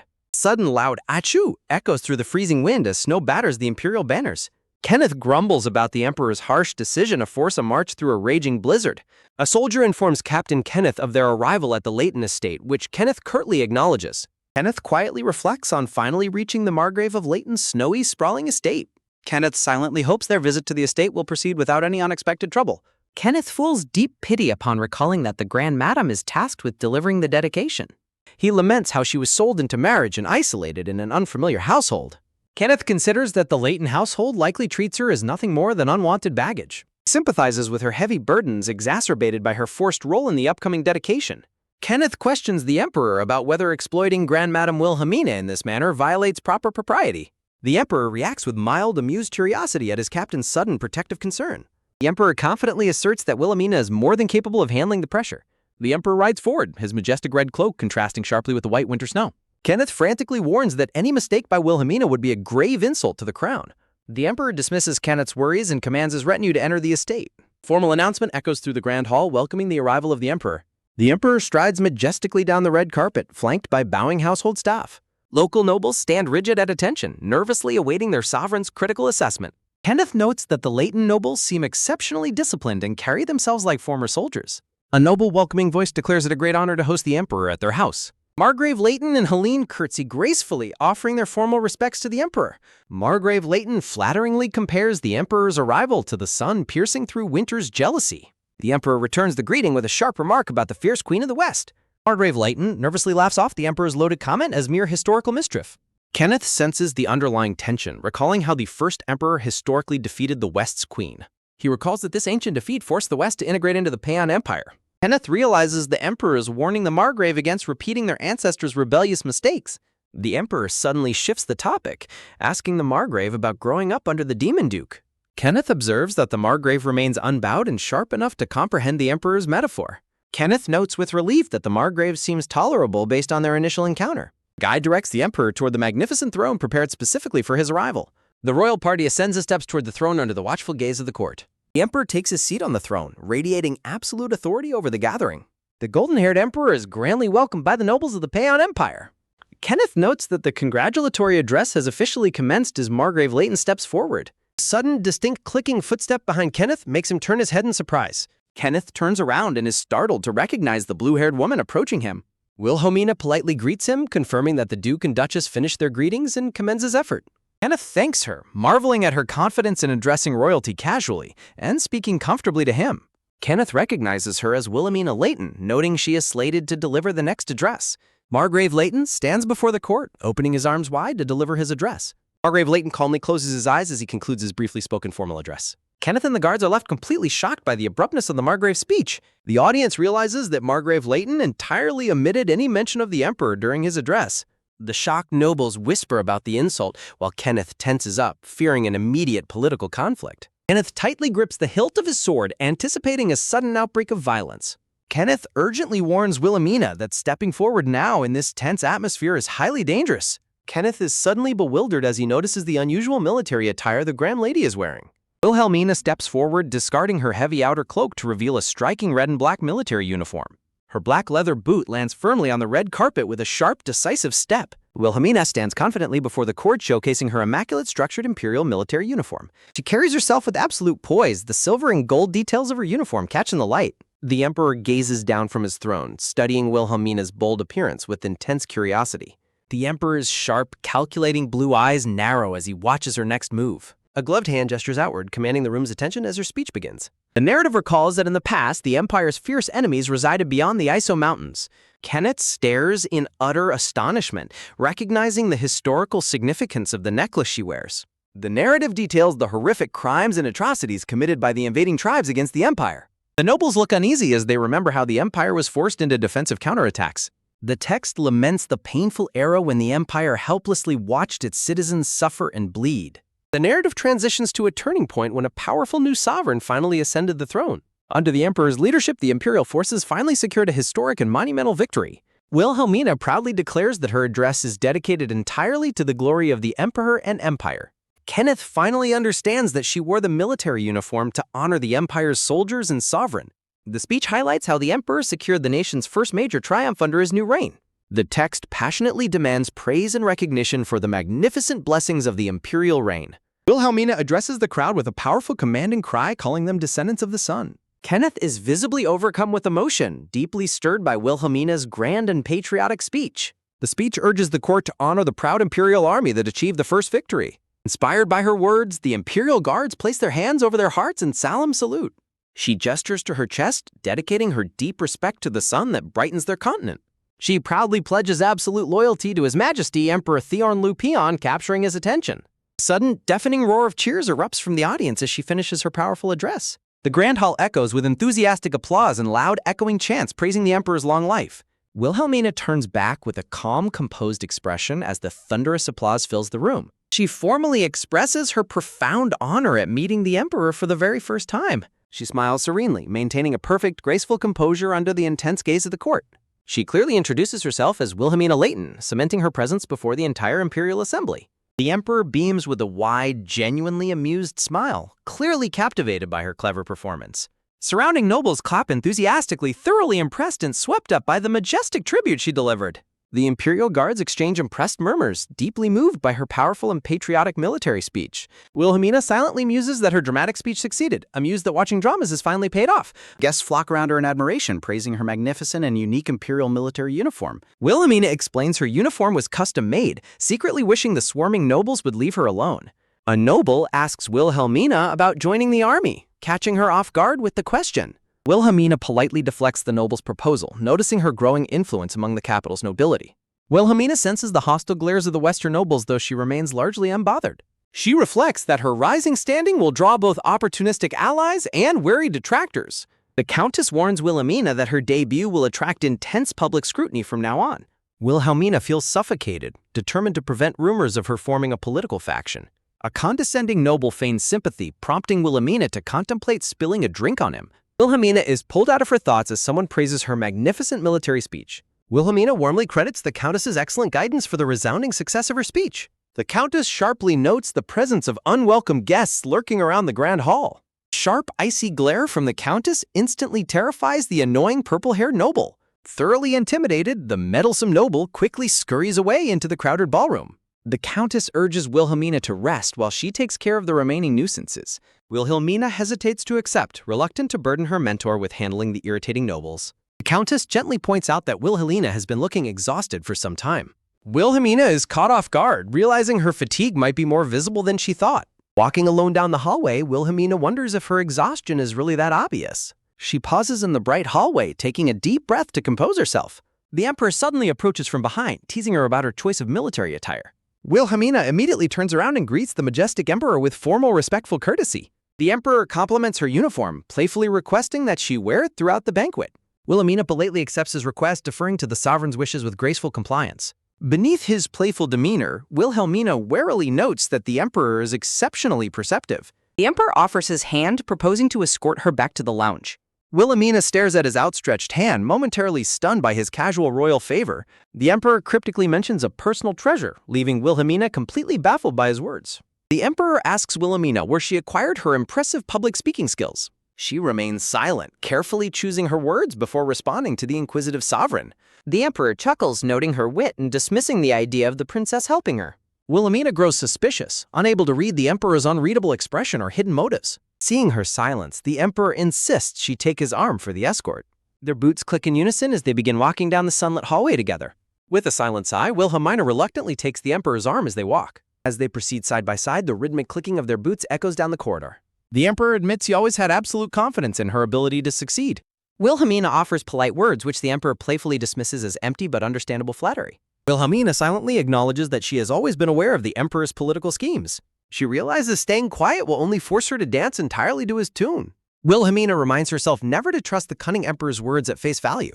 The emperor remarks that her immense talents are far too valuable to waste away. Wilhelmina's eyes widen in sheer shock at the emperor's unexpectedly direct provocation. The emperor seriously asserts his need for brilliant, bold individuals to serve him. He offers to replace her current title with a far more powerful position. Their steady footsteps pause briefly as the gravity of his proposal hangs in the air. Wilhelmina realizes that even for a notoriously eccentric sovereign, this offer is incredibly bold. She knows that one wrong answer in this high-stakes conversation could doom her entirely. The emperor confidently praises his own judgment, finding Wilhelmina's cautious reaction absolutely fascinating. His sharp, calculating blue eyes narrow as he awaits her ultimate decision. The scene shifts as Helene contemplates her impending reunion and her composure before the sovereign. Kenneth gazes softly at Wilhelmina, silently admiring her remarkable presence in the grand hall. A quiet narration notes how rare it is for Kenneth to sincerely praise anyone. A soft, quiet chuckle escapes as a subtle, mysterious smile plays on the speaker's lips. Kenneth recalls thinking his colleague was simply over-romanticizing a youthful first love like a teenager. The memory displays Wilhelmina delivering her powerful, dramatic speech in her striking red military uniform.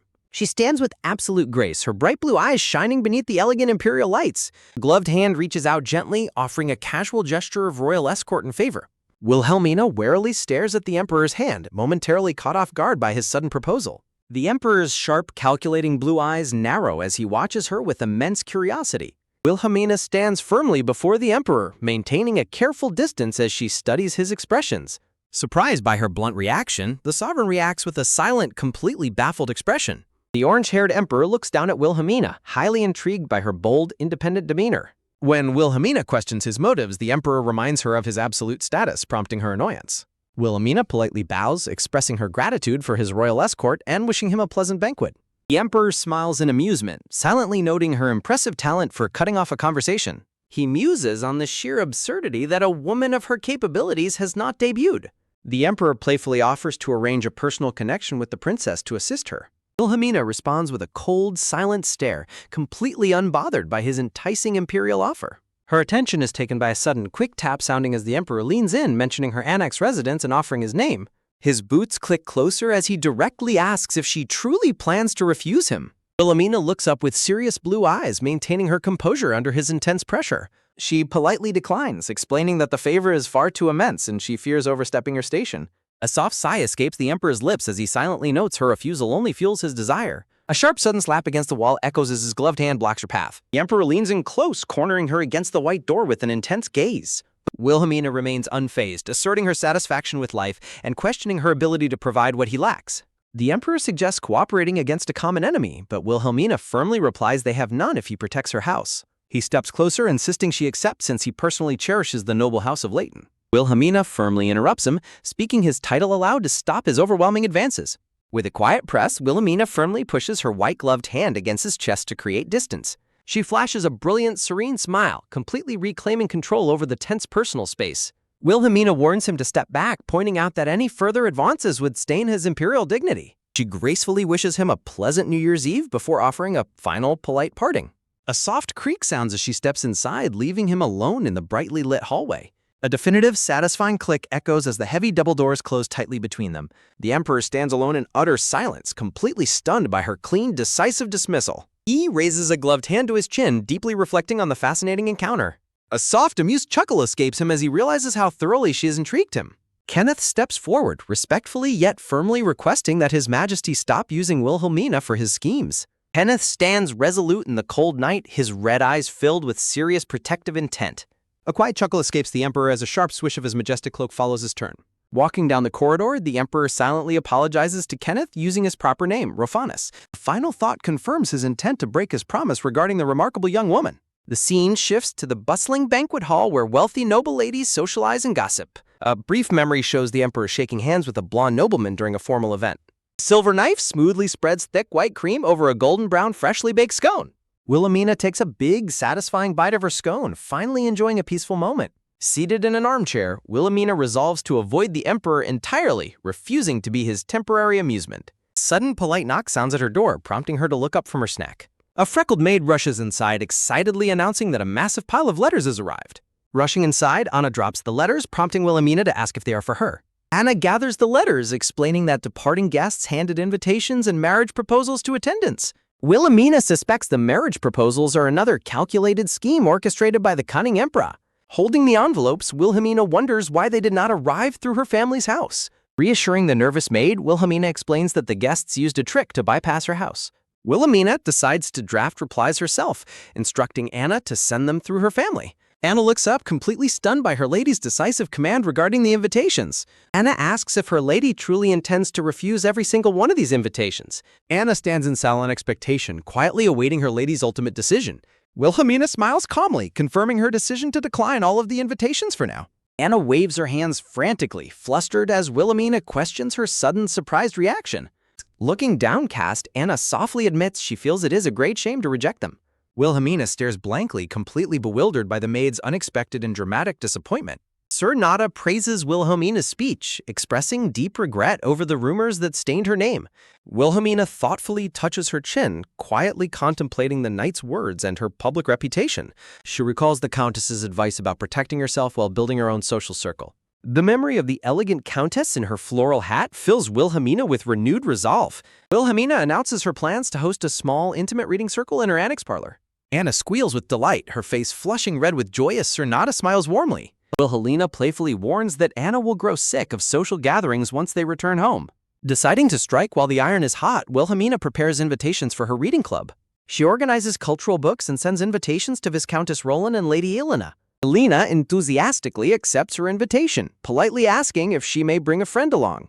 Jane Goldrail arrives first, admitting she never expected to be invited to Wilhelmina's gathering. Wilhelmina warmly reassures Dean, reminding her she is a proper lady of a noble house. Jane blushes and looks away nervously, admitting the truth of the Duchess's kind words. Wilhelmina promises to invite her often, encouraging Jane to attend without feeling any pressure. Sitting at the table, Jane discusses a romance novel that left a deep impression. Wilhelmina silently praises Jane's wide knowledge of academic culture course textbooks. She fondly remembers Anna passionately declaring the romance novel as essential reading for a library. An attendant announces Viscountess Roland's arrival, drawing the attention of both young ladies. Viscountess Roland enters gracefully, thanking the Grand Madam for inviting her to the gathering. Wilhelmina rises to welcome the esteemed Viscountess with polite, respectful courtesy. Viscountess Roland politely asks about the identity of the blonde lady standing beside them. Jane bows as she introduces herself, while the Viscountess recalls her family's poor reputation. Wilhelmina notes the quiet tension and encourages the introduction with a reassuring nod. Viscountess Roland smiles warmly, offering a polite and gracious greeting to the nervous Jane. Jane looks up in pleasant surprise, deeply relieved by the esteemed elder's friendly demeanor.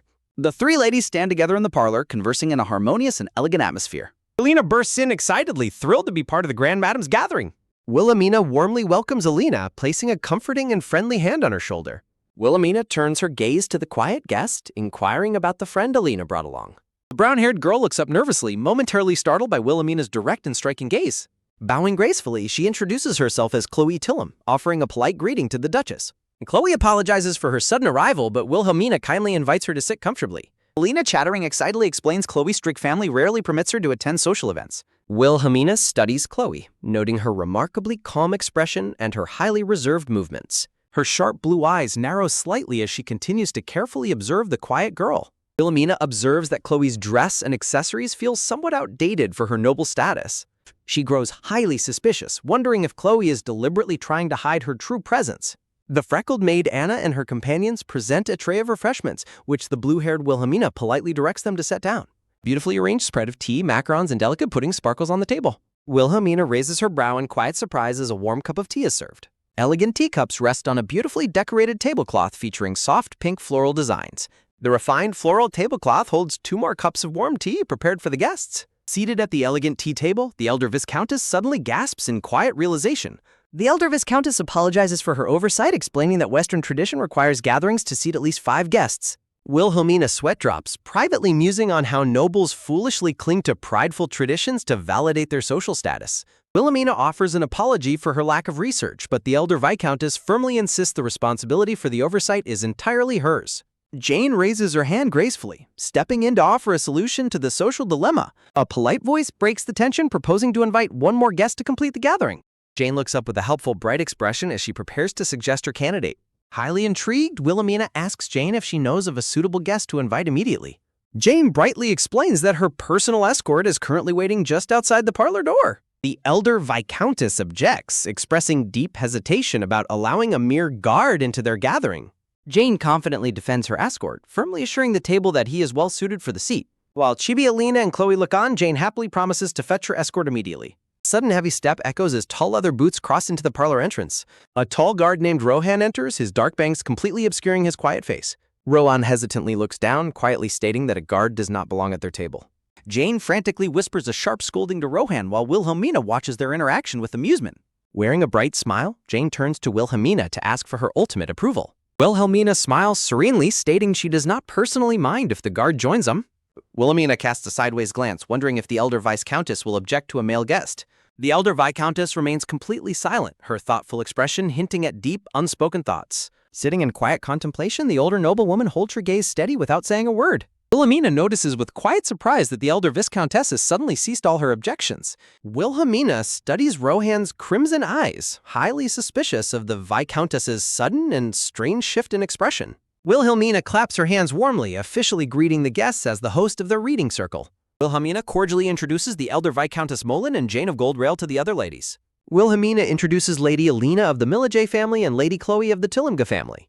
After Wilhelmina introduces the escort, the elder Viscountess suddenly asks how long he has served Jane. Wilhelmina is taken aback, inwardly noting how remarkably blunt the Viscountess's inquiry is for her rank. Rohan remains perfectly still under her gaze, quietly asking if he must answer her question. The Viscountess notes she frequently works with Jane's guild, prompting Rohan to humbly call himself a servant. Rohan explains his role as merely carrying items, leading the Viscountess to conclude she was mistaken. Sip sip, Wilhelmina drinks her tea, quietly doubting that the striking guard is just an ordinary servant. Wilhelmina notes that Rohan's voice sounds familiar, suddenly wondering if he is looking directly at her. Rohan introduces himself as Rohan, leaving Wilhelmina unable to recall any noble matching his impressive build. Wilhelmina looks away, ultimately brushing off her deep suspicions as a trick of her own imagination. A stack of beautiful books on the table signals the pleasant success of the reading circle. Alina and Chloe chat warmly, thoroughly enjoying the light-hearted and friendly atmosphere of the gathering. Jane gestures animatedly, happily sharing her thoughts with the other ladies at the tea table. Anna smiles joyfully, proudly presenting a heavy tray piled high with golden puddings and fresh fruit. A narrative caption highlights Anna's immense excitement about hosting their very first gathering in the annex. Wilhelmina frantically waves her hands in defeat, completely stuffed by Anna's endless trays of sweet treats. Desperate to clear the table, Anna begs Rohan with pleading, teary eyes to eat the pudding. Rohan eats all the puddings, quietly slipping snacks to the maid, which highly amuses Wilhelmina. Lena and Chloe wave goodbye, expressing their gratitude and promising to attend the next reading circle. Wilhelmina waves goodbye with a serene, happy smile, wishing her guests a safe journey home. Viscountess Molin calls out to Wilhelmina, who turns back with a polite and questioning look. Viscountess Molin asks if Wilhelmina knows Rohan, but Wilhelmina clarifies she has only spoken to him once today. Looking thoughtful, Viscountess Molin remarks that Rohan seemed remarkably familiar with the Duchess. Touching her chin in quiet reflection, Wilhelmina recalls that she did feel Rohan's intense gaze on her earlier. Viscountess Molin wonders if Rohan is an acquaintance from the capital's academy, but Wilhelmina does not remember him. With a wistful smile, Wilhelmina confesses she has no fond memories of her time at the academy. In a comical chibi moment, Viscountess Molin wonders if Rohan is an infiltrator, which Wilhelmina immediately doubts. Wilhelmina reasons that any spy would target the main estate instead of the annex, adding that Rohan's gaze was telling. Viscountess Molin giggles softly behind her white-gloved hand, thoroughly amused by Wilhelmina's sharp deduction. A bewildered chibi Wilhelmina looks on, asking the Viscountess what she finds so amusing. Viscountess Molin smiles with elegant poise, placing a gloved hand over her chest as she prepares to respond. Wilhelmina presses the issue, directly asking the Viscountess if she truly harbors suspicions about Rohan. Viscountess Molin casually dismisses the suspicion, confessing she simply finds the idea highly entertaining. Smiling warmly, she calls her curiosity a harmless little pastime to keep an old woman entertained. The ornate carriage rattles away down the road, carrying the Viscountess back to her main estate. Wilhelmina stands alone in her dark green cloak, quietly watching the carriage disappear into the distance. Wilhelmina reflects on the conversation, realizing the Viscountess wants Rohan invited to their next reading circle. Clutching her hands together, Wilhelmina stands in silent thought as her blue gemstone chain shimmers. Looking over her shoulder, Wilhelmina turns back toward the annex and inquires about Sir Nada's whereabouts. Jane, the freckled maid, explains that Sir Nada left on business and offers to summon him. Wilhelmina calmly declines the offer, stating there is no need to disturb her loyal knight. The scene shifts to an empty white stone pavilion surrounded by lush garden greenery. Jane walks alongside Rohan past the gazebo, hoping she is not overstepped by calling him so suddenly. Their boots tap rhythmically against the stone path as they stroll side by side through the quiet garden. Jane silently worries about her decision, unable to read Rohan's completely impassive and guarded expression. Rohan suddenly halts and grabs Jane's arm, warning her to stop as she gasps in alarm. Sharp wooden dagger wrapped in a swirling magical blue-purple aura suddenly hurtles directly toward them. Rohan reacts in a split second, moving with blinding speed to intercept the incoming projectile. Rohan blocks the weapon just inches away from Jane, who stands frozen in absolute shock. Jane looks at the intercepted object in astonishment, whispering in disbelief at the sight of a wooden dagger. Pointing at the weapon tied to a rope, Jane frantically demands an explanation for his actions. Rohan remains entirely unbothered, calmly turning his head to face his unseen challenger. A cold voice cuts through the garden silence, stating that they should be the ones asking that question. A firm, heavy step lands on the stone pavement with a sharp, decisive tap. Jane gasps in relief and shock as Sir Nada stands tall at the end of the path. Nada fixes Rohan with a cold, piercing glare, demanding to know his true identity. Rohan stands calmly, his face half shadowed by his dark bangs as he looks toward the knight. Rohan remains completely composed, quietly stating his name to the hostile knight. Nada flatly rejects his introduction, revealing he watched Rohan at the castle gates and knew his escort identity was fake. Nada explains how Rohan used recognition-obscuring magic at the gates, questioning why a mere merchant employee would possess such spells. Jane panics inwardly upon realizing Nada noticed the magic, while Nada demands to know Rohan's purpose in approaching the Duchess.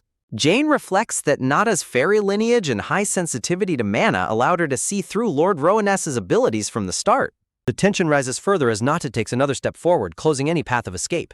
Gripping his sword, Nada steps closer and coldly demands a response to his question. Rohan meets Nada's intense glare with a stubborn, unyielding silence. Rohan quietly states his inability to answer, prompting Nada to prepare his next question. Sensing the imminent danger, Jane desperately steps between the two men, crying out for them to stop. A cold shiver runs down Jane's spine as she witnesses the terrifying gravity of the situation. Unleashing an oppressive magical aura, Natana demands to know if Rohan is an enemy of the Duchess. Snow begins to fall heavily over the silent annex mansion, mirroring the chilling standoff in the gardens. Lost in silent contemplation, Nada stares downward as a chilly breeze blows by him. Nada walks down a snowy garden path alone, footprints trailing behind his heavy boots. The gray-haired count comments that Nada appears deep in thought as Nada turns around in surprise. Nada respectfully greets the gray-haired count, recognizing his presence in the snowy garden.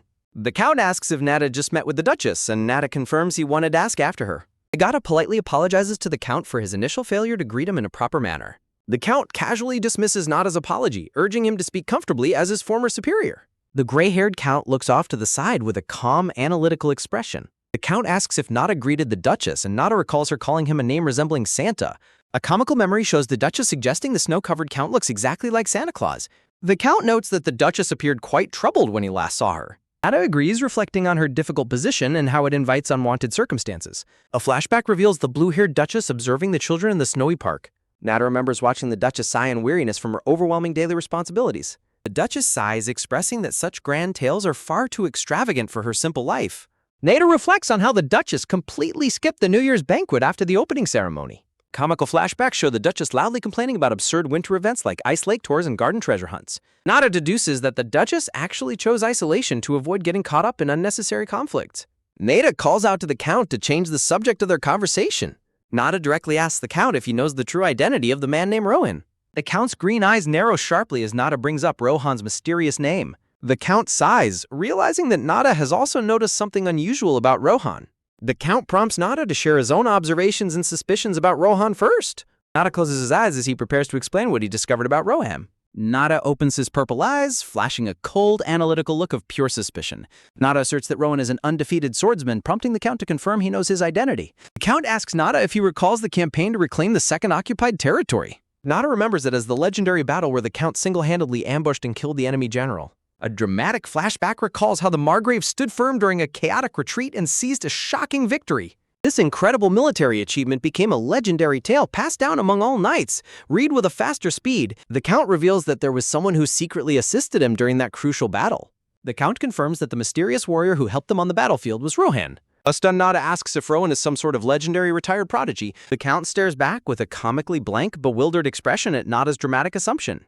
The Count bursts into hearty laughter, teasing Nada for reading far too many fantasy novels. The Count explains that he and Rohan shared the same goal of driving out the invaders and securing peace. Posing as a merchant's escort is merely a disguise for Rohan to hide his true identity. Nada listens intently, his side profile silhouetted against the gently falling winter snow. Nada shares that Rohan denied being their enemy and even offered a polite apology when questioned. The Duchess stands by a grand window, quietly looking out over the snowy estate. Memory shows Rohan bowing his head and apologizing for making Nada feel wary. Nada concludes that Rohan's true objective from the very beginning was always the Grand Dowager Duchess. The Count mounts his brown horse, riding away as snow continues to blanket the area. Before departing, the Count turns back and firmly warns Nada not to speak of Rohan. Nada is left highly bewildered, questioning if Rohan is actually a dangerous and threatening figure. The Count explains that Rohan simply prefers to keep to himself most of the time. The Count adds with a smirk that his warning is mostly just an old man's whim. Fresh footprints mark the snowy ground as the Count enjoys the thought of Rohan being flustered. The Count smiles with amusement, finding the entire situation highly entertaining to watch. The Count gallops off into the distance, reflecting on the upcoming banquet of the Margrave of the East. A grand, domed palace stands illuminated under a brilliant, star-filled night sky. Inside the glittering ballroom, elegant noble guests gather to socialize, laugh, and celebrate. Double doors decorated with ornate gold patterns stand closed beneath glowing candle chandeliers. Standing alone on the balcony, a dark-haired knight in armor looks out at the stars. The dark-haired knight turns his head slightly as a smooth voice remarks that they only came to see an old friend's face but seem to have interrupted his deep contemplation. A red-haired noble in an elegant blue uniform with gold epaulettes approaches the quiet dark-haired knight on the balcony. Smiling warmly, the red-haired noble asks if it has not been a while and wonders if the knight will welcome him. Observing the visitor's steps, Rohan coldly asks if he is using a clone again, warning him that he will get caught one of these days. The red-haired noble asks if there would truly be a foolish assassin bold enough to attack the emperor at a banquet, while Rohan points out they have met several times at the palace, which the noble cheerfully laughs off as true enough. The red-haired noble remarks that he thought Rohan would remain firmly rooted in the West, yet he attended the New Year's banquet, to which Rohan replies that skipping such an event would hurt his subordinate's pride. The red-haired noble steps closer to the balcony, resting his white-gloved hand against the stone railing with a soft tap. The red-haired noble playfully asks if Rohannes attended because he came to Venice, prompting Rohannes to dryly ask if that is the answer he would prefer to hear. Looking over the sprawling, glowing city, the red-haired noble remarks that Venice seems much more stable now, remembering when it was constantly compared to Leighton. Looking out over the balcony, Rohan replies that it is still far from perfect as there are many matters long overdue.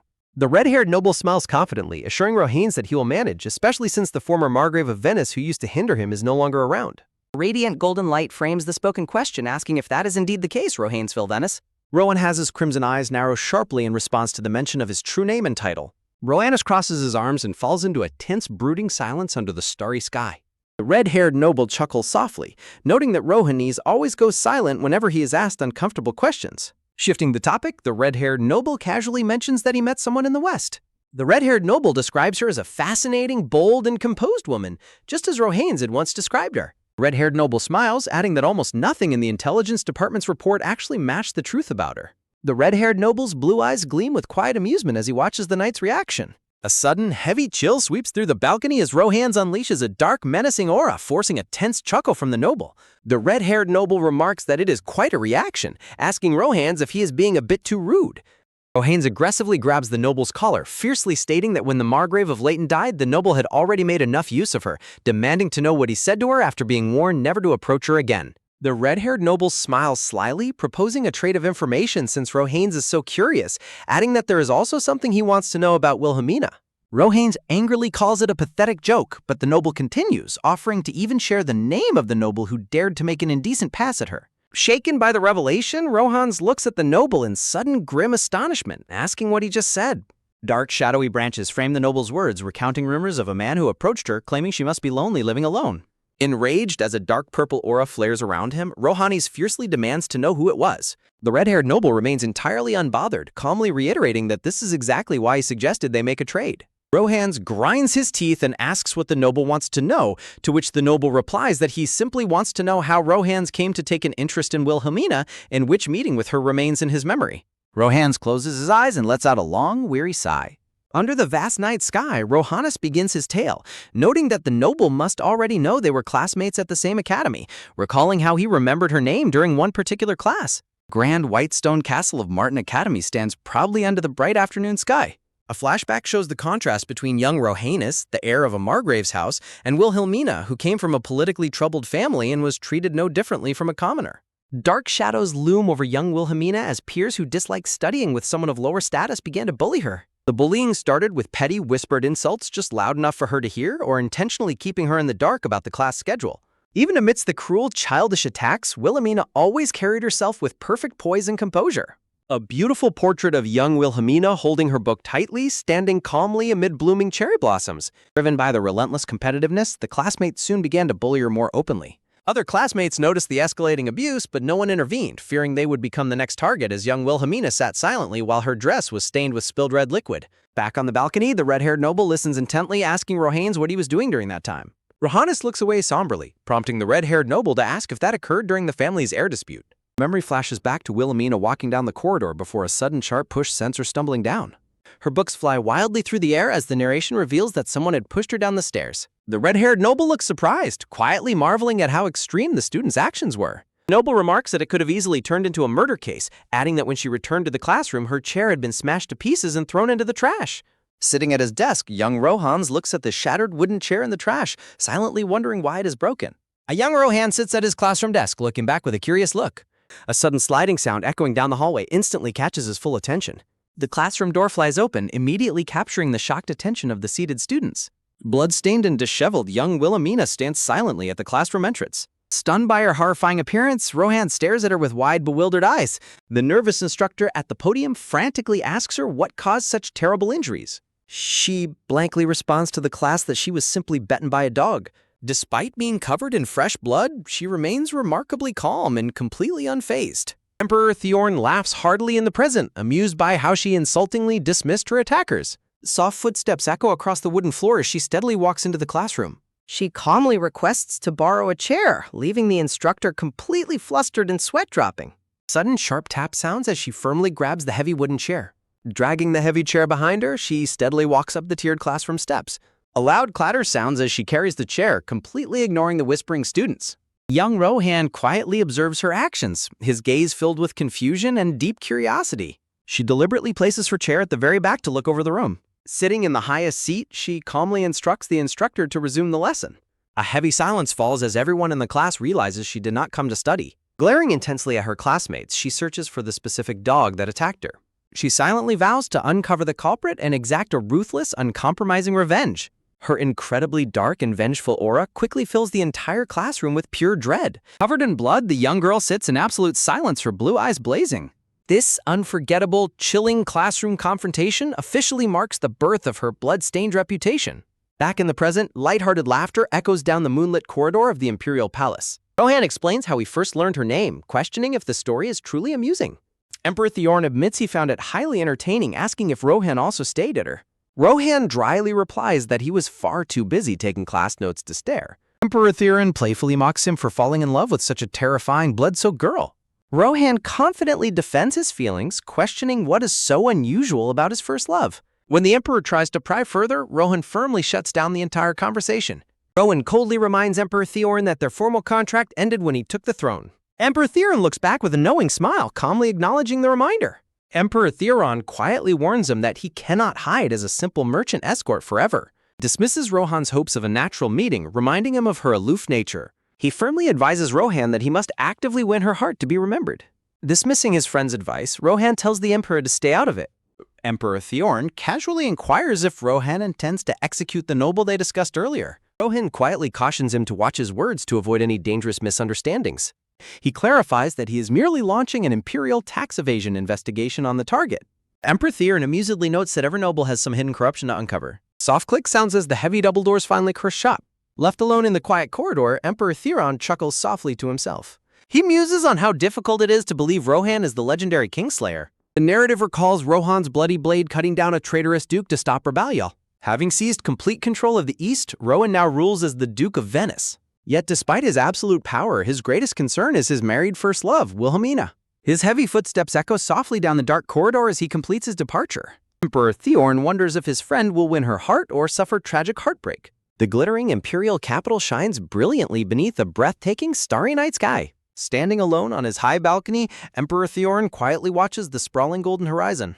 Red-haired nobleman reflects on the desire to claim precious things, quietly whispering the name Rohan's. Back at the reading circle, Wilhelmina is asked about her experience graduating from the Capital Academy. Chloe explains she graduated from the Western Academy and asks how the two capital academies differ. Wilhelmina sheepishly admits to the group that she was not exactly a model student back then. As time passes, the drop in attendance at the reading circle gatherings becomes increasingly noticeable. Sipping her tea, Wilhelmina recalls the Margrave's last visit and starts pondering Jace's current situation. She remembers how the Margrave described Jace doing nothing but weeping during their private conversations. She calculates that Chloe's age makes her a very distant senior to Jace at the academy. A quiet portrait reveals the elegant brown-haired lady in her beautiful teal gown standing gracefully. Despite her youth, the narrative notes that Chloe has already been married for over a year. Wilhelmina remembers Chloe's letter apologizing that family matters would temporarily prevent her from going out. She contemplates the mystery, knowing a noble lady would normally boast about her husband's family house. Wilhelmina stares intensely, determined to uncover whatever secret circumstances Chloe is currently hiding from them. The narrative notes that Jane is also absent from today's tea gathering due to her busy schedule. Jane's personal escort, Rohan, is also absent, having reportedly been granted a New Year's vacation. Wilhelmina sighs, wondering if she should just disband the reading circle given the low attendance. The elder Viscountess asks if Jane's guard will return, and Wilhelmina replies they must find a replacement. Hearing that the guard will no longer attend, the Viscountess expresses her sincere disappointment. Hearing this conversation, Alina suddenly gasps in shock as her eyes widen with immense curiosity. Wilhelmina smiles knowingly, teasing Alina for having a face that clearly says she found new gossip. Wilhelmina privately agrees that Rohan's cultural knowledge was an excellent fit for the reading club. She suspects his vast knowledge of art and history is far too superior for a simple guard. The Viscountess praises Rohan's brain and brawn, prompting Wilhelmina to ask how she knows his martial skills. Alina excitedly suggests that Rohan must be incredibly handsome, which Wilhelmina questions with great amusement. Alina swoons as she dramatically explains that masked actors in theater plays are always incredibly handsome. Sweating nervously, chibi Wilhelmina can only offer an awkward laugh in response to Alina's theater logic. Once her guests finally depart, Wilhelmina stretches her arms high with a tired, weary groan. Rubbing her stiff neck, Wilhelmina reflects on how their reading circle ended up as a formal tea party. Shaken off her exhaustion, she decides to go to the kitchen to thank the hardworking pâtissier. In the kitchen, the young maid happily devours the leftovers, praising the estate's generous hospitality budget. After recalling Alina's enthusiastic praise of the tarts, Wilhelmina looks forward to thanking the kitchen staff. As she approaches the kitchen corridor, Wilhelmina stops when she hears loud, angry arguments coming from inside. Wilhelmina opens the heavy door just as the flustered staff decides to go seek her out first. Stepping inside, Wilhelmina calmly demands to know the reason for all the loud commotion in the kitchen. The two startled chefs gasp in absolute shock upon seeing their mistress suddenly standing in the doorway. Wilhelmina asks if they were fighting, which the panicked head chef quickly tries to deny. Bowing her head, the red-haired head chef confesses that the dinner ingredients have still not arrived. She explains that the Dawn supplier failed the show, leaving the staff panicking about dinner preparations. The head chef points an accusing finger, revealing that the apprentice chef spent all their spare funds. The head chef laments the wasted emergency funds while the remorseful apprentice chef tearfully apologizes for his mistake. Wilhelmina sternly reminds the apprentice that the head chef's orders are absolute, ordering him to accept punishment. The apprentice chef quietly accepts his reprimand while the head chef looks on with a stern glare. A quick scan of the kitchen shelves reveals empty storage bags and rows of preserved jars. Wilhelmina turns to the head chef and asks exactly which ingredients were supposed to arrive today. Clutched in worry, the head chef replies that they are missing flour, butter, and mushrooms. The head chef sadly explains they wanted to serve Wilhelmina's favorite mushroom stew one last time before spring. A beautifully prepared mushroom stew is shown, representing the special dish planned for the dinner. Wilhelmina realizes the staff kept the ingredient delay a secret because they wanted to surprise her with her favorite stew. Comforting them, Wilhelmina says they can look forward to next winter and praises today's successful refreshments. Suddenly, their quiet moment is shattered as a panicked maid bursts in, screaming that something terrible has happened. Wilhelmina turns around in shock, urgently asking her maid Anna what could possibly be wrong. Anna clasps her hands in deep panic, reporting that something absolutely terrible has happened to Lady Goldrail. Distressed by the sudden news, Wilhelmina realizes that Jane was their scheduled flour supplier for the day. Anna anxiously reveals that young Johann just arrived with news of a robbery at Jane's shop. A shocked gasp fills the room as Wilhelmina and the kitchen staff reel from the unbelievable news. Stunned, Wilhelmina and the kitchen staff turn to Anna, demanding more details about the sudden break-in. Wilhelmina ponders how a robbery could happen to a prominent branch in such a safe territory. Anna nervously whispers the shocking suspicion that the culprit might actually be one of Jane's employees. Determined to find out the truth, Wilhelmina immediately orders Anna to prepare for a sudden departure. Stepping out onto the rain-slicked pavement with a quick splash, Wilhelmina arrives in the gloomy town square. Shielded from the heavy downpour under a large umbrella, Wilhelmina walks through the streets alongside Johann. Through the heavy curtain of rain, they spot a devastated Jane kneeling on the cold, wet pavement. Wilhelmina is overcome with deep worry as she watches her friend sobbing in the pouring rain. Refusing to stay back, Wilhelmina takes the umbrella from Johann, insisting on approaching her friend alone. A painful memory flashes back of a desperate hand reaching out amidst a heap of shattered glass. The memory recalls the frantic search through the dark ruins of the shop to retrieve something precious. A soft call of Jane's name echoes as the flashback fades back to the rainy reality. Jane looks up through her tears, startled to find Wilhelmina holding the umbrella over her. The scene shifts back to a brighter, sunlit afternoon at the bustling Merchant Guild warehouse. Young Johann cheerfully slides the door open, greeting Jane with his usual friendly energy. Smiling warmly from behind her counter, Jane happily welcomes the young boy into her shop. Johann hands her a small envelope explaining that it contains a new message for her. Jane opens the paper to find a chilling written threat demanding she expose a ledger thief. Jane's bright expression quickly fades into quiet seriousness as she reads the hostile message. Jane realizes the rival Doman Guild is lashing out because they suspect her of corporate espionage. Laughing it off, Jane confidently assumes her competitors are simply jealous of her remarkable business success. Johann curiously wonders if the rivalry worsened because so many clients switched to her branch. Surprised by his sharp observation, Jane asks the young boy where he heard such market rumors. Johann points out that everyone knows her successful branch completely outpaced and defeated the rival guild. Crossing his arms, Johann warns her that her envious rivals are definitely keeping a close watch. Jane smiles fondly, quietly amused by how boldly Wilhelmina utilizes young Johann as her informant. Jane playfully pats his head, but Johann warns her about the high stakes of her succession rumors. Mention of the succession reminds Jane of her father's severe displeasure regarding her merchant work. She recalls her stern father demanding she abandon her shop and return to the main family house. Pushing past the memory of her father's disapproval, Jane smiles softly, resolved to forge her path. Jane shares her dream of relocating to Central Avenue, earning an enthusiastic cheer of support from Johann. Shifting the conversation back to business, Jane cheerfully asks if Johann needs to buy more herbs. Johann requests 2 packs of herbs and Jane gladly steps away to prepare the order. Returning with the order, Jane kindly lets him know she added a little extra for his brother. Jane carefully hands the neatly wrapped white paper packages over to the grateful young boy. Thanking her warmly, Johann quickly digs into his pouch to hand over his payment.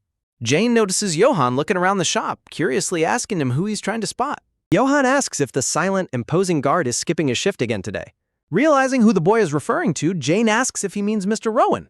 Jane playfully offers to pass along a message, sending the flustered boy into a panic of denials. Curious, Johann asks if Rohan is actually an important noble of incredibly high social status. Johann admits he got that impression because Jane always speaks so formally to the guard. Jane sweat drops, explaining that Rohan is just a colleague she treats politely due to a past favor. Johann looks up with wide, curious eyes, wondering what kind of favor Rohan did for her. Jane reflects on how Rohan taught her the basics of commerce in exchange for his merchant guard title. Wilhelmina reflects on how Rohan's true objective is the Grand Madam, explaining her choice to arrange their meeting. Wilhelmina senses that his actions stem from a desperate urge to protect his wife, not simple attraction. A lingering question remains over what exactly he is trying to protect his wife from. She suspects there is a hidden story connected to the Grand Madam. Jane frantically calls out for the Grand Madam, startling young Johann, who reacts with confusion. Jane declares that she has an important delivery to make to the Grand Madam today. Jane shows Johann the high-quality mushrooms she selected specifically for the Grand Madam and the Duke's household. Johann bids her farewell and departs as Jane heads off to complete her delivery. A sudden step echoes sharply as a heavy boot plants firmly on the tiled floor. Johann groans as he accidentally collides with an imposing, monocled older man and quickly apologizes. Jane suddenly gasps in shock as she looks up, visibly sweating in nervous surprise. Lord Goldrail looms menacingly as a dark snake silhouette appears behind his intimidating, authoritative figure. Johann recoils with a painful grunt after colliding with the rigid wall of the stern nobleman. Spotting her father standing inside her shop, Jane nervously questions his unexpected arrival. Her father casts a cold, critical gaze downward, sizing up his daughter's business environment. His eyes scan the sparse shelves and storage areas of Jane's modest merchant shop. Her father harshly criticizes her, calling her merchant shop a pathetic business. He stands imperiously over Jane, casting a dark, overbearing shadow across the shop floor. Jane attempts to defend her sales, but her father dismisses her, stating he already reviewed her reports. Jane details her ambitious expansion plans, including a strategic contract with Cello Restaurant to gain a foothold. Jane explains how she secured a new oil supplier after discovering contamination in their competitor's product. Hiding nearby, young Johann looks on in absolute shock at the tense family confrontation. Her father coldly dismisses her hard work, declaring her business achievements completely useless. Jane is left completely stunned by her father's harsh, unfeeling rejection of her accomplishments. He belittles her business as playing house and questions her status as a true merchant. He berates her for stealing clients from competitors, claiming she brought humiliation to the Gold Rail name. When Jane argues she acted as any merchant would, her father retorts that he never wanted her to be one. Her father's anger flares as he continues to lecture her with stern, absolute authority. He coldly reminds Jane of her societal role as a daughter, demanding she abandon her merchant dreams. He mocks her small shop's revenue, comparing it to pocket change against the vast Gold Rail Guild. Jane desperately argues that her shop has immense growth potential based on healthy profit margins. Her father scoffs at her partnerships with commoner establishments while Jane silently clenches her fist in frustration. Jane internally maintains that supplying a highly credible restaurant is invaluable advertisement regardless of its commoner clientele. He asserts he educated her to lead the family, not to work as a common laborer. Jane's spirit falters as she takes a quiet, dejected step back in the dark room. Realizing he will never understand, Jane listens silently as he orders her to close the shop. He demands she return home with all profits to recover the value of the bresh. Her father pauses with sudden curiosity, prompting Jane to question his reaction with growing worry. A spark of cold defiance flares in Jane's eyes as her father contemplates her marriage arrangements.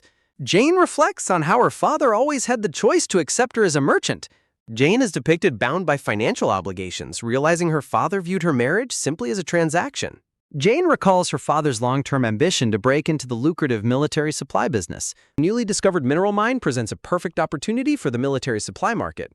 She explains the difficulty of breaking into the market, except for one struggling artisan family. Her father flinches as Jane brings up the name of the struggling Billow family. She describes the Billow family's decline due to a squandering useless son. The Billow family was the perfect target for Gold Rail to absorb and control. Jane questions if her entire worth to her family is reduced to a business transaction. Defiantly breaking her metaphorical bonds, Jane flatly refuses to be sold off to a wastrel. Enraged, her father demands she watch her tongue regarding her future fiancé. Her father flatly refuses her claims, refusing to accept her business ledger. Jane desperately asks her father if he even properly reviewed her shop's financial ledgers. Jane protests, pointing out she earned higher profit margins than her brother in just 1 year. Her father dismisses her contract as irrelevant, questioning what is more important than money in this world. Tapping his cane, her father asserts that social status is far more precious than honor or trust. Jane strongly objects, arguing that her effort is more valuable than anything. Jane asserts her desire to obtain something built with her own hands rather than her father's success. Her father furiously yells, claiming her business success was entirely built on his financial support. Jane explains that she works harder because she knows this, wanting him to never regret his investment. Her father coldly demands to know about his investment in raising her, leaving Jane speechless. He aggressively points out her food, upbringing, and every luxury she enjoyed as his investments. Hidden in the shadows, young Johann watches the heartbreaking family confrontation in terrified silence. Her father demands repayment, asserting her success belongs entirely to him. The metaphorical foundation of Jane's hopes and dreams shatters completely like cold glass. Her father barks orders to clear out her shop, and an employee submissively complies. Jane desperately protests, but her own employees apologize as they dismantle her shop. Johann watches in absolute horror as a sudden violent crash of shattering glass echoes nearby. Jane screams in vain, attempting to stop workers from taking the Duchess's scheduled delivery. Jane frantically orders the workers to put down the delivery and stay away from it. Calling her a foolish child, her father raises his gloved hand to strike her. With a cruel blow, her father slaps Jane across the face, sending her reeling. Jane quietly weeps from the overwhelming physical pain and deep humiliation. Her spirit completely broken, Jane collapses onto her knees on the cold floor. Jane sheds bitter, silent tears of utter despair as her hard work is destroyed. Workers depart, leaving Jane kneeling alone and abandoned in her ruined shop. Terrified and helpless, young Johann desperately wonders how he can help. Johann realizes Jane cannot stop them alone and urges himself to act. Johann sprints out into the rain, resolved to seek help from the ducal estate. In the pouring rain, Jane looks up in shock to find Wilhelmina standing over her. Wilhelmina gazes down at Jane with a serious, empathetic expression under her umbrella. Scene shifts to the ruined shop floor, where Wilhelmina reveals she heard of Jane's situation. In the quiet rain, an apology is offered for the tragic circumstances. Jane downcastly explains she had a delivery prepared for the annex this morning. Wilhelmina gently acknowledges that Jane probably could not focus on her work today. Jane quietly reveals that her business contract was taken from her as well. Jane laments failing to protect the contract that bore Wilhelmina's official seal. Looking down softly, Wilhelmina gently assures her that it does not matter. Jane promises to refund the payment once she finishes cleaning up her ruined shop. Wilhelmina remains silent, listening closely to her friend's desperate attempt to maintain business. Stepping closer into the puddles, Wilhelmina calls Jane's name softly. Wilhelmina clarifies she did not come to terminate their contract due to the missing goods. Wilhelmina gently asks Jane what it is she truly wants to say. Jane looks up in emotional turmoil before hanging her head in heavy tears. Jane asks if Wilhelmina will trust and invest in her now, even for a small amount. Wilhelmina quietly asks if such a meager success would truly satisfy her. Wilhelmina questions if simply earning enough to repay the losses would be sufficient. She asks if Jane would truly be satisfied to forget all of today's deep humiliation. Jane looks up in confusion as Wilhelmina adjusts her grip on the umbrella. Wilhelmina asks if her hard work being reduced to nothing doesn't fill her with anger. Jane is left utterly stunned as Wilhelmina's provocative words awaken a spark of defiance. Jane realizes the blue-haired woman did not come simply to act as her sponsor. Standing in the rain, Wilhelmina urges the crying merchant to stop begging and reclaim her stolen business. Wilhelmina holds her blue umbrella over Jane, asking if she finally understands her true intentions. A devilish aura surrounds the beautiful Wilhelmina as she leads the crying Jane down a path of temptation. Reaching out in the pouring rain, Jane desperately pleads with the Grand Duchess for her help. A sudden splash echoes as Jane desperately asks the Grand Duchess if she will assist her. Her eyes filled with resolve, Jane tearfully declares her burning desire to make her father regret his actions. Jane vows to prove her absolute superiority over both her brothers and the branch managers. Wilhelmina listens intently to the emotional outburst, calmly asking Jane what she plans to do next. A silent realization dawns about the stark structural differences between noble families and trading companies. Gritting her teeth, Jane fiercely resolves to reclaim her branch, her contract, and her goods. Wilhelmina contemplates the logical merit of merchant succession while Jane angrily clenches her white-gloved fist. Filled with bitter determination in the pouring rain, Jane vows to seize her father's entire Gold Rail guild. Standing silently under the falling rain, Wilhelmina observes Jane's fierce transformation with calm interest. Wilhelmina internally praises Jane, satisfied with the dark look of resolve finally appearing in her eyes. With a satisfied smile, Wilhelmina formally proposes that they establish a new business contract. Inside the grand library of the estate, Wilhelmina suddenly calls out for her maid, Anna. Wilhelmina stands elegantly in her study, her blue hair framed by beautiful light blue flowers. Anna enters and informs her mistress that Jane is asleep, offering to keep watch over her. Wilhelmina gently instructs Anna to keep watch, and the freckled maid submissively departs the room. A soft click sounds as the door shuts, leaving Wilhelmina to smile alone in her study. Wilhelmina turns her head thoughtfully, shifting her focus to the next stage of her complex plans. Cernata confirms the details, curiously asking Wilhelmina if she knows how Gold Rail gained noble status. Wilhelmina questions if there was a hidden or unusual secret behind the Gold Rail family's background. Cernata reveals that the massive Gold Rail Guild originally started as a simple, mid-sized business. He explains that the guild earned a barony by successfully supplying military provisions during the war. Cernata details their perilous supply run, prompting Wilhelmina to question why a merchant guild took such massive risks. Cernata agrees with her skepticism, admitting that he also found the entire situation highly suspicious. A sharp step clatters as Cernata explains that the Western Army never actually suffered from food shortages. He notes that the deployed army was small enough to easily procure food from local sources. Wilhelmina ponders why Gold Rail would choose to take such reckless and unnecessary risks regardless. Cernata explains that the guild hired hundreds of mercenaries under the guise of delivering food. A loud clatter echoes as he reveals the mercenaries were ruthlessly left to die on the battlefield. Massive sacrifice of life forced the kingdom to officially recognize the guild's fabricated achievements. Wilhelmina deduces that the sheer scale of casualties left the crown with no choice but to award them. Cernata confirms her suspicion that Gold Rail callously gambled with human lives to secure their noble status. He adds that the ultimate responsibility for the devastating losses fell entirely on the Western Army. Wilhelmina realizes the military could not deny involvement without appearing like heartless cowards who abandon their allies. A slight rustle sounds as Cernata nods in silent agreement with her sharp deduction. Cernata explains how the guild immediately severed military ties once their goal of nobility was secured. Wilhelmina questions how a mid-tier guild like Gold Rail even secured such a prestigious military contract over larger competitors. Cernata looks at her directly, preparing to reveal another shocking layer of the conspiracy. Wilhelmina's eyes widen in sheer shock as she listens to Cernata's startling revelation. Cernata details a massive bribery campaign involving hundreds of flour sacks sent to corrupt officials. When Wilhelmina asks if it was corrupt, Cernata surprisingly labels it as a legitimate form of bribery. Wilhelmina vehemently protests, arguing that there is no logical way bribery can ever be considered legitimate. Sernada explains that the corrupt nobles suffered no losses since they easily pocketed the illicit wealth. Wilhelmina laments the depressing reality where major contracts depend entirely on bribes rather than company merit. A heavy sigh escapes Wilhelmina as she covers her face in deep frustration over the corruption. Suddenly stopping herself, a sharp realization strikes Wilhelmina as she reevaluates the suspicious details. Realization sparks, hinting that this difficult situation might actually be advantageous. Pointing her finger excitedly, Wilhelmina reasons that Jane still has a chance to secure noble contracts. Sernada watches in confusion as Wilhelmina silently plots, analyzing Goldrail's internal corruption. A wicked smile crosses Wilhelmina's face as she declares her master plan is fully set.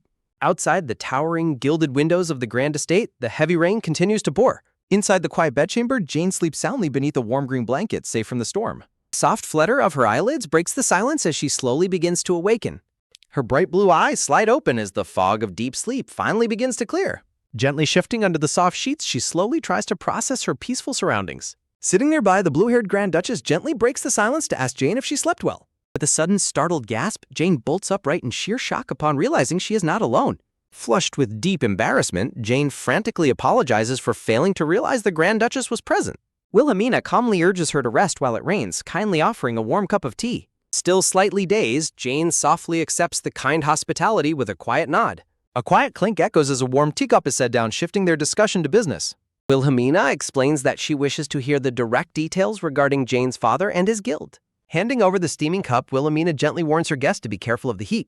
Wilhelmina gazes down softly, patiently waiting for the young merchant to organize her heavy thoughts. Shaking her head slowly, Jane prepares to lay bare the painful truths of her past. Jane quietly confesses that she has absolutely nothing left to hide from her noble savior. Looking down with heavy determination, Jane solemnly promises to tell her the entire truth. Clutching the warm teacup in her hands, she begins to recount her complicated family history. She starts her story by explaining that she is the youngest of 3 siblings.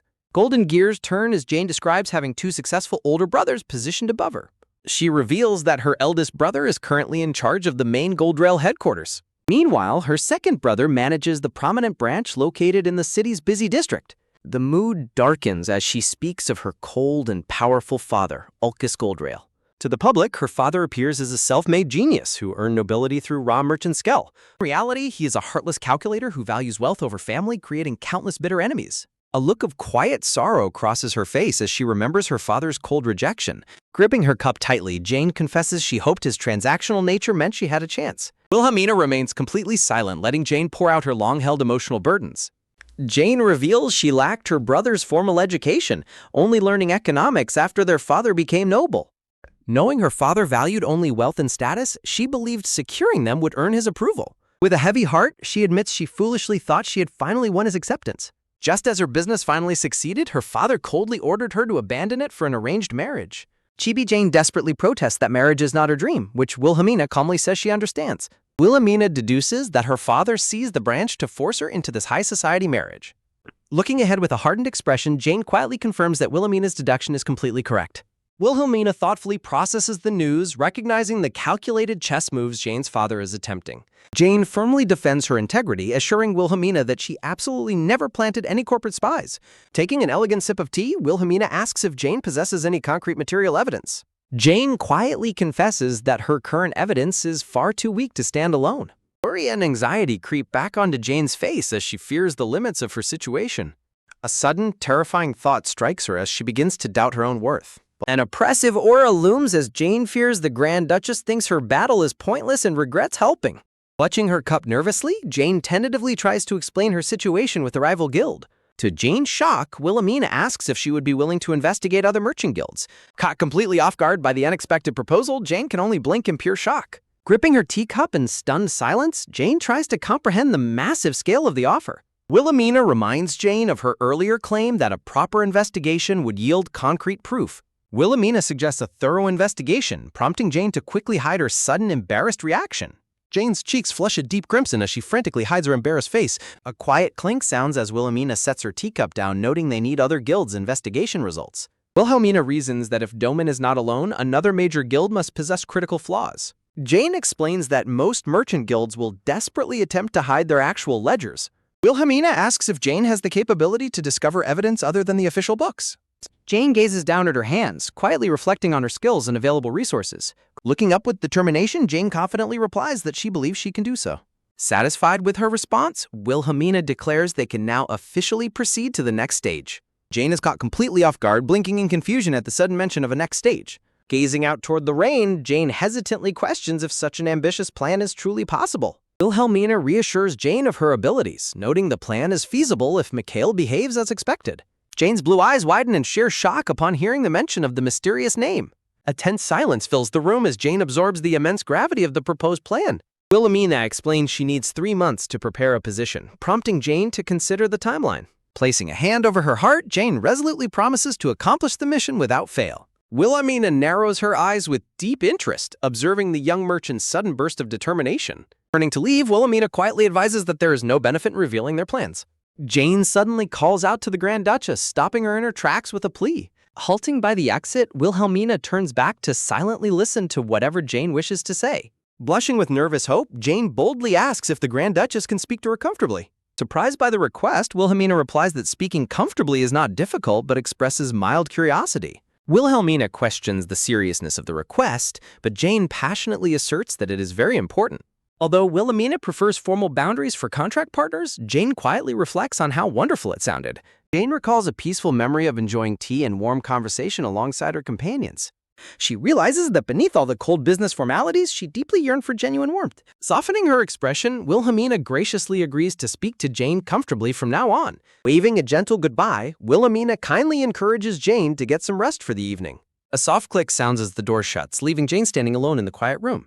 Clutching her chest, Jane emotionally reflects on how even her own father never trusted her. Surrounded by beautiful pink blossoms, Jane weeps tears of joy, feeling fortunate that Wilhelmina is her savior.